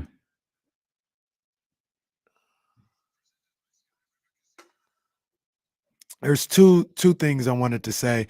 Should I do it now? Or actually, it's probably 3 things. But should I do it now, or should we go to the phone lines? Let's get Herbert. All right. And then let you rock. 916-909-1320. What's up, Herbert? Hey, what's up, KC? What's up, D-Lo? Herbert, what up, big dog? I didn't forget about you. I'm getting out there on one of them Sundays, big dog. Oh, hey, I'm on the IR right now. Oh, no. So, what happened to you? Man, I did too many. I played too many games, man. So you need load management? Is that what's going on? Yeah, I'm just I'm icing the knees. He got man, that. And, yeah, he got that. At a time, man. He got that IR old treatment. That's what he got. That's all right, brother. That's all right. But hey, anytime I hear you guys talking Kentucky basketball, man, my alarms go off. Okay. So, Coach Cal, man, I don't know. I've been watching Kentucky. I'm a big Kentucky fan, watching Kentucky basketball way back in the day, back Patino days. Mm-hmm. So, Coach Cal is an amazing coach. And more than that, he's an amazing leader. I don't know if you guys saw his documentary, but basically, Kentucky's always been a blue blood. But when Coach Cal got there, to me, he even turned that program into an NBA hub. And you just watch the NBA. They don't talk about the other colleges like that. When it's 5 Kentucky guys on the floor, they'll tell you, hey, it's 5 Kentucky guys out here. And even Pat Riley, all those teams like Miami, those guys, they look for Kentucky players specifically. And what you were talking about, Damian Scal, how many shots did Scal get in the NBA just from the look? He didn't even really play. And he got a look in the NBA. You go to Kentucky, they're going to give you a look just based on that alone. And Coach Cal told those dudes, this is a lottery ticket. It's up to, if you want to cash it in, here you go, cash it in. So to me, Coach Cal, man, he's done great. I like what he does with that program. I don't even think he cares about titles, to be honest. He just wants to get those guys in the league and watch them make it, man. Coach Cal's amazing. Okay. Man, I hear you. Appreciate you, Herbert. I hear you. I like Coach Cal a lot. I do think he cares about titles, but I also think he knows his. I also think he knows has his strengths. He knows what's gonna move for him. You know what I mean? So, and where his bag is. The two things. One, it was Coach Cal related. I don't know. No, it was outside of the show. Somebody, did you see the guy who spent 8 minutes breaking down how awful Coach Cal coaching was for this Kentucky team? Oh, I did not. 8 minutes. It is. So I think he does this routinely. I don't know if it's just Kentucky or whatever. But somebody sent it to me. It was on Twitter, and he was going. It's hilarious. Maybe during a break we might have to play this. Like he is. He's funny. I'm gonna try and find it, and I'll tag you guys. But that was some great stuff. The other thing I was gonna say when you talk about great content, did you see? Did you see the video of Tony Yayo letting the canine bite his arm, like in the little suit? No, I didn't see that. So, yeah, he had one of the suits on, that aren't supposed to penetrate anything. And he's like, "Yeah, come on out." And hey, no, hey, hands off, I didn't touch him. Bro, you're not helping your case here, pal. You're playing like Draymond Green. Like, what are you doing of the right finals. now? You're just Like, playing what are you football, doing? bro. Like, come on, let's play ball today. What is with you today? But he's like, "Yeah, man, I'm gonna see what the canine bite feels like." The canine get on his arm, and he's like, "Oh, hey, no, hey, get him, no, get him off, no, hey, no, dog, no, hey, get him, get him." It took him like 2 seconds. He's like, "Bro, I felt the pressure, bro. Like, it's crazy. Like, if this little suit wasn't on, gonna feel anything." Well, like, what did he think? He didn't know what he was. It was probably more intense than he thought. But he's like, "I'm telling you right now, like when I tried to pull away, his grip would get tighter. If I didn't have this suit on, I'm telling you, it would have broke my arm. I'm telling you, like, it's crazy." That's what I was saying. I wasn't acting. Get him off. Get him out of here. Did we establish why he was doing this? Just content gold. Okay. And it worked. Okay. I don't even know what you call this role, but is he like the greatest content side rap character ever? Just he's one of 50 Cent's guys. Like, he's not the main guy or whatever, but he's kind of carved his own lane. Maybe I don't do. I don't even know who else would be in this group. I don't do a lot Cam of his and Mace interviews. Have really taken. Oh man, they're going crazy. They've really taken it to a different. But they're not. You would say they're not side guys. True. Yeah. True. But now that I watched that. Speaking of, that was did you get that little news bulletin? Homes in Los Angeles, New York, and Miami are being raided by federal agents. Homes of Sean Combs. He didn't get out of the country fast enough. They should have done what Russell did. They have been unable to establish if Sean is at any of these homes right now. But they have pulled everyone out of those homes, and they're questioning all of them. No word on what they're looking for, but goodness gracious. This is a massive story, right? Just given how big he is. He might go to jail. It's been trekking towards very, very bad for months now. And yeah, this is feels like he's going to jail. Yeah. It just feels like he's not going to find his way out of this one.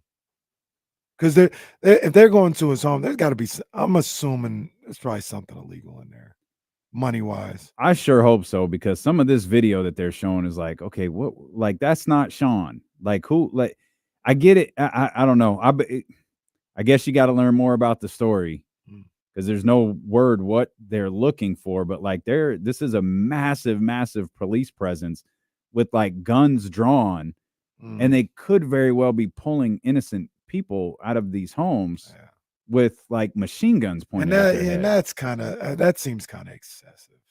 Well, I mean, I'll stall them out, and they don't know what they're walking into, right? And we don't know but what it's they're also looking for either. we don't, and that's like, what are you looking for that has you in a home like that? Like, they're in like army, they're in like SWAT team gear with machine guns, and clearly you know who the guy is. You're looking for something. He's got kids. You're going to the home.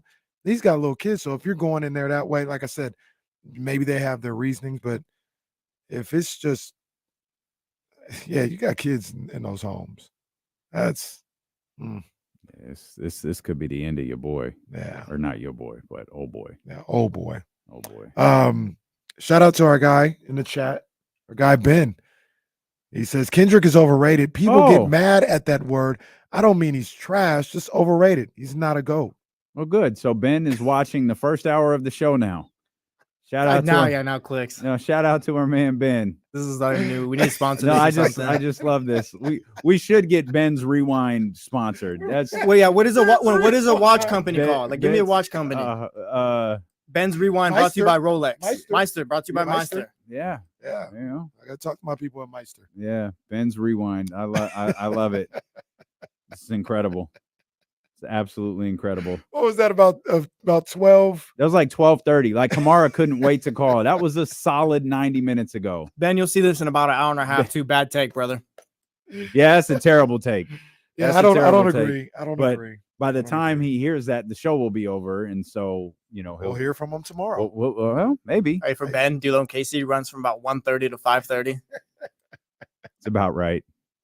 That's about right. I'm with it. Yeah, that's the beauty of YouTube and the Odyssey app and Twitch and all of that. You can watch this whenever you want to. Leave a thumbs up. And I love, and I mean this when I say, because Ben, that's my guy. I love that he knows it's not live, but he still comments. Oh yeah. Yeah, let me get my comment off. Ben's in there for the love of the game. We respect it. All about it. Shout out Ben. I think I met him at one of the Sky River. Yeah, he always Ben's comes. awesome. Yeah, he steps He always out. pulls up to the live shows, man. So He steps out. And the watch parties, which is we got one on Thursday. We do. We have a watch party coming up on Thursday. This one is at Bar West.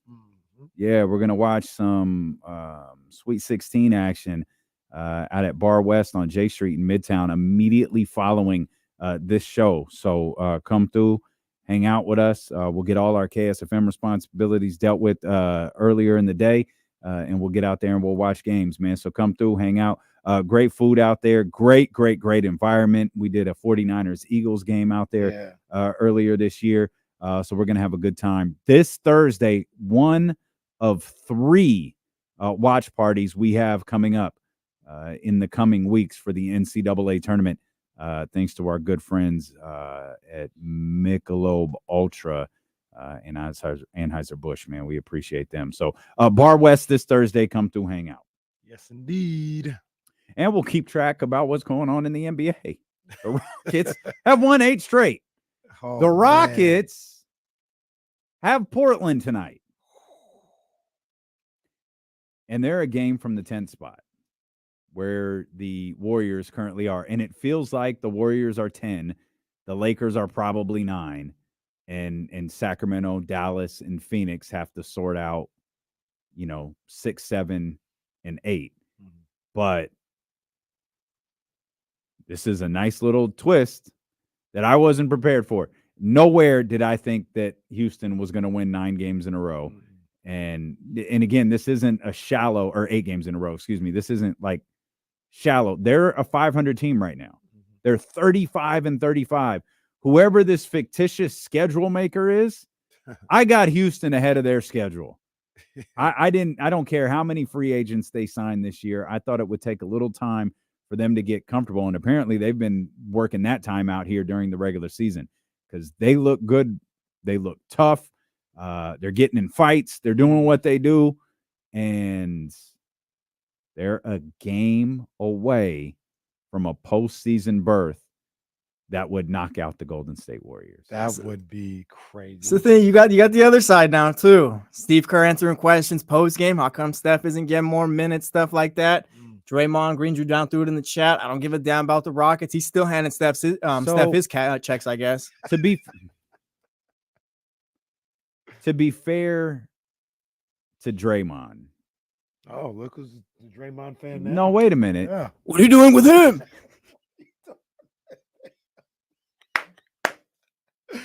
What are you doing with him? To be fair, he shouldn't be. He needs to worry about the Golden State Warriors. And, like if De'Aaron can't be worried about the Dallas Mavericks. I mean, he can tomorrow. He can't tonight. Right? And unless the Warriors, their next game is against the Rockets, and I missed it, he can't be worried about the Rockets. I'm perfectly okay with that statement. I wanted to rip it apart because people have been taking that one singular line and running with it, and I wanted to be able to kill Draymond for this, but he can't be. Like, he can't worry about the Rockets. He has to worry about the Golden State Warriors, and I'm completely okay with that. The Steve Kerr thing is different because Steve Kerr is talking about, well, I don't think Steph Curry playing 32 minutes versus 30 minutes is the reason why we lost. No, Steve.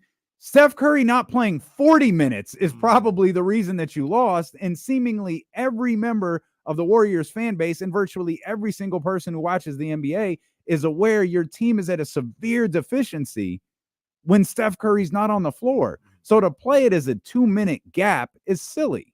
It's disingenuous, and you're trying to make people look stupid.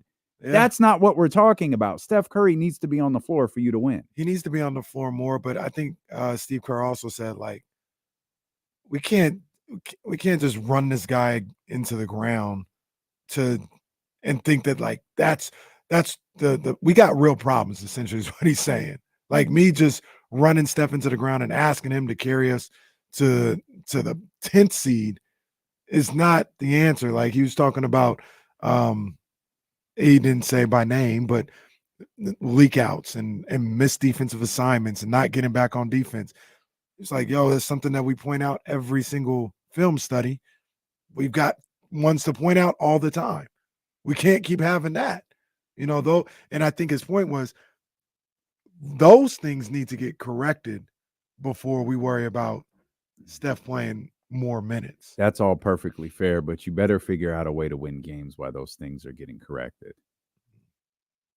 And if winning games is Steph Curry playing 36, 37, 38 minutes, unless Steph comes to you and says, dude, I can't do that. And he literally said last night, that's not the case. If it means I have to play 40 minutes every night, he might not have said 40, but he said, if I have to play a ton, something to that along those lines every night, then that's what I have to do. Yeah. It's like Steve is making this decision for Steph. Yeah. Unless Steph is exhibiting something that you're aware of that no one else is, that says he can't play like that for the next 10 games, 11 games, 12 games. Hey, my bad. Back off. It's just something we're not aware of. There's no indication that that's the case. And you do have a host of other. Hey, King's got problems. But if De'Aaron can win the game in the fourth quarter, goddamn it, De'Aaron, you're playing 12 minutes in the fourth quarter. I don't know what to tell you.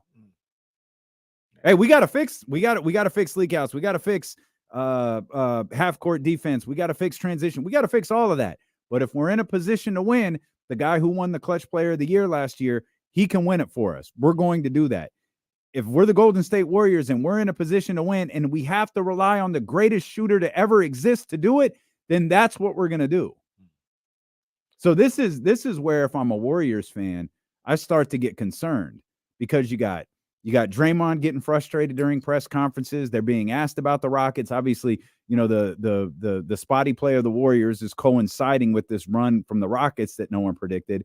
And now you've got, as up and down as the Kings have been, man, it feels like the Warriors have been all over the place. Like, they were vibing, they were winning tough games, they were winning big games, nationally televised games. Steph was being Steph, golf swings. It was all exciting. Yeah. And then they have moments like this where it's not, they don't have the Rockets, or sorry, not the Rockets, the Pistons, Wizards stuff going on, but they start to accumulate 4 losses in 5 games. And things like that wind up dragging them down a little bit, where they're left wondering, well, you got Steph Curry not playing. You got Draymond getting in scuffles. You got, Clay missing shots. And, it seems like we love this Jonathan Kuminga kid, but we can't piece everything around it all at once. I think it really comes down to, and I thought they were going to be better than what they were last year, but they're just not that good. I think that's something that ESPN, that everybody just doesn't want to acknowledge. Mm-hmm. Like, they're not that good. Like, say you start playing Steph 40 minutes, and you get to 10, you're probably gonna lose to the Lakers. Like, but you can't do that though. No, I mean, you got to do what you got to do to win. But we, as people who are talking about them, we got to acknowledge the fact that they're just not good enough. Mm-hmm. They're not good enough. They're too small, and outside of Steph Curry, they don't have anybody that you can rely on offensively. And they go, I mean, they'll lose to a lot of these teams in the playoffs, or in the play-in. I think it's probably Lakers Warriors, right? I mean, unless the Rockets, if the Warriors are in the play-in, they're probably playing the Lakers. Oh yeah, for sure. Unless something crazy happens. Unless something crazy happens with Phoenix, Sacramento, or Dallas, and obviously hope that that's not the case. I haven't. So the thing is, I can look at Golden State's schedule and not get a feel at all for what they had. They're about these first 3 of this 5-game road trip.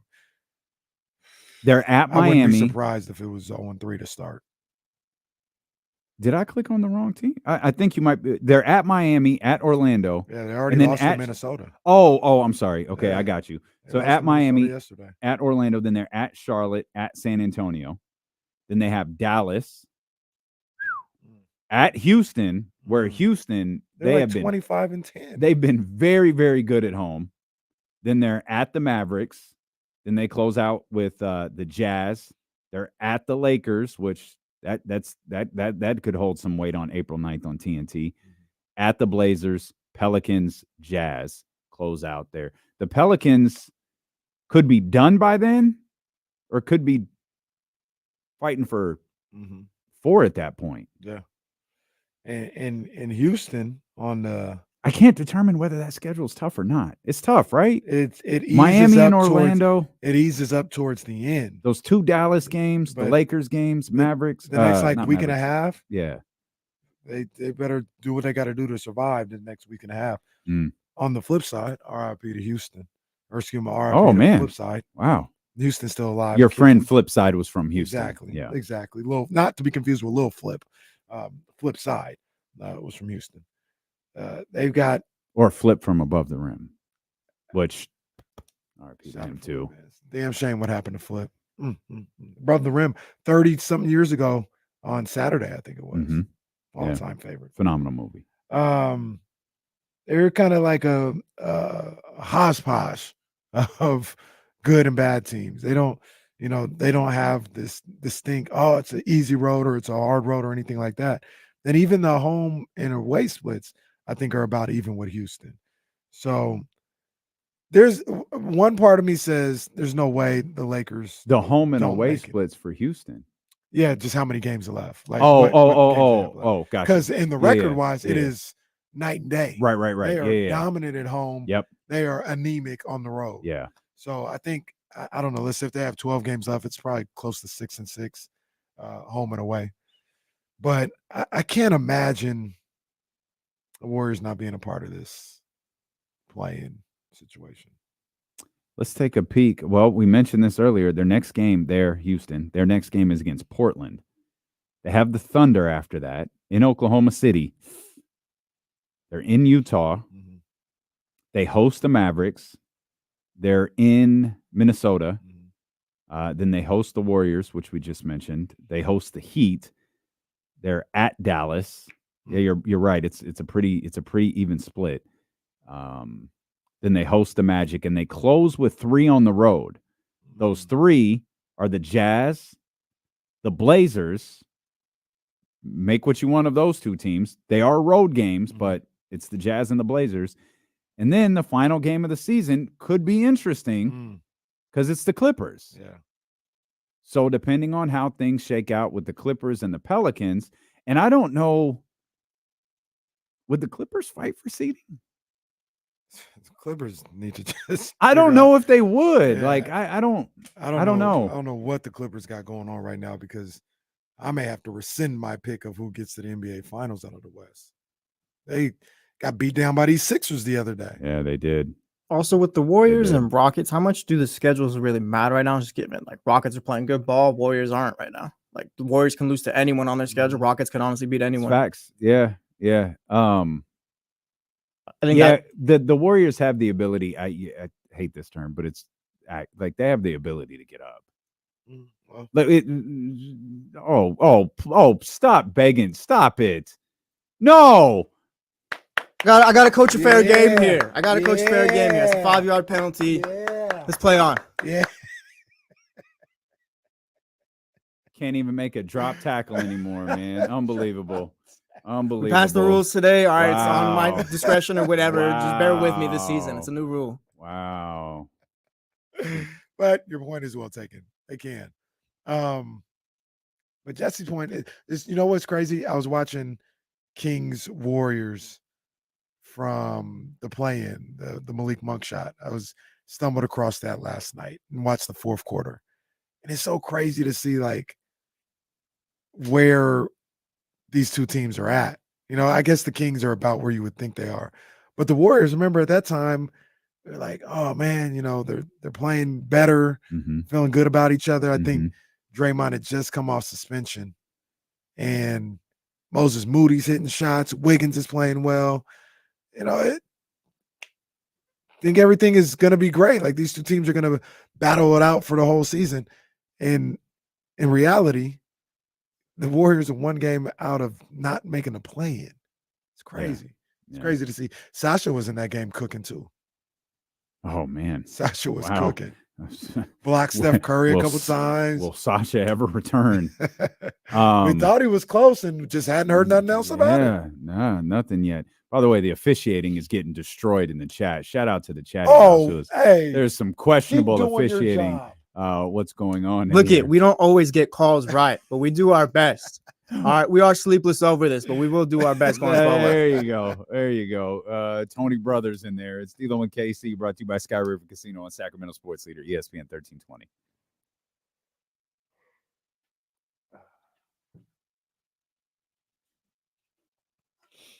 Let me see.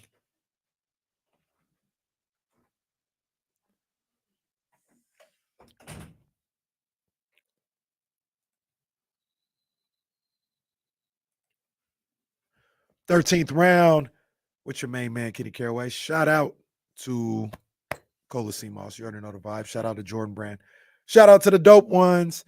And we are not far away. We are less than a week away from PBC being back in the game as they have their debut pay-per-view on Amazon Prime, highlighted by Tim Tszyu going up against Sebastian Fundora, who is a late replacement. It was supposed to be Keith one-time Thurman. He had a bicep injury. He had to pull out of the fight. And Fundora, the last time I saw him, he got rocked the last time I saw him. And it feels like they're kind of feeding him to Tim Zoo. But he'll be in this fight, stepping in for Keith Thurman. Also, the co-main in this one is going to be Rolly Romero going up against Cruz. I don't know why I drew a blank. But going up against my man Cruz in an entertaining fight. I think that's going to be an entertaining fight for sure. I'm anxious to see what Prime Video and Amazon and PBC got cooking up for this pay-per-view event. Are there going to be some kinks that need to be worked out? Or is it going to be smooth sailing? Is it going to look the same? Are they going to have some stuff post-fight? I'm interested to see how this plays out. It could be a game changer. It could be a game changer if they can get this done. Not that other organizations don't have pay-per-view stuff, but if Prime can get involved, there's a lot that can go down with that. So anxious to see it. We'll preview the fights a little bit more as the week goes along. But PBC is back. Let's see what they got. That's the 13th round. Rolly's fighting the same Cruz that Tank fought? Yeah. Oh, he's going to die. Some people believe that he gets a little too much credit for fighting Tank close. Yeah, but Rolly gets too much credit for being a professional boxer as well. Rolly got a little pop, though. I don't think he's going to Isaac Cruz. I don't think he's going to. If Tank couldn't hurt Isaac Cruz, I don't know if Rolly will. That 45-year-old man almost beat Rolly last time.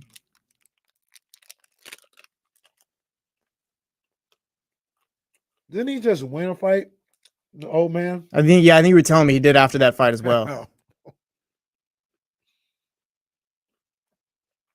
Looks like this fight's still happening. I mean, we're getting closer.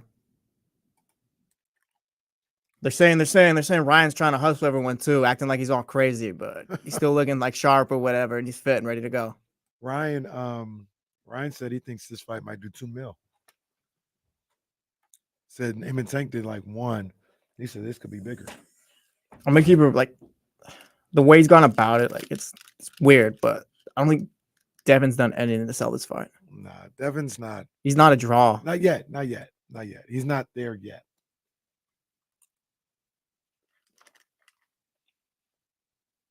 Take a lap, Michigan. Take a lap.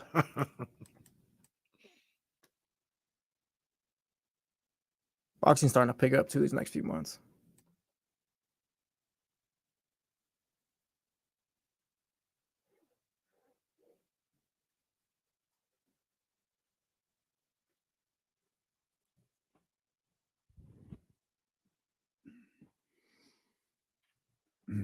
Nah, Aldrin, that's not fair because he's still young. Yeah, he's still young. He's just starting to get the buzz that Tank has had for 7 years at this point. He's still early in his development. And he's fighting the big fights too.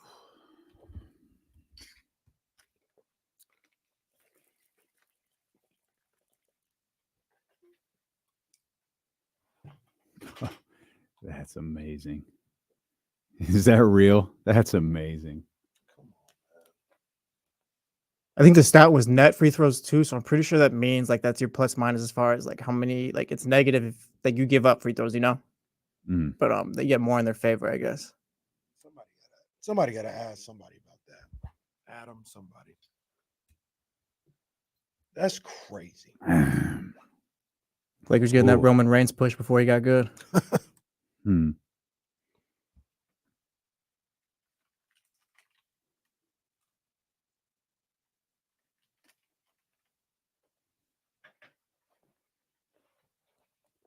I think our man Abe's a wrestling fan. He posted something on The Rock's new skincare line. All right, Rock. I ain't mad at him. Football league starts this weekend or something, doesn't it? Or 2 weeks or something. I saw a commercial for it. Oh, does it?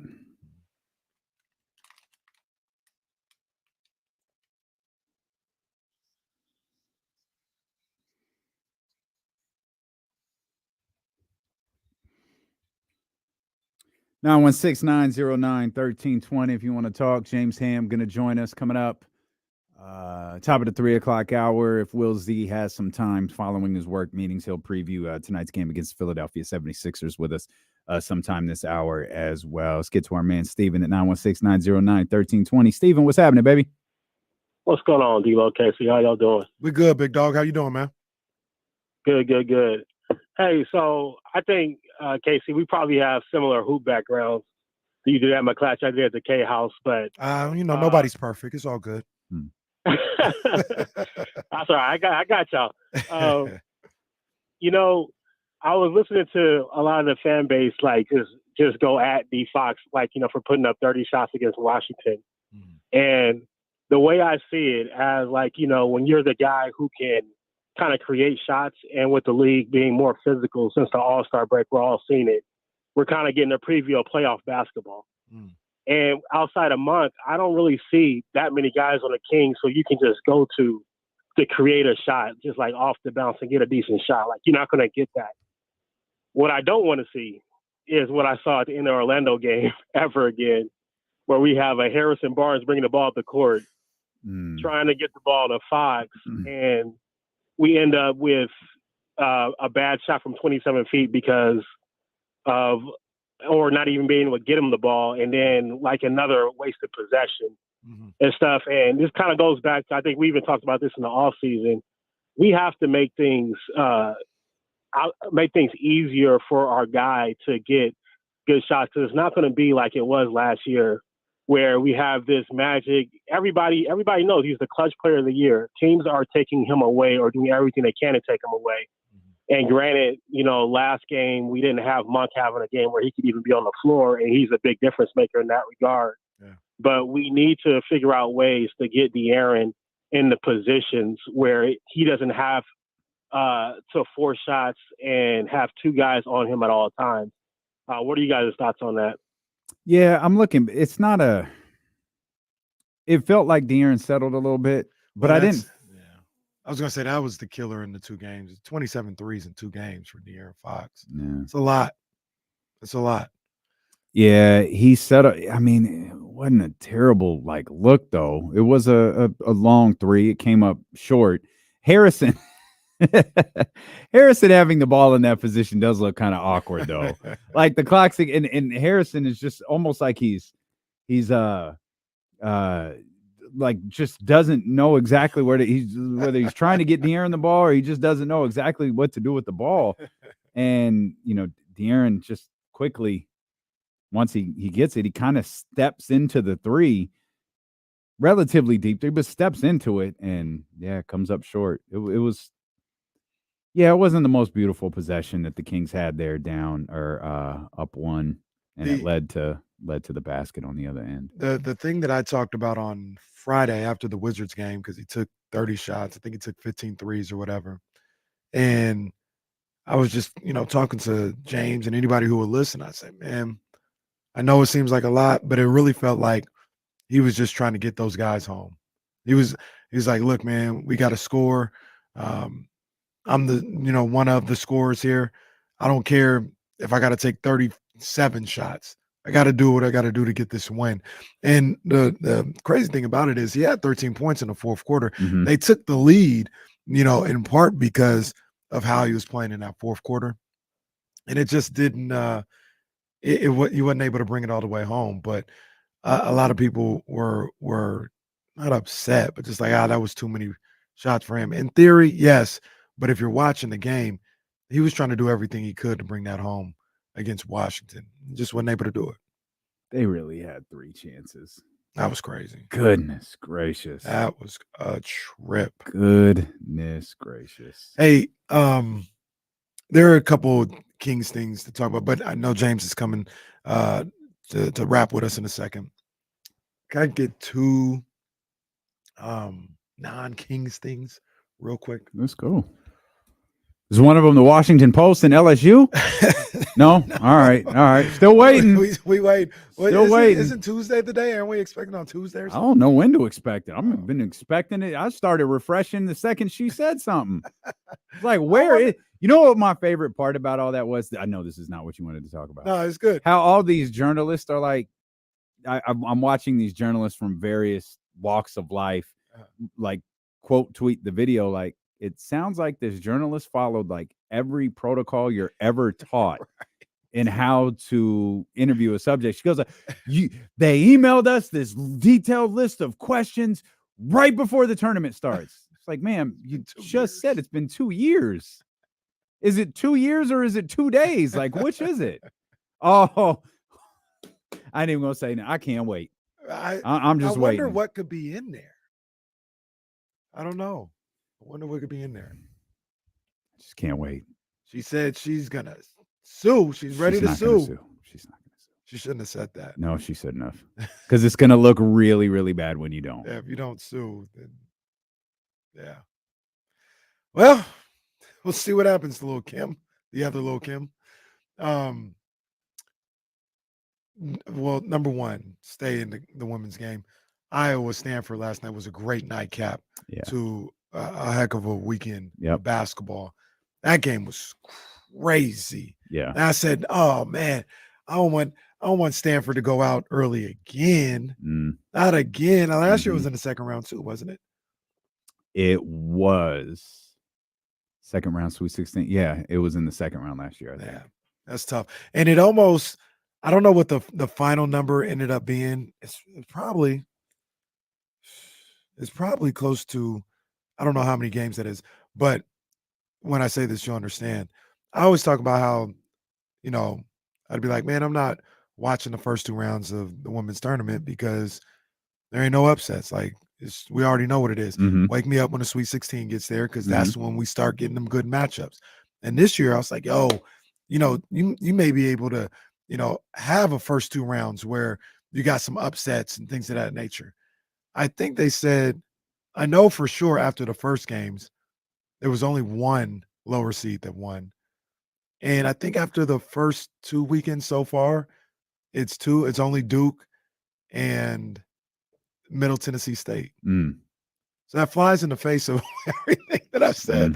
The higher seeds are, and I think they said, I saw something where like the number of wins from higher seeds is like maybe the highest ever for the first 2 rounds.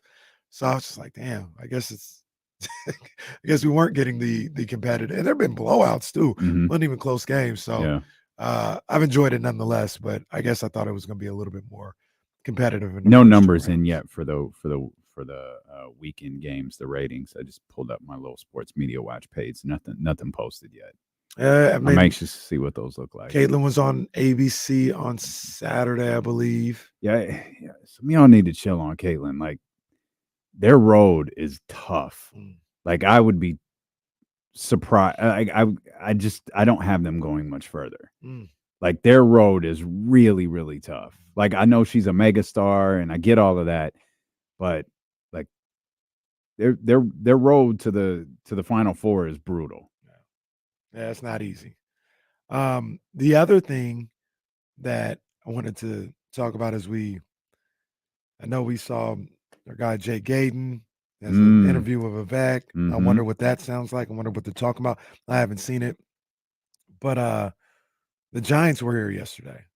The Giants were playing the River Cats. They lost to the River Cats. But the Giants were here. Sold out. I think they said they have 14,500 or something like that. The lawn was full, everything. And I watched a little bit of that game, and I watched like the intro to that game as they were getting that aerial shots. Sutter Health Park was filled, all this stuff. I said, damn. I know. Sorry, James. Sorry, Matt George. Sorry, Kyle Madsen. You can get the A's here. I don't care if it's for a couple of years. If you can get Major League Baseball here, you got to do it. You got to do it, man. I was watching that. I was like, bro, the Giants people are high. It's only an exhibition. I don't even think all the regulars played, but it was filled. The lawn was full. It looked beautiful. It was a really nice day out here, so it looked beautiful. I was like, man, you could get the A's here, boy. You got to do it, man. And now I saw that, and I was like, even if you don't have a promise, it feels like you got to do it. Feels like you got to do it. Don't you lose the River Cats if you do that? You might, but you can always get a minor league team. You can always do that. Okay. But that was my thought yesterday, watching the beginning of that game. I was like, damn, this looks great. This looks awesome. The Giants are here. So think about it. I mean, you forget the fact that the A's will be here all the time, but Red Sox coming to town, Aaron Judge coming to town, the Astros, all these, and then interleague, hell, the Dodgers, the Ohtani coming. Like, what? And you tell me it can only be 3 or 4 years? I'll take my chances. What? I wonder if Shohei Ohtani would be coming to town. Well, I wouldn't bet on it. Shohei courtside sweating out the Kings over for that game that night. I wouldn't bet on it. Well, come hang out with D'Lo and KC and Shohei Ohtani live at Sky River Casino. We can get him to be a special guest every time he comes to Sacramento. So Shohei's supposed to talk here soon, and when the Dodgers first said Shohei would be available, it's like, well, this is fascinating because it centers on his interpreter, so they've had to get a new one. And I'm not trying to be funny, but I don't think I've ever seen Shohei answer questions. Well, that's the thing. He was originally supposed to answer questions. Yeah, now he's not. Yeah. So what's going on? What are they doing? Now he's supposed to be releasing a statement. I guess he's releasing, but he's still doing the press conference. Well, I think he's like, he's I don't know if he's saying it. Yeah, he's like, saying it. He's not taking questions though. He's releasing a statement. Like he's going to go say what he says and then leave, I guess. But he's not taking questions, which to me, that's making this far worse. Well, we talked about this a little bit on Friday. We said while you were sleeping, we were gonna, have this for Dame. What do you think is going on? So let me address the press conference first. There's probably a variety of reasons why he can't answer questions. Yep. And I think a lot of them just have to do with the language barrier. And unless his interpreter is also his lawyer, just a misunderstanding of a question could put him in a really precarious spot. I don't think it's as simplistic. Well, if he didn't do anything wrong, then he has nothing to be afraid of. I don't think it's that simple, especially with language being a barrier. Yeah. What do I think happened? I don't know, but I don't think what they're telling us is what happened. There's that. That's the one thing. Like, I don't know if it's Shohei gambling. I don't know what it is, but I don't think it's what they told us. So if he is gambling, does it matter if it's not on baseball? It doesn't. And to me, it doesn't feel like it matters if it's not on baseball. And I don't think he's gambling on baseball. Yeah, I feel like not but the story's been kind of, in my eyes, overblown a bit. I think it's just coming down to we'll see if he was betting on baseball and all that. That'll come out eventually. Correct me if I'm wrong. Wasn't this story originally presented to us as theft? Yeah. Yeah. And then did you see? So it was presented as theft. They have a number. So what? He's He's Barry Bonds' trainer.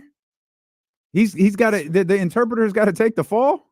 Because if he didn't steal anything now, well, that's the thing. I told Kenny, if he didn't steal, if he did steal the $4.5 million, why are you not pressing charges on him? Well, right. This is who he is now.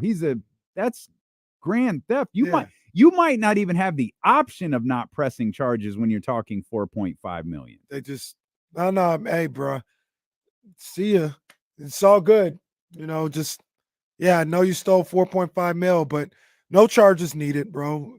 Won't even need the money back. Okay, and then I asked KC too, hypothetically, if our guy is betting on just betting or whatever, if I'm Shohei's team, we need to defer that $680 million to the end of his contract so he doesn't blow it all on this coming up. You know your client. All the payments are deferred. What he's got going on. Now, we've never seen that before, right? No. Not the big time money. Not like that. Not Bobby like Bonilla that. was. That was a buyout, though, wasn't it? That wasn't even a contract. I thought wasn't it was part of his contract. Oh, was it? Yeah, but it was just I thought it was some buyout. Like we gave you up front or something like that, or guaranteed we gave you $60 million, but to get to the $80 million for the next 20 years or whatever, we'll give you. Did that expire? Was this the last year? I feel like I think it might have been the last year. So yeah, this is bizarre, and maybe I'm just a little naive to the situation, but if he's just betting on soccer and he's got a gambling problem, I don't see that as an issue. I don't see that as a story. I don't even necessarily see that as something that you've got to change the story for. The time that you got to change the story is if baseball became involved. I disagree. And I don't think he bet on baseball. I don't believe that. I disagree. I'll tell you why in a sec. Jess, go ahead. Keep it a buck. Like the entire existence of the MLB is just based off of cheating. Like Shoeless Joe, the White Sox, is just cheating. Yeah. And it's like maybe Shohei is not like betting on baseball, but it's just another one where it's like, all right, this dude's gambling. It's another, it's another not black eye on the MLB, but just more stuff where it's like that kind of raises that thought, So you just don't even want to deal with it. Just get out in front of it. Just more so like, no, we're not dealing with this at all.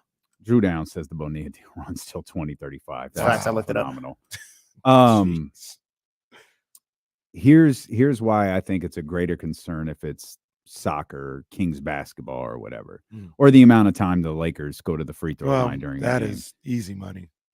Is gambling is an addiction, right? That I mean, we saw, some of us may have seen Reese Davis essentially kind of had to apologize for like a remark that he made about gambling on television, about it being a risk-free investment or something like that, given the way that the ESPN bet segments have paid off. And he quickly had to go to Twitter. Obviously that's not true. And he had to clarify, and there's an addiction that comes with this. Reese with a crazy year so far. Yeah, he's had some moments. And so with someone who has an addiction like that, or is chasing a high like that, you have to wonder at what point. You referenced Shoeless Joe Jackson a second ago. At what point do bigger entities get involved where now he might not be betting on baseball, but his bookies are, and they're coming to him saying, I need Houston to win tonight. Like, I think that you're open, and I know that's extreme, and I know I'm being extreme, but that's what we're talking about, right? You're opening the gateway to something far more dangerous. Should this even be the case? And I think if one of your, I wouldn't even say one of your star athletes, I would say someone in your league who actively plays has a gambling issue, you as a league probably need to get it in order as quickly as possible. And we all know there is no chance in hell Shohei is going to get sat down. No. So if you can deal with this in another way publicly while dealing with it in an entirely different way privately, that's what you're going to do. This league and that player can't afford anything of the, hey, they can't afford anything of the scandal nature. And he is far too valuable for that league. I wonder, and maybe they had some type of inside tip or something like that. How did this even get out? You know what I mean? How did it get to the point where they have to have some type of game plan to figure out how to deal with this? How does this even get out? Because the only answer to that would be somebody was about to out him, probably, and they probably the Washington Post. Well, they're good at this stuff. Imagine Kim Mulkey and Shohei in a room together. How do we figure this out, Shohei? They're good at this stuff. I'm a little distracted because I just saw the video of Sean's LA home being raided. That was crazy. Yeah, that was wild. I didn't know they were pulling people out. Yep. At gunpoint, all this that. Yeah, I was watching it. That's why I was saying, man, they're really entering this home aggressively. Like they entered Sean Combs, by the way, for those that didn't get that. They're entering the house like they're searching for a dangerous criminal. Man, that was a trip. All three of his homes raided at the same exact time. I wonder what it is. That man might be in Dubai, or where is he? Where's Russell? He's in where did Thailand Usher or just? something. No, Usher just went there. Isn't he in Thailand or something? Yeah, he's not in Dubai. Maybe it's Thailand. Yeah, that's some serious stuff. That feels a little bit more than like so tax evasion or something. We asked the question, like, could he Bali? Thank you. Bali. We asked the question on a KSFM show, like, could Sean hit that R. Kelly status? He might be there. He's knocking on the door. He might be there. I mean, the bad boy stuff, some of it you just, aren't going to get rid of, like big songs and stuff like that. And his ad libs are on there. But I mean, what? We ain't playing Can't Nobody Hold Me Down. Yeah. We ain't playing Been Around the World. Like anything that's a quote unquote Diddy song. I'll Be Missing You gone. I'll Be Missing You is gone. Yeah. Well, you want to talk about the other conversation we had? Yeah. This one. You and I. This dude. Hey, this guy right here. What happened? This guy, he wants to find a way. I don't want to find nothing. Oh, we got more tweets? No, he wants to find a way to bring a eliminated R&B artist. No, don't say that. Not true. Not true. I had a question because I was thinking about another question. Okay. Yes. We were talking about Confessions, Usher's album. For no reason whatsoever. Well, no, there was a reason. There was a reason. Because Confessions is the best R&B album of my lifetime. And when I say that, I'm like, it is, right? But I was like, well, it kind of is because others are not eligible anymore. Yeah. So that they're like Reggie Bush's Heisman Trophy. Well, no, got to pretend like that didn't happen. Reggie should get his trophy back. This guy should not get his stuff back. But I asked the question after that. I was like, well, hypothetically, if we're having a conversation, what's the best one? And you always train to bring hypothetical. I answered it. What did you answer? What did you answer? No, your answer might have been the worst. The worst? No, not the worst album. The worst answer. Oh no. Yeah. I'm not saying you're wrong. Tennessee has really fought back into this game against NC State. You really start the conversation and then try to bury me. Like it's amazing. Paul Charles asked the real question is, what does KC do with his Twitter handle? Nothing. That's why we call him Sean now. Yeah, I got that now. He's lost the I'm in control. He's lost the name Diddy. He is now Sean. Yeah. Yeah.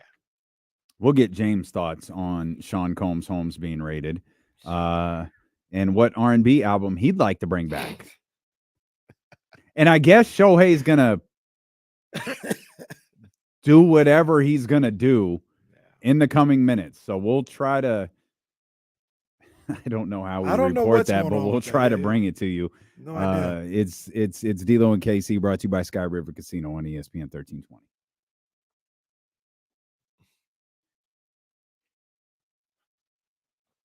I think it was Drew down in the chat said Shohei's gonna come out like Dwight Schrute, stay his regret and get out of there. He's gonna what? And then Dwight Schrute his apology. I state my regret and get out of there. I had to write it down because I did not feel it.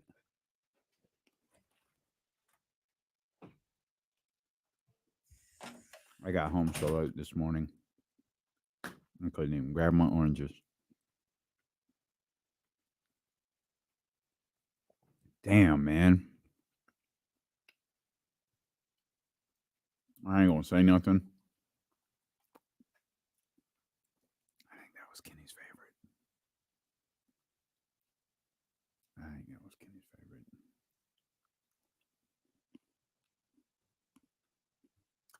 All right, Sidney Dean chill. Man, if he's not there right now, that's where he's going.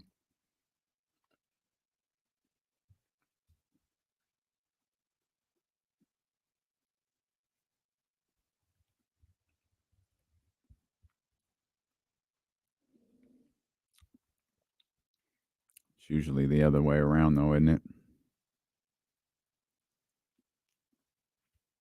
It's usually the other way around, my brother. I wonder where Diddy is at if he's not in one of those 3 homes.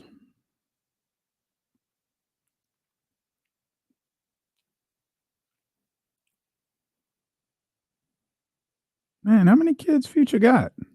Oh, just 3? Or are those all Future's kids? Damn. All that Kendrick stuff distracting people from that Future Metro album was fire. And I haven't even had to get multiple listens with it. What's up, Hammer?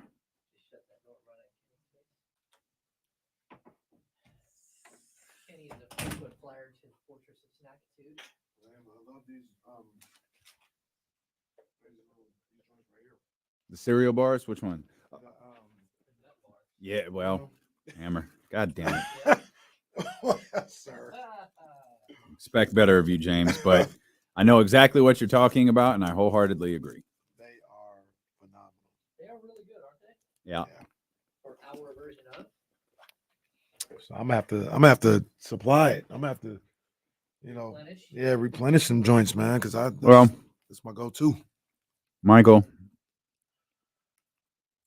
the 2 biggest hip hop artists of their time were murdered within 6 months of each other, so I don't think it's going to beat that, but it's going to be pretty high up there. Yeah, we refer to him as Sean. Sean, that's it.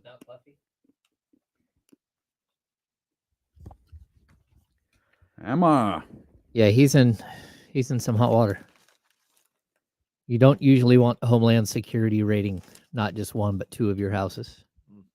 Generally not a good idea. Nope. So I guess Shohei's talking now. I'm not turning away from this game though.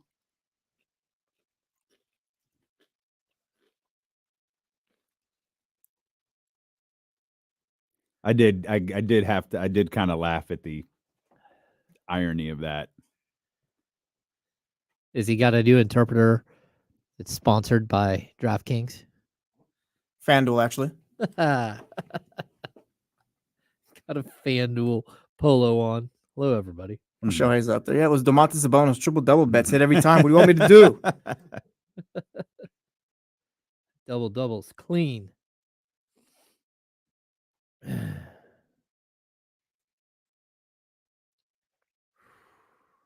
Ate too much. You go to Bennett's? No, I went to Chevy's.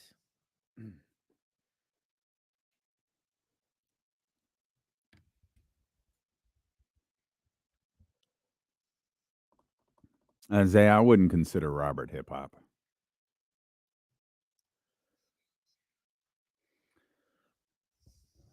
Our man Will Z sent us his swing stat for tonight's game since he couldn't join us today. Of course, he'll be with us tomorrow. Points off turnovers. Sixers lead the league with 8.5 steals and are 4th with 17.7 points off turnovers. And they won the battle 29-14 last game. So Will Z says keep an eye on points off turnovers for the swing stat of the game. James Ham with us. We will, I don't know, I guess keep you updated on whatever is going on with Shohei Ohtani. Yeah, so Shohei said that he's never bet on sports or baseball before. Well, okay. Wow. I've never bet baseball or any other sports. I've never gone through a bookmaker to bet on sports. Okay. So I guess so he's not answering questions.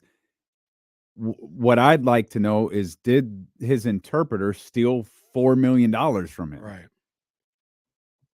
That's what I need to know. And if we get that address and he says, yes, he stole $4 million from me. Well, we got another quote. I don't know how you pronounce his name, but Mepay Toma's interpreter has been stealing money from my account and has told lies. End quote.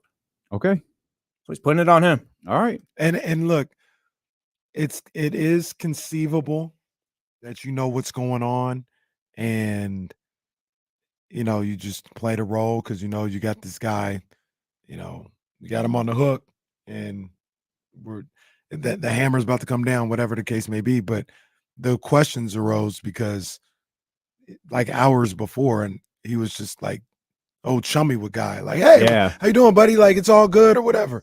That was the thing that bothered me about the Athletic article, is it painted them like they were really, really, really close, like brothers close. And so either way, it's a crappy story, right? And if it's Shohei throwing him under the bus, it sucks.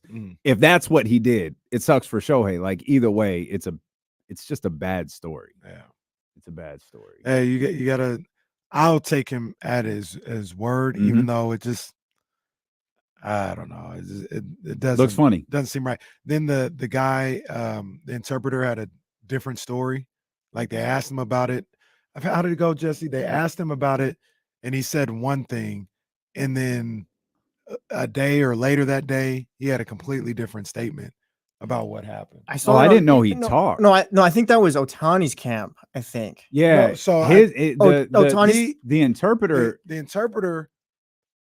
I think the interpreter came out and said, "I'm sorry, I apologize." Or he had a statement or something, and then when he was about to talk again, they nixed that. And then I've been advised not to talk, right? Because that's what I read. Okay, then they both switched up their stories then, because on the ESPN headlines thing right now, I'm looking at it or whatever earlier, and it says that originally it was they're reporting it. Originally, Otani's camp said that he was covering debt for his friend or whatever. Now they're saying he was stealing from him. That's what it was. That's what. So and that's the. Yeah. So that the first thing that came out was he was covering debt for him, and then it just switched up till he stole it. And then another quote from Shohei's press conference said he didn't know about it until a couple of days ago. I kind of want to know if that doesn't add up, though. Like, if one of you two come to me and say, "Hey, I could use $4.5 million. I've got a debt." Well, I could, James. I'd be like, "What kind of debt is this?" Like, that's the first question. Well, I think first of all, I don't have 4.5 mil to hand over. Right. But secondly, I'm gonna need more about this debt that you've incurred. Like, is it a real estate deal? Like, did you go buy like 6 Popeye chickens? Like, what exactly happened here? I'm confused. And these things happen in entertainment and people dealing with $1 million entertainers. But hey, we couldn't catch it before it got to 4.5. That's a lot of that's a long ways to go before you actually. Hey, he took 4.5 million, not 500,000. 4.5 million. We just got it. Yeah, I don't know. Must be nice to have that type of money where you don't notice 4.5 million. Yeah. But look, man. He says what he says. He's probably what it is. Yeah. It's probably one of those. Yeah, there's probably a lot of people at fault for that. Like, when you're an athlete, he probably doesn't manage his bank accounts, right? And it's not something he's monitoring. There's a failure on multiple levels here. The problem is, if its interpreter was the one managing the bank accounts, there's no checks and balances right there, and that's where you wind up potentially in a situation like what he's facing right now. I remember A-Rod had an accountant and like a business manager that lived here in the Sacramento area, and they would give him like a weekly stipend, and that's all he got. He couldn't go do anything silly because he had so much money coming in, and they were making more money off of that money, helping him build, what now he's used to go buy the Minnesota Timberwolves part of that money. Sort of. Could help that you helped him get a loan. Yeah. Or 3 loans. Well, it just keeps getting loans. Yeah. But either way, you could kind of see that, some of these guys, they know how to do it and other guys don't. Lawrence Funderburk has a book, right? It's like, it's all about him being, he's very frugal, but also about learning to say no to your friends and stuff. And it's just a horrible problem that players have. I've seen some horrible things while I've covered the team that were just like, I can't believe this is happening to somebody, and the Kings can't step up and do anything about it. That was always my problem with them. It's like, at some point, don't you have to protect your player in some way? Don't you have to help them in some way? And some of these kids, they just don't know how. And you hope that franchises do, but that's also a task, right? You have a roster full of guys. Like the stipend thing that you referenced is far more common with athletes, I think, than people realize. You see that stuff. It's called Hook Me Up Playa. See this? Okay. Lawrence. What's the Amazon rating on Hook Me Up Playa? It sounds like a book written by Teddy Long. It's 4.5, but I will say there's only 3 reviews. Oh, okay. Hook Me Up Although Playa. the forward is by Lou Piniella. That's random. Yeah. That is random. And insiders look into the financial fortunes, misfortunes, and fortunate lessons learned from modern day professional athletes. Yeah. Like, it's a problem. Again, I mean, he's not in the league anymore, but the Ben McLemore situation in Sacramento to me was just like, why does Ben McLemore need a publicist on staff that's there all the time? Yeah. Why does Ben McLemore need to pay his aunt and uncle to be his security guards everywhere he goes? Again, everything was bad. Yeah, I would not pay my aunt to guard me. I'm going to tell you that right now. That's not a thing. You don't have to say the player, because I don't remember if you have before. There was a situation so bad that the player would call. Was it the King's security guy? And he wouldn't the guy would kind of pick up on the code that he was dropping. Like, do you need me to come over? Oh no, that wasn't King's security. That was a player calling his older brother. Oh, okay. And the older brother would come over and like, everyone leave your keys. Everybody's keys on the credit cabinet, cards. Everybody's credit card on the cabinet, and he had just like nonstop. Yeah. I mean, awful.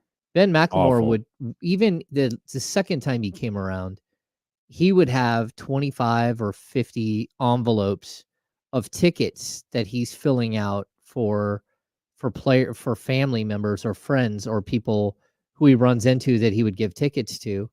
And so he would be asking all of his teammates first, hey, do you guys have any extra tickets tonight? Do you have any extra tickets? Once he ran out of that, then he would have to give his credit card to the locker room attendant. The locker room attendant would then go buy tickets for the game. And then Ben would have to stuff the envelopes, write their names on them, and then send those with the locker room attendant back to go to put them at will call. We're talking 35 minutes before game. I mean, I'm only allowed in the locker room from 5:45 to 6:15. So we're talking up to 45 minutes before the game. He's filling ticket requests. It's crazy. Like, what are we doing here? Like, why are you not concentrating on the game at hand? Why are you being overwhelmed like this? And it was every single game. It wasn't like a one-off. It wasn't like a bunch of family were in town. He just got abused all the time. And it happens. It happens all the time. Yeah, it does. You're listening to D-Lo and Casey on KIFM West Sacramento, 98.5 FM, KRX QHD2 Sacramento, ESPN 1320, always live on the free Odyssey app. Our Kings Insider of the Insiders, James Ham. Of course, James and Kyle can be heard Monday through Friday here at 10 a.m. to 12 p.m. Hammer, a textbook response from the Sacramento Kings on Saturday following a brutal loss on brand to the Washington Wizards. The theme of the season continues. They're able to regroup against a really good Orlando team, and it feels like no matter how much things seemingly change, in the end, they're the same. Yeah. I mean, we keep waiting for this moment where the light bulb goes off and they stop having these letdown games. It's not going to happen this season. So we just need to understand that and just play accordingly. Like I said on the show earlier, I could see them winning tonight. I could see them winning tomorrow. I could see them winning on Friday and then losing to the Utah Jazz on Sunday. It's just like who this team is right now. And I guess the good thing is that they're still, 12, 13 games over 500. They're still rolling. They're still, what are they, 12 games over? They're still like in the chase. They just haven't made life easy for themselves. And, whoever said it, whether it was Mike or whether it was De'Aaron, I can't remember which one. And said, well, we're not going to play bad teams in the playoffs. So at least we don't have to worry about that whole issue. Yeah, it's like, De'Aaron. Okay, I get it, but still that doesn't make sense. And watching that game play out against Orlando, just phenomenal. Like they were gritty. They had a player come in and do crazy things that were totally outside of who he is as a basketball player, and Jonathan Isaac. I mean, the guy's just raining threes, and you're looking like, okay, people keep talking like Jonathan Isaac's been really good this year, and that's fine. I know a lot of Kings fans wanted the Kings to go out and chase Jonathan Isaac at the trade deadline. And I'm looking and I'm like, man, the dude's averaging 6 points a game. Like, what are we talking about? The fact that he's got 25? Like, I get it. You don't have anyone that matches up with him. I get it. But at the same time, fall away threes from the corner and stuff. You're like, what is happening? That's not you. Yeah. No. And then, look, I'm glad for Jonathan Isaac to be able to have a moment like that. Yeah, me and too. be able to play because he's been injured and all this other stuff. But there's a reason why everybody was so excited that he was scoring the way he was in the arena on the bench, because it don't happen. No. So they're like, oh man, my boy cooking and I see you, dog. Like they don't see this all the time. And I'm not interested in Jonathan Isaac. I don't have a problem with him or anything like that. I know there's some off the court stuff, but I ain't really paying attention to that like that. It's just he can't stay healthy. He can't stay healthy. Yeah. So this idea of bringing him in and and having him go pair up with the rest of these guys, especially after what we saw on Saturday, I'm not interested. If you think that you can get that for 75 games over the next, or 75 games a year over the next 3 years, sure, sign him to a deal or whatever you got to do. I wouldn't believe that. I haven't seen anything that makes me think that be anything remotely close to happening. So it's okay, guys. Let's leave Jonathan Isaac in Orlando. It's okay. Yeah. I mean, he's averaging he's just now up to 7 points per game.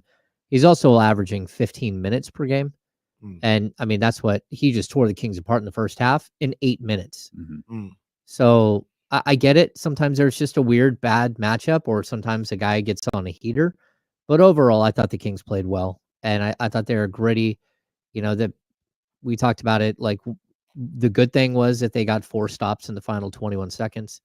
The bad thing was that they needed 4 stops in the final 21 seconds because they couldn't get a rebound. And you're just like, what are you doing? Just put the game away. But like, really, that's a good Orlando Magic team. Yep. That's a good win. And, I don't like that it was the game that they lost, but a 2-1 road trip. Okay.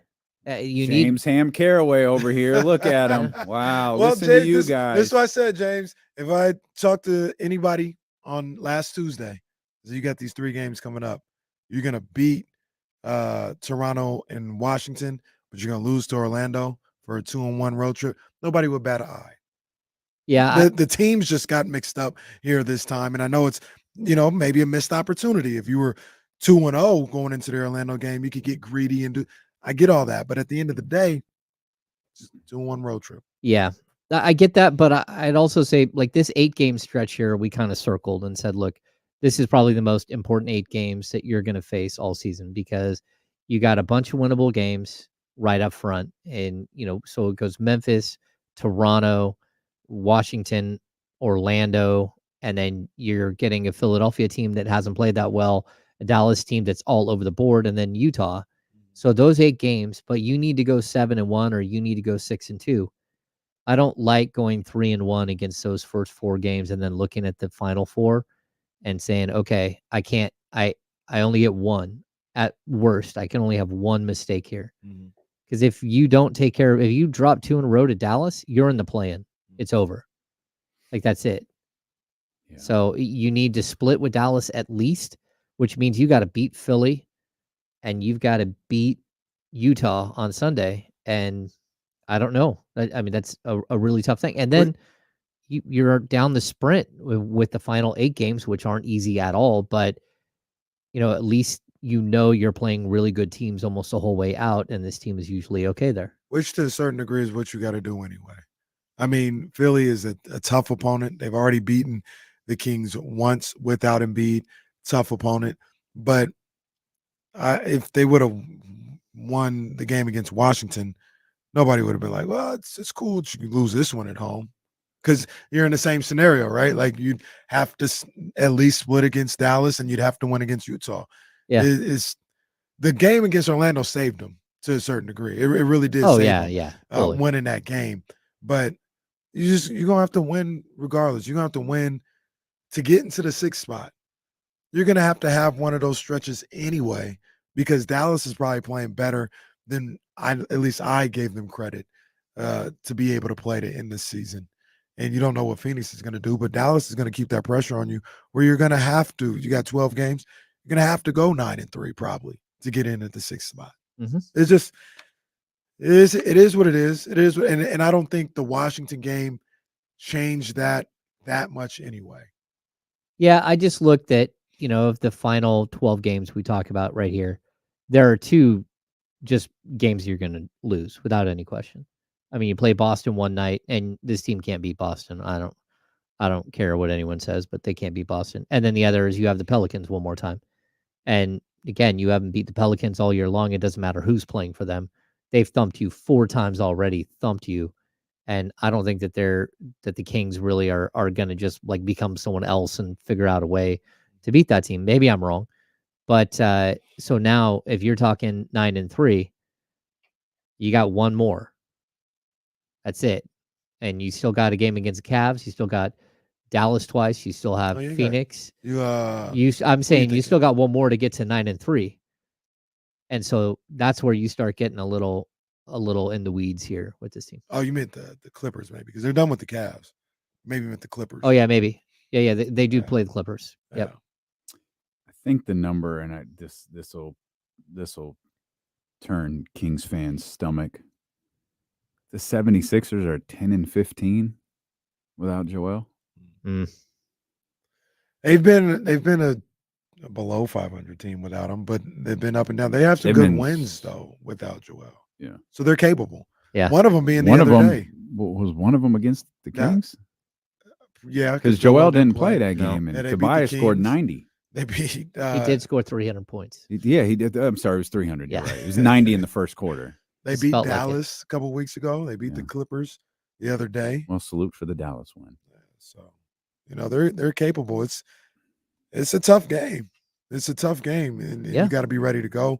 You don't have any room for the first game off a road trip and all this other stuff. I did say this, and it's once again, hopefully it's the last time I ever say this. Not putting lipstick on a pig. Mm-hmm. But I talked to James about it on Friday. James, want to know what you think. Do you look at the Washington loss and think that was maybe a tougher back-to-back than we give it credit for? I think they said they got in at like 3 or 4 a.m. On that Thursday. They still should have found a way to beat the Wizards. But when you look at the logistics, you've been with professional athletes. They'll tell you, I mean, that's a tough back-to-back. That's a tough little road trip or whatever the case may be. Find a way. Yeah. But it's not as easy. I'm not going to diminish any time. Like, I was standing at a concert last night. My back hurt. Like, I'm not going to diminish. I'm not going to diminish like any athlete who plays a game has to fly and don't do. It's charter. You're still flying. You're sitting. You're moving around. You're trying to get settled at 3 o'clock, 4 o'clock in the morning, whatever the case is, and then you're expected to perform at a high level. You want them to do that. You want them to be able to operate that way at this time of year. Sure, it was tough. Like, I won't diminish that at all. It was tough. But you were against the worst team in the league. Yeah. Like, not figuratively. You were very literally against the worst team in the entire league. And everyone else around you has been able to win those games, and you haven't. And it's killing you right now. You have losses to 4 of the 5 worst teams in the NBA. Yeah. Charlotte, Washington, Detroit, Portland. You haven't lost to the Spurs. But that's it. The bottom 5 teams in the league, you've lost to 4 of them. Like, there's no explanation for that. Well, I got so frustrated with the Kings earlier. I just said they lost to San Antonio, so it's fine. It's fine. Completely made it up. And I mean, we keep saying those games. If you don't make it, you're gonna look back on those games. You're gonna be like, man, this is where we found ourselves in a play-in. 1 game back because we couldn't handle 3 of those 4 games or something like that. Then you'd have nobody to look at but yourself if you're the Kings. So. Yeah, I mean, hopefully they don't have to deal with all that. Hopefully they just get on the 6th spot. I still think they got as good a chance as anybody else, any of those other 2 teams, to get there. I still think they're going to get there. I think they'll figure it out. Dallas is playing better than I thought they would, but I still think the Kings will get in there and be the 6th seed. Well, you also have to look like Phoenix has the worst strength of schedule. Well, the most difficult strength of schedule left. Their strength of schedule is a 607. Yeah, they're playing nothing but high-end playoff teams for the rest of the year. Yeah, they have 1 game against the Spurs left, and that's their only easiest opponent game. The Kings still have 1 against the Blazers, 1 against the Nets, 1 against the Jazz. But to look at their schedule, and I mean, they still have, again, a Nuggets game, OKC game, 2 against the Timberwolves, 2 against the Clippers, 2 against the Pelicans, and 1 against the Cavs. That's crazy. So what is that? 4, 6, 7, 8, 9 games. Those that's crazy that their last 12 games includes all of those games. And then Dallas, they did have one of the easiest strength of schedules, but all of a sudden they're up to number 20. They have a 4.76 win percentage against here down the stretch. They got Houston twice. Houston came out of nowhere. Yeah. Mm-hmm. No, that's true. Yeah, we haven't spent an appropriate enough time talking about how Houston might catch the Golden State Warriors. 8-0. Your thoughts? I mean, 8 straight. Let's talk about it. Let's get into it. I think it's interesting because people are concerned, like, oh, well, what happens if the Kings are in the play-in? They might have to face Houston again. And my only response, yeah, Houston's tough for sure, but they also don't have Alperen Şengün. And that does change everything for a matchup against the Kings. While they've ripped off a whole bunch of wins in a row and a lot of it without him, who is going to handle Sabonis on that team? And I mean, you're going to have to run Boban out there for stretches against Sabonis. And so I don't know. And then the Kings would just do nothing but drag Boban away from the basket and try to score on the perimeter. So I don't fear Houston as much as I did before the Şengün injury. Like, Houston, I think, is a bad matchup for the Kings, but it's a different beast when Şengün can actually go one-on-one and hold his own in the post against Sabonis. Well, I'm rooting for Houston in the meantime. Yeah. Good luck to the Rockets.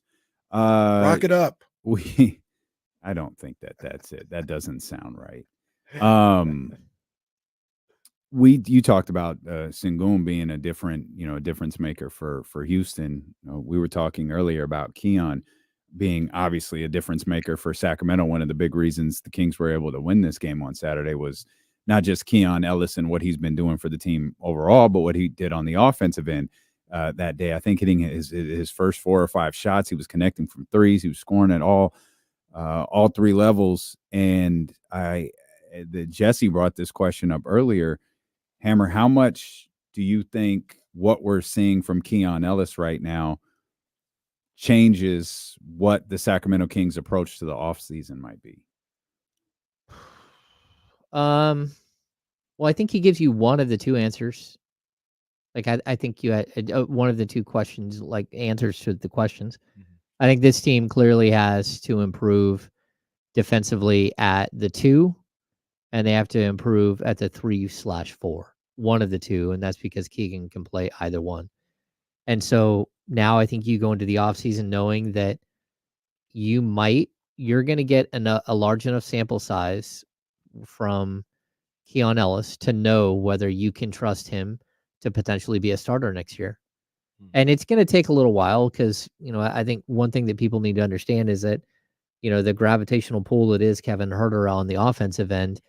Keon is hitting shots, and that's great, but he doesn't have the same cachet that Huerter does right now. Maybe 12 games from now, if he's still shooting 40+% from three, you're going to see teams start to, move towards him a little bit and at least game plan a little bit for him. But he's got to continue to shoot at the same clip that he is right now to keep defenses honest. And we're going to have some off games. Like we've already seen it. He was one of, a couple of players that had bad nights the other night against Washington. You're going to see off nights from him because he's a young player and that's what happens. But I think the consistency that you're hoping for, it should be there. Because some of the things that I've been looking at, I looked at advanced numbers on him today. As a catch and shoot 3-point shooter, he's shooting 41.3% from the field. On pull-ups, he's at 35.3. 51% of his shots, his 3-pointer attempts are catch and shoot. Here's something crazy. 74.8% of his field goal attempts are threes. And that's wild. And he's shooting 39%. And on the defensive end, he's just flat out incredible. Like what he's been able to do so far, and like you hope that it holds up, but overall, he's holding his opponent to negative 4.8% from the field. On 3-pointers, negative 9.8%. He's holding his opponent under like what the Kings are typically holding their teams to. So greater than 15 feet, 11.6%. He's under their regular shot, their regular field goal percentage.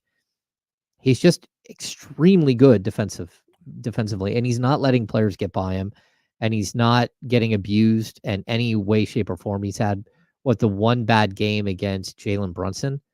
And outside of that, I don't even know what his stats would look like if it wasn't for that one game where he got lit up. And Brunson's tough. Yeah, he is. Would you say that he is part? So we've been having this discussion, last couple days. The closing lineup. Everybody talking about the starting lineup and all this other stuff. The closing lineup. Is Keon in the same place as Malik, Fox, Sabonis?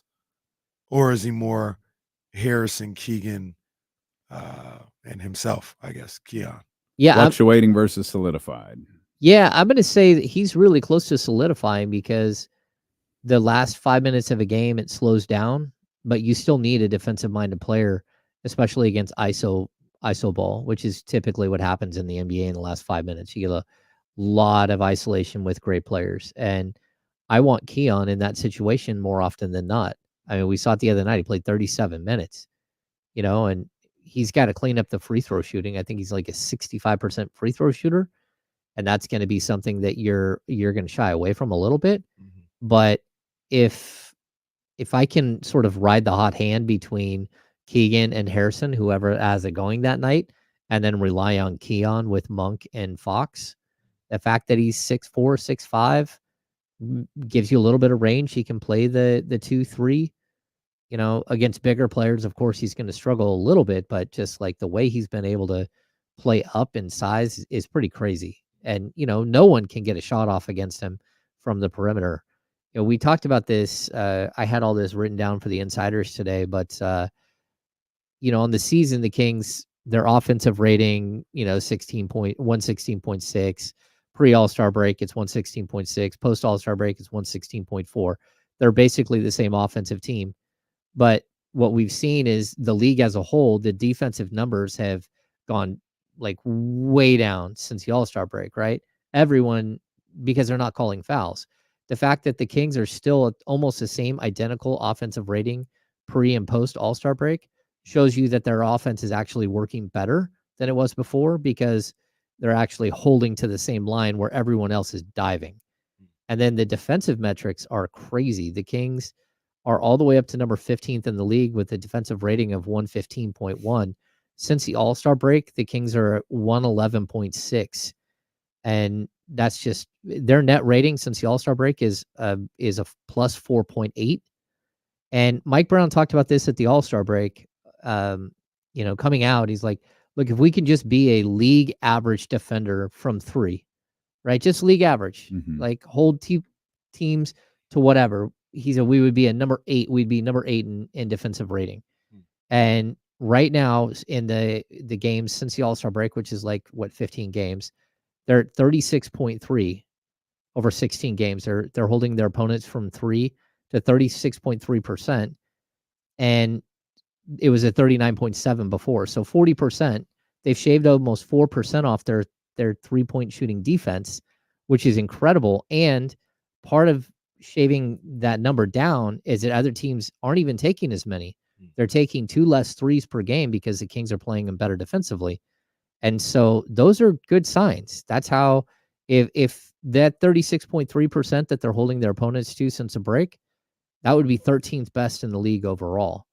And all of a sudden their defense is skyrocketing because of it. So like, look, Mike Brown kept talking about we have to be better defensively and we've got to do it now because we can't just crank it up in the playoffs. I think we've seen it.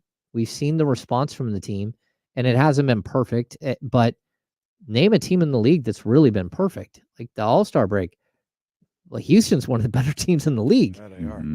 Outside of that, like everybody's inconsistent except for Denver, who's just like, okay, it's time for us to dominate everybody. Well, Boston's pretty good. Yeah, Boston. Like this ignoring of what the Boston Celtics are doing is upset. Well, I say that because I saw something. I don't remember Athletic, ESPN, hell, it might have been the NBA that had power rankings, and Denver was number 1. Like, I'm sorry, Boston is like 7 games better than Denver. What are we doing? I don't understand this notion that Denver's unbeatable. I don't get it. They're a championship contender. They're the reigning champs. They're really, really good. But this thought that nobody can beat Denver is kind of crazy. Absurd. I think there's teams in the West that I think could beat Denver. Boston right now has the number 2 offense in the league and the number 1 defense in the league. They're plus 12 net rating. And Jesse said like that's like the 4th best point differential of all time. Yeah, they have the 4th best point differential of all time. Yeah, it's absolutely crazy. They're right ahead of the 2015 or 17 Warriors. One of those two. It might be 17 Warriors. Yeah, they're number 1 offense and number 2 defense. It's wild what they're doing right now. They're so good, and I think everyone's overlooking them because they haven't been able to get it done. They just, in the past, they're not a team who's won a chip in a while. And until you do that, people are always going to have a little hesitation with you, just like they did with Denver until Denver won one last year. Yeah, people are crazy. Pretty much. Didn't really feel like there was much hesitation with Denver either, but I guess to a certain degree there was. Back to the Kings, though, you were talking about their improvements on the defensive end, how collectively as a team they've been better defensively, and not to keep beating the same drum, but how much of that is a credit to Keon Ellis? And I speculated earlier that, we've heard different players. Harrison is the one who stands out the most, where he talks about how Keon, lifts certain guys up, and De'Aaron has talked about how he can play a little bit differently on the defensive end with Keon out there. How much of that is the other 4 players on the floor don't have to make up for one guy's mistakes? And how much of that is Keon just being a really good defender and allowing those guys to focus solely on their task at hand on the defensive end? Well, I might have just asked the same thing. No, I'm not sure I don't think you did. Okay, so look, there's no question. There's no comparison between Keon Ellis and Kevin Huerter as a defensive player. There's just not. So, number 1, you're getting much, much better at that position defensively. And that's just not who Kevin Huerter is. So I think that's one point that I would make. But I'd also point to the fact that when you have multiple weak links on the defensive side, and then you swap out one of those with a better defender, it does make it so you're not scrambling as much. And the fact that De'Aaron Fox doesn't have to defend the toughest guy for an entire game like he has the entire season on the perimeter, that's a big deal, because now Fox should have more bounce. He should have more left in the tank to, number 1, defend better, but also to carry you offensively. So I think the long-term impact of having Keon Ellis in the starting lineup is huge.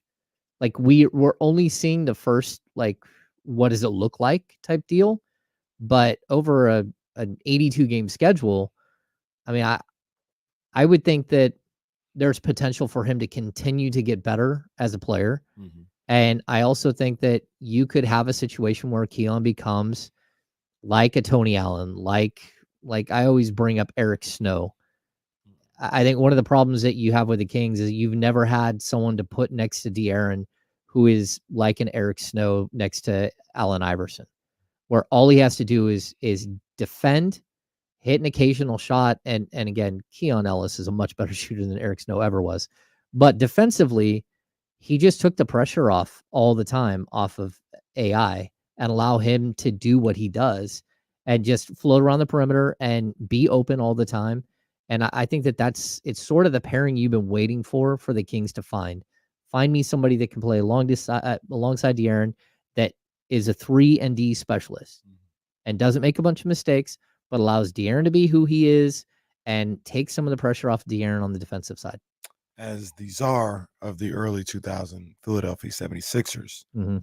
I would say I'd want Keon to be Aaron McKee, as opposed to Eric Snow. Yeah, even I mean, George Lynch. I mean, the Kings still need George Lynch in this this idea. You know, they do, and they need Theo Ratliff as well.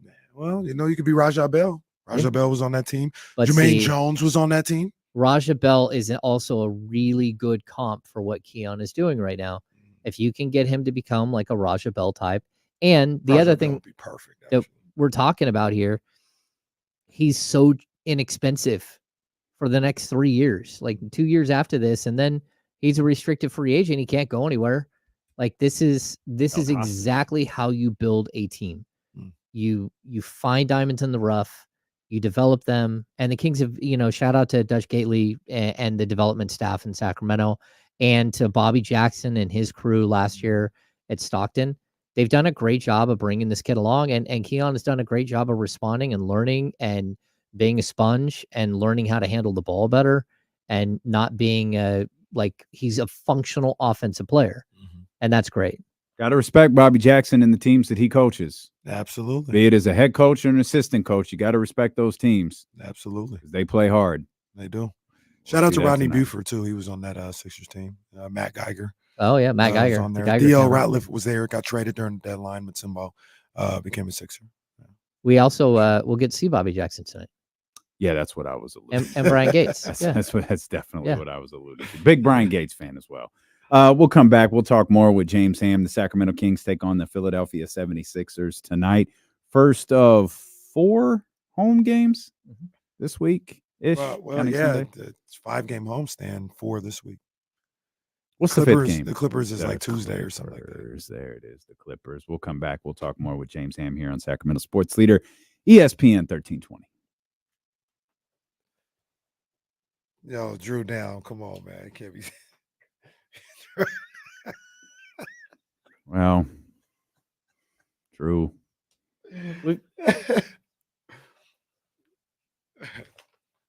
How much time do we have?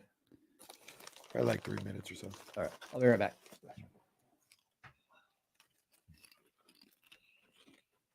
This came hours after I'm saying to Kenny, when 4 o'clock gets here, we need to be able to focus on the KSFM show. But it's become such a, hey, get this recorded, and it's on both sides. It's like, I'm fine with it. I get it. But like, man, I'm just not willing to commit to putting on a shit product on the other station because we're being pulled in so many different directions. But we got it. I know you're watching, Charlie. I got you. 15 seconds. It's valuable stuff. It'll work. Poor Devin. My man didn't get the memo. We got kicked out of that TNT slot, sir. Well, we got kicked out, but we got a new one added. Yeah, we're back, though. We're back. So Thursday, not this Thursday, the Thursday of that week in the Garden, Kings will be on TNT. And that might even be better because we won't have to be with Candace and them. No.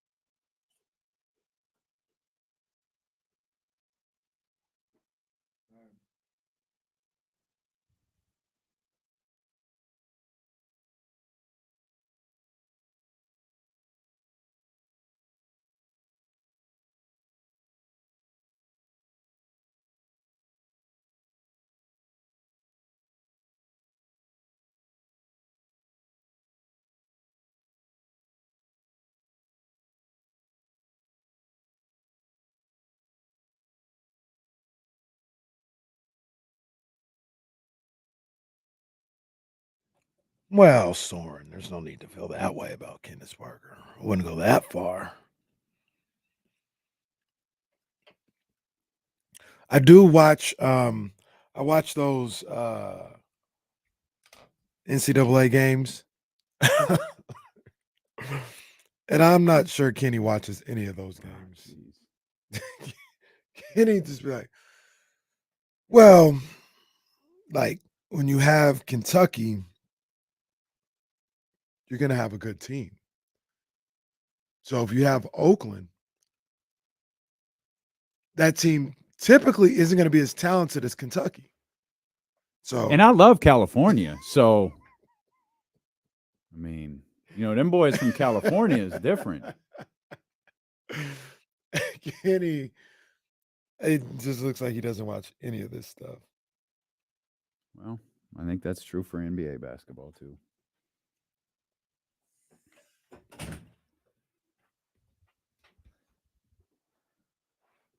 If this, obviously it's very early, but if this score holds,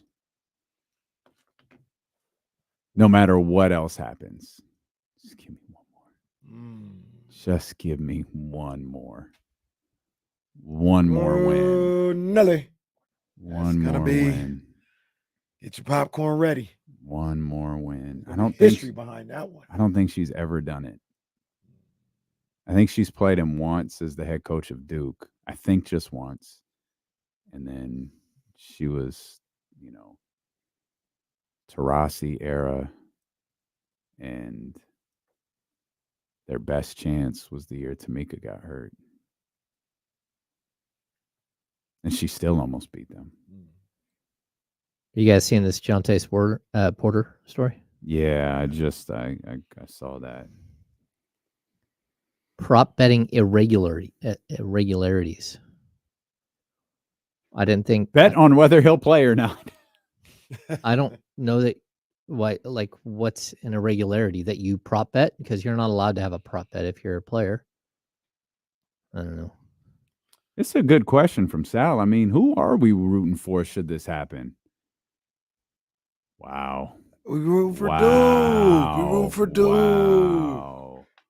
Wow, Sal. Throw up the house divided sign. We're rooting for Duke. Oh, no. We're rooting for Duke. Look at that. Damn, careful. He's going to hit you with a logo like Ric Flair. Unbelievable. Ric Flair Caraway over here, the dirtiest player in the game. Unbelievable. Wow. Hey, man, I can be bought. Book ones, and I'm all in. Man, what did Dawn ever get you? Got him a Gucci sweater. That's a good call. Oh, man. That would be a national championship game. I would root for Duke in that. Oh, man, win a natty? Come on now. Absolutely.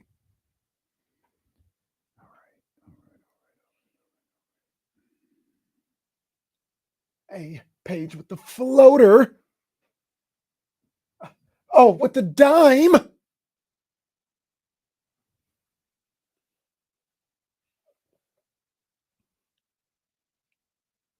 Well, Brian, the phrase is handle hard better.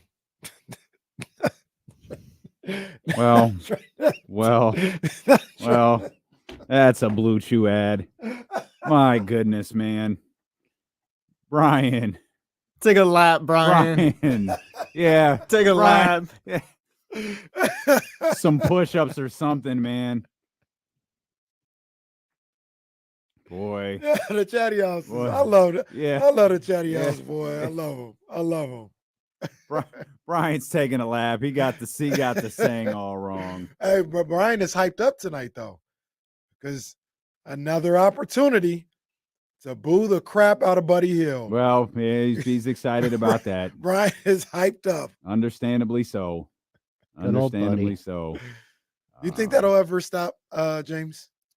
The booing of Buddy? I think it should right now. But I don't, it's not going to. Buddy doesn't get booed because of how he finished his career in Sacramento. He gets booed because he talked trash afterwards. So, no, I don't think it will. like Kings fans still hate Jason Terry. And Jason Terry is, well, I mean, I think he's an assistant somewhere. But they don't like Jason Terry. You know, they don't like Spencer Hawes. Spencer Hawes, well, that'll never change. They don't like anyone who, after they left here or just talk trash about the city. And that's the problem that Buddy has. That, you know, he said Sacramento could, I can't remember. Oh, I remember what he said. But it wasn't pleasant. And to be and for full context for that, Buddy didn't talk about the city. He talked about the organization. He didn't have anything bad to say, like Sacramento, the city sucks. He thinks the organization. I mean, he's the guy who played college basketball in Oklahoma. Oklahoma. So, I mean, I'm not sure that, like, have you been to Norman, Oklahoma? No, don't plan on it. No. Yeah, me neither. Yeah. Well, now James is going to war with the Sooners. Like, God bless it. When I was growing up, I was a Sooners fan because my grandma lived in Oklahoma, and she married a guy who was friends with Buddy Switzer, with Barry Switzer, and so they she hung out with like the guys from OU. But yeah, I was an OU fan when I was young. But anyway, I still don't want to go to Norman, Oklahoma. I don't want to go anywhere in Oklahoma. It's not very nice. Maybe one of these days, if I get all expenses paid for or something like that. Yeah, sure. All expenses, boy. All expenses paid for a trip to Norman, Oklahoma. As long as you're going to a football game, that's what I'm saying. Be so maybe bad. Go see a game. Go see a football game. Yeah, it wouldn't be so bad to go into a football game. Tilo and KC live from Norman, Oklahoma. No, I don't see the reason for that to happen. When Oklahoma plays Colorado or something. What do you do in Norman besides go to an Oklahoma game? Nothing. See if you can find good old JR, maybe. Yeah. What did JR have? Hot sauce? Or barbecue sauce? Well, he has a whole line of condiments. He's spicy mustard and beef jerky. He's got all sorts of stuff. I know when I went as a kid, like the big thing to do in Oklahoma was to go to the snow cone store. They had like instead of ice cream shops, they had like snow cone places. Yeah. Oklahoma have never been so down bad ever before. Like that place stinks. Oh my God. No, James just buried it too. Oklahoma, you stink. My mom was born in Shawnee, Oklahoma, so like I do have some, like I've been there multiple times, and you know it's the home of Mickey Mantle, and I've never been anywhere in the middle of the country except for in Texas. That's the middle of the country, but I'll just fly over the middle of the country. Okay. One of these days, though, I'll stop somewhere. Okay. Well, anyway, Buddy and the Sixers are here today. Buddy and the Sixers.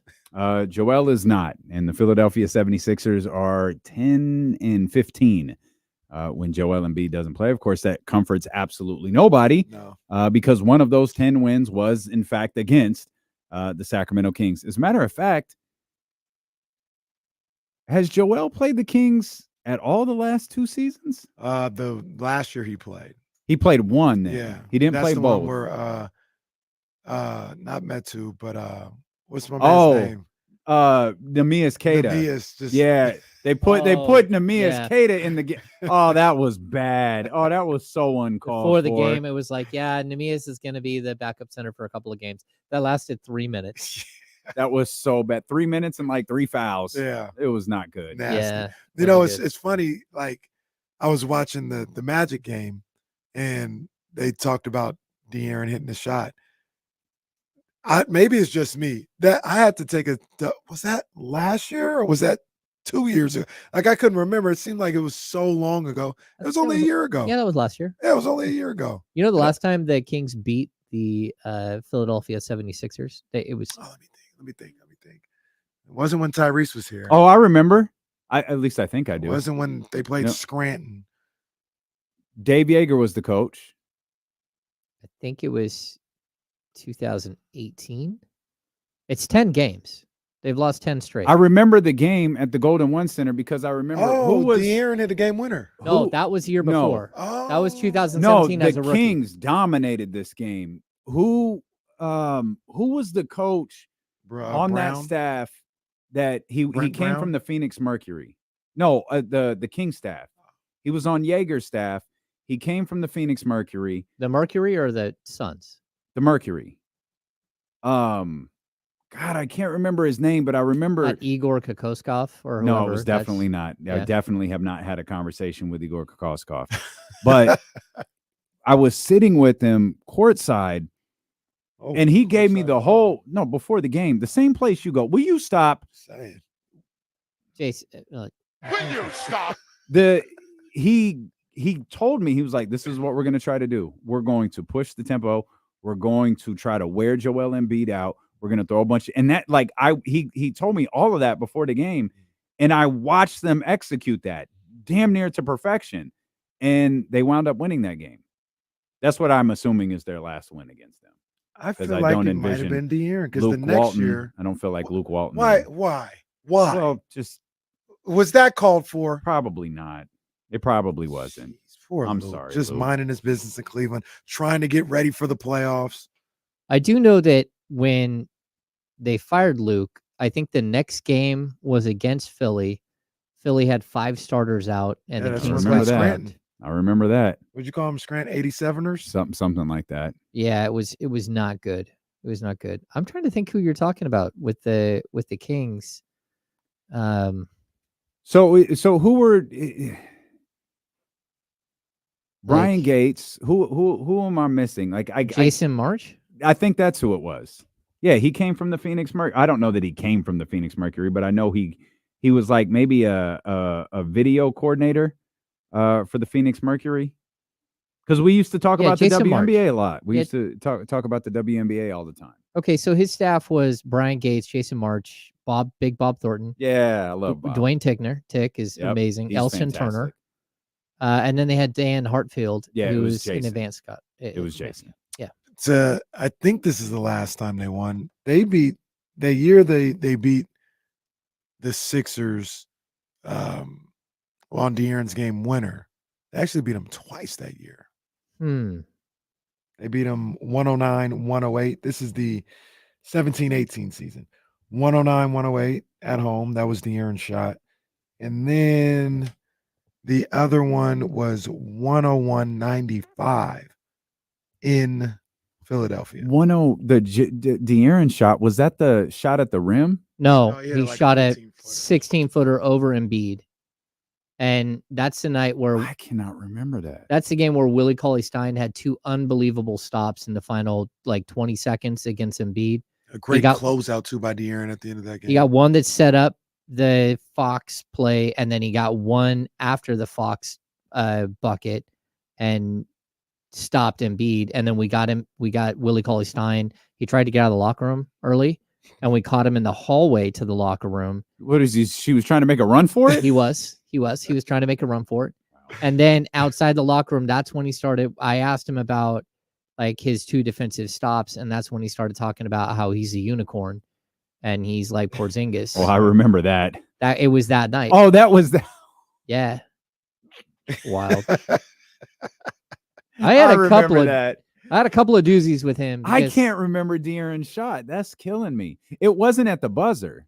No, there was 7 seconds left. Yeah, yeah, I think it was right before. I cannot remember that. So the streets are saying the game that you're thinking of, February 2nd, 2019, Kings beat the Sixers 115-108. Okay. But point being, that was the last time they beat them. That was the whole gist of what we were getting to. That was the last time they beat them, right? Yep. Yes. So Fox hit an 18-foot jumper with 14 seconds remaining, and Embiid missed a 18-foot jumper at the buzzer, and that's how the Kings got the win. And at the 113 mark, Embiid missed a 2-point layup from 3 feet and was blocked by Willie Cauley-Stein. And then Cauley-Stein was part of the final possession. And at the 25-second mark, Embiid missed a 2-foot hook, a 3-foot hook shot that was also blocked by Willie Cauley-Stein. So Willie had 2 blocks in the final minute 13. Yeah. I'm laughing because I'm at and that was a great great moment. De'Aaron, I remember De'Aaron's crazy closeout at the end of that game, preceding Willie Cauley-Stein's block on that final play. But I'm looking at the last time they won. Oh yeah, here I gotta watch this. And the Sixers only had 3 people in double figures, It was Jimmy Butler, Joel Embiid, and Ben Simmons. 29 apiece for Embiid and Butler, 22 for Ben Simmons, and everybody else was in single digits. The Kings were led by 34 from Shavano. 34 on the night for Shavano, 7 threes. Fox had 19. Willie Cauley-Stein had 19. Marvin Bagley with 14. I'm sorry to be that guy. I'm watching the shot right now. De'Aaron looks like a child. Oh, yeah. The little spiky hair. De'Aaron looks like an absolute child in I this think he video. actually had him in braids that year. No, he's got like the twist. He's got the because it was hanging the Dragon hair was Ball going Z down as opposed to being spiked out a little bit. Oh, I don't know. Yeah, it looks like he got the twist in. Yeah. Oh man, young Fox, young Fox, right there. So baby. what was that? That was 7 years ago. A minute ago. Wow. Yeah, Well, that was a game minute that ago. we were talking about was the November 2017 game. But that's not the last time the Kings beat them. Yeah, we just said that was February 2nd, 2019. 2019. Yeah, yeah. It's So been 10 games. It's a solid chunk of time. It's not that far away from Milwaukee. I was gonna say it's not as bad as Milwaukee, but you know we like put 2 years on Milwaukee. Put an end to that streak. So let's see if they can continue that. Yeah, it was a rough one. Oh, you guys might have lost me. Best of De'Aaron Fox's career clutch baskets. Ooh. Oh. Yeah, go. Miami Heat. See, this is like so they just showed the Orlando shot. Like that's adult De'Aaron. After it's they wild didn't do it in seeing chronological order. Well, apparently they're not. This might just be last year's. This just might be all the clutch shots he hit last year. We got. He just hit Orlando, the I'm effing nice on Chicago. Yeah. We got Miami a couple. Oh, here's times. the Miami one. Yeah. Put back with Miami. Put back. He hit one at home against Miami. He hit one against Brooklyn at home. Then he hit one against the Knicks. This is wild. The putback against Miami. I'm sorry, I'm gone. I'm just watching Fox highlights the rest of the show. Final score of that game. Anyone remember? No. 89-88. Oh no. 89-88 on the Fox putback. Again, that's oh my God. Bubble clutch baskets. Oh, what game was that? He beat the Wizards with 0.7 seconds left. Yeah. In Washington, I remember that. Yeah. Oh yeah, you're right. It's not bubble. But it was no one allowed. Yeah. It's Washington. It's empty arena. How long is the video? It is 2 minutes. Oh. I thought he was gonna say like 10, 11 minutes. But it's literally just showing the basket. Like it's just showing the. They need to tell me the whole story. Well, yeah, you don't get the whole story with this one. You get the little runner against Brooklyn that tied it at 100. Mm-hmm. Oh, look at Shavano right there to greet him. Good teammate, Shavano. Good teammate. Good teammate, man. He'll be cheered loudly tonight. Mm-hmm. There he is beating Utah. This boy. When he beat Utah? I don't know what year this is. Is that a home? No, it was in Utah. What? Yeah. Boy, Fox, he got. Oh. Man, here that under discussed missed free throw. Oh yeah, against Minnesota. Yeah, that was clutch. That was clutch. That was executed to perfection. Well, NBA said it was illegal. Well, that's fine. That's their problem. That's their. Why don't you guys review the Lakers foul discrepancy? Oh my gosh! Review the Lakers foul discrepancy and then come talk to me, James. That's ridiculous. Did you see that story about the Lakers having like? This year alone, having like 300 more fouls called than the second place team. Oh yeah. That's ridiculous. Well, that they have the ultimate foul grifter, Austin Reeves. Well, there's that. There's that. But then Jesse was talking about they're like 27th in attacking the basket. So it's not even like this team that just puts their head down and always attacks the basket. They're just getting preferential treatment. 300 more foul calls than anybody else in the league. Bobo was right. Yeah, that's wild. Bobo was right. You know, I think it was Tom Haberstroh tweeted, like, no one ever said that the officials have to call the same amount of fouls on each team. And that's a good point. Like we always talk about how, like, oh, they got so many more fouls than the Kings. It's like, yeah, there are plenty of games where it makes sense where you're like, okay, that was a foul, that was a foul, that was a foul, and you missed all of them. Mm-hmm. But then there are other games where you're just like, okay, man, you shot 47 3-point shots. Mm-hmm. I don't want to talk about how many fouls you didn't get. Like, you didn't get any fouls because you didn't play physical. So some teams play that style of ball. And LeBron is going to get foul calls, but it's not just because he's LeBron. It's because he's 6'8", 280 pounds and bull rushes the rim and people foul him. But he doesn't. Like, apparently they don't play that brand of ball. They're 27th, like 27th most attacks to the basket in the league. And you've got 300 more?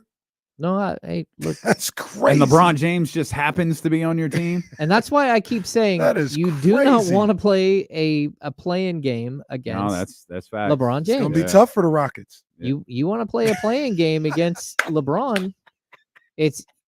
You will get nothing. You have got to beat them by 10 or 15 points. There is no when he wants to put his foot on the gas. He's either going to dunk on you or he's going to get a foul call every single time down the stretch. Jalen Green got to be mentally prepared for that. Yeah, they're not going to favor Dylan Brooks. I know what you're doing. Stop it. Jayshawn Tate's going to foul the living. Yeah. Nothing's done yet. I think the Warriors will get in, though. I think, though. Oh, no. Dylan Brooks in that game. Dylan Brooks, LeBron James. Oh. Fix it, Adam. Fix it. Could you imagine if the Rockets beat the Lakers in the play-in? Nah, that's a good call, James. God. I didn't even think about that. Fix it. The Warriors that. got 4 championships. They don't need to be in no playoffs no more. Man, forget that.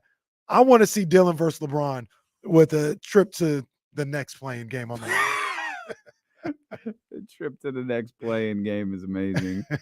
Well, hopefully it's not against Sacramento. Hopefully Sacramento is please no in the 6th spot, but we haven't talked. I mean, obviously it doesn't pertain to us. The Pelicans, within half the Clippers, I guess they're off. Clippers they're on All-Star break. I feel like they're on the Clippers that Phoenix schedule. Yeah, good for them.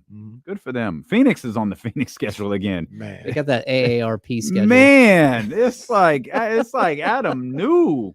Like, man, let's give these old guys some late rest. But the Pelicans are within half a game of the Clippers there for 4. Phoenix, we mentioned, has San Antonio before their schedule gets a little bit tougher.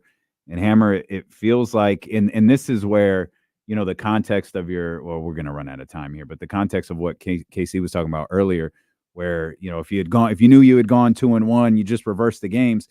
The truth is, the way it would have played out, the Kings would have gone, 2-0 or whatever the record was at the time of the Washington game. Looking at the rest of the outcomes, it would have been like, well, now they need to beat Orlando because no one's losing. And that's the frustrating part about this is these guys are playing, Portland and beating them, San Antonio and beating them. That's why the loss to Washington is so frustrating. Oh, no, totally. One of the reasons. Well, right. Yeah, right. It's because of all the others. Yeah. I mean, that makes it worse, but also you are where you are in the standings, and it's a really, really tough spot to be. I do want to give a shout out to Mike Brown, though, who, guaranteed a 500 season for the Kings yesterday. And that's the 10th time since the team moved in 39 seasons since they moved to Sacramento. And 8 of them were Rick Adelman. 2 of them are Mike Brown. That's incredible. The wonderfully titled Purple and Black pregame show coming up at 6 o'clock. Run It Back coming up next. All right, more Kings coverage on the way here with D'Lo and KC on Sacramento Sports Leader, ESPN 1320. Vamos Kings, light the beam. We did it.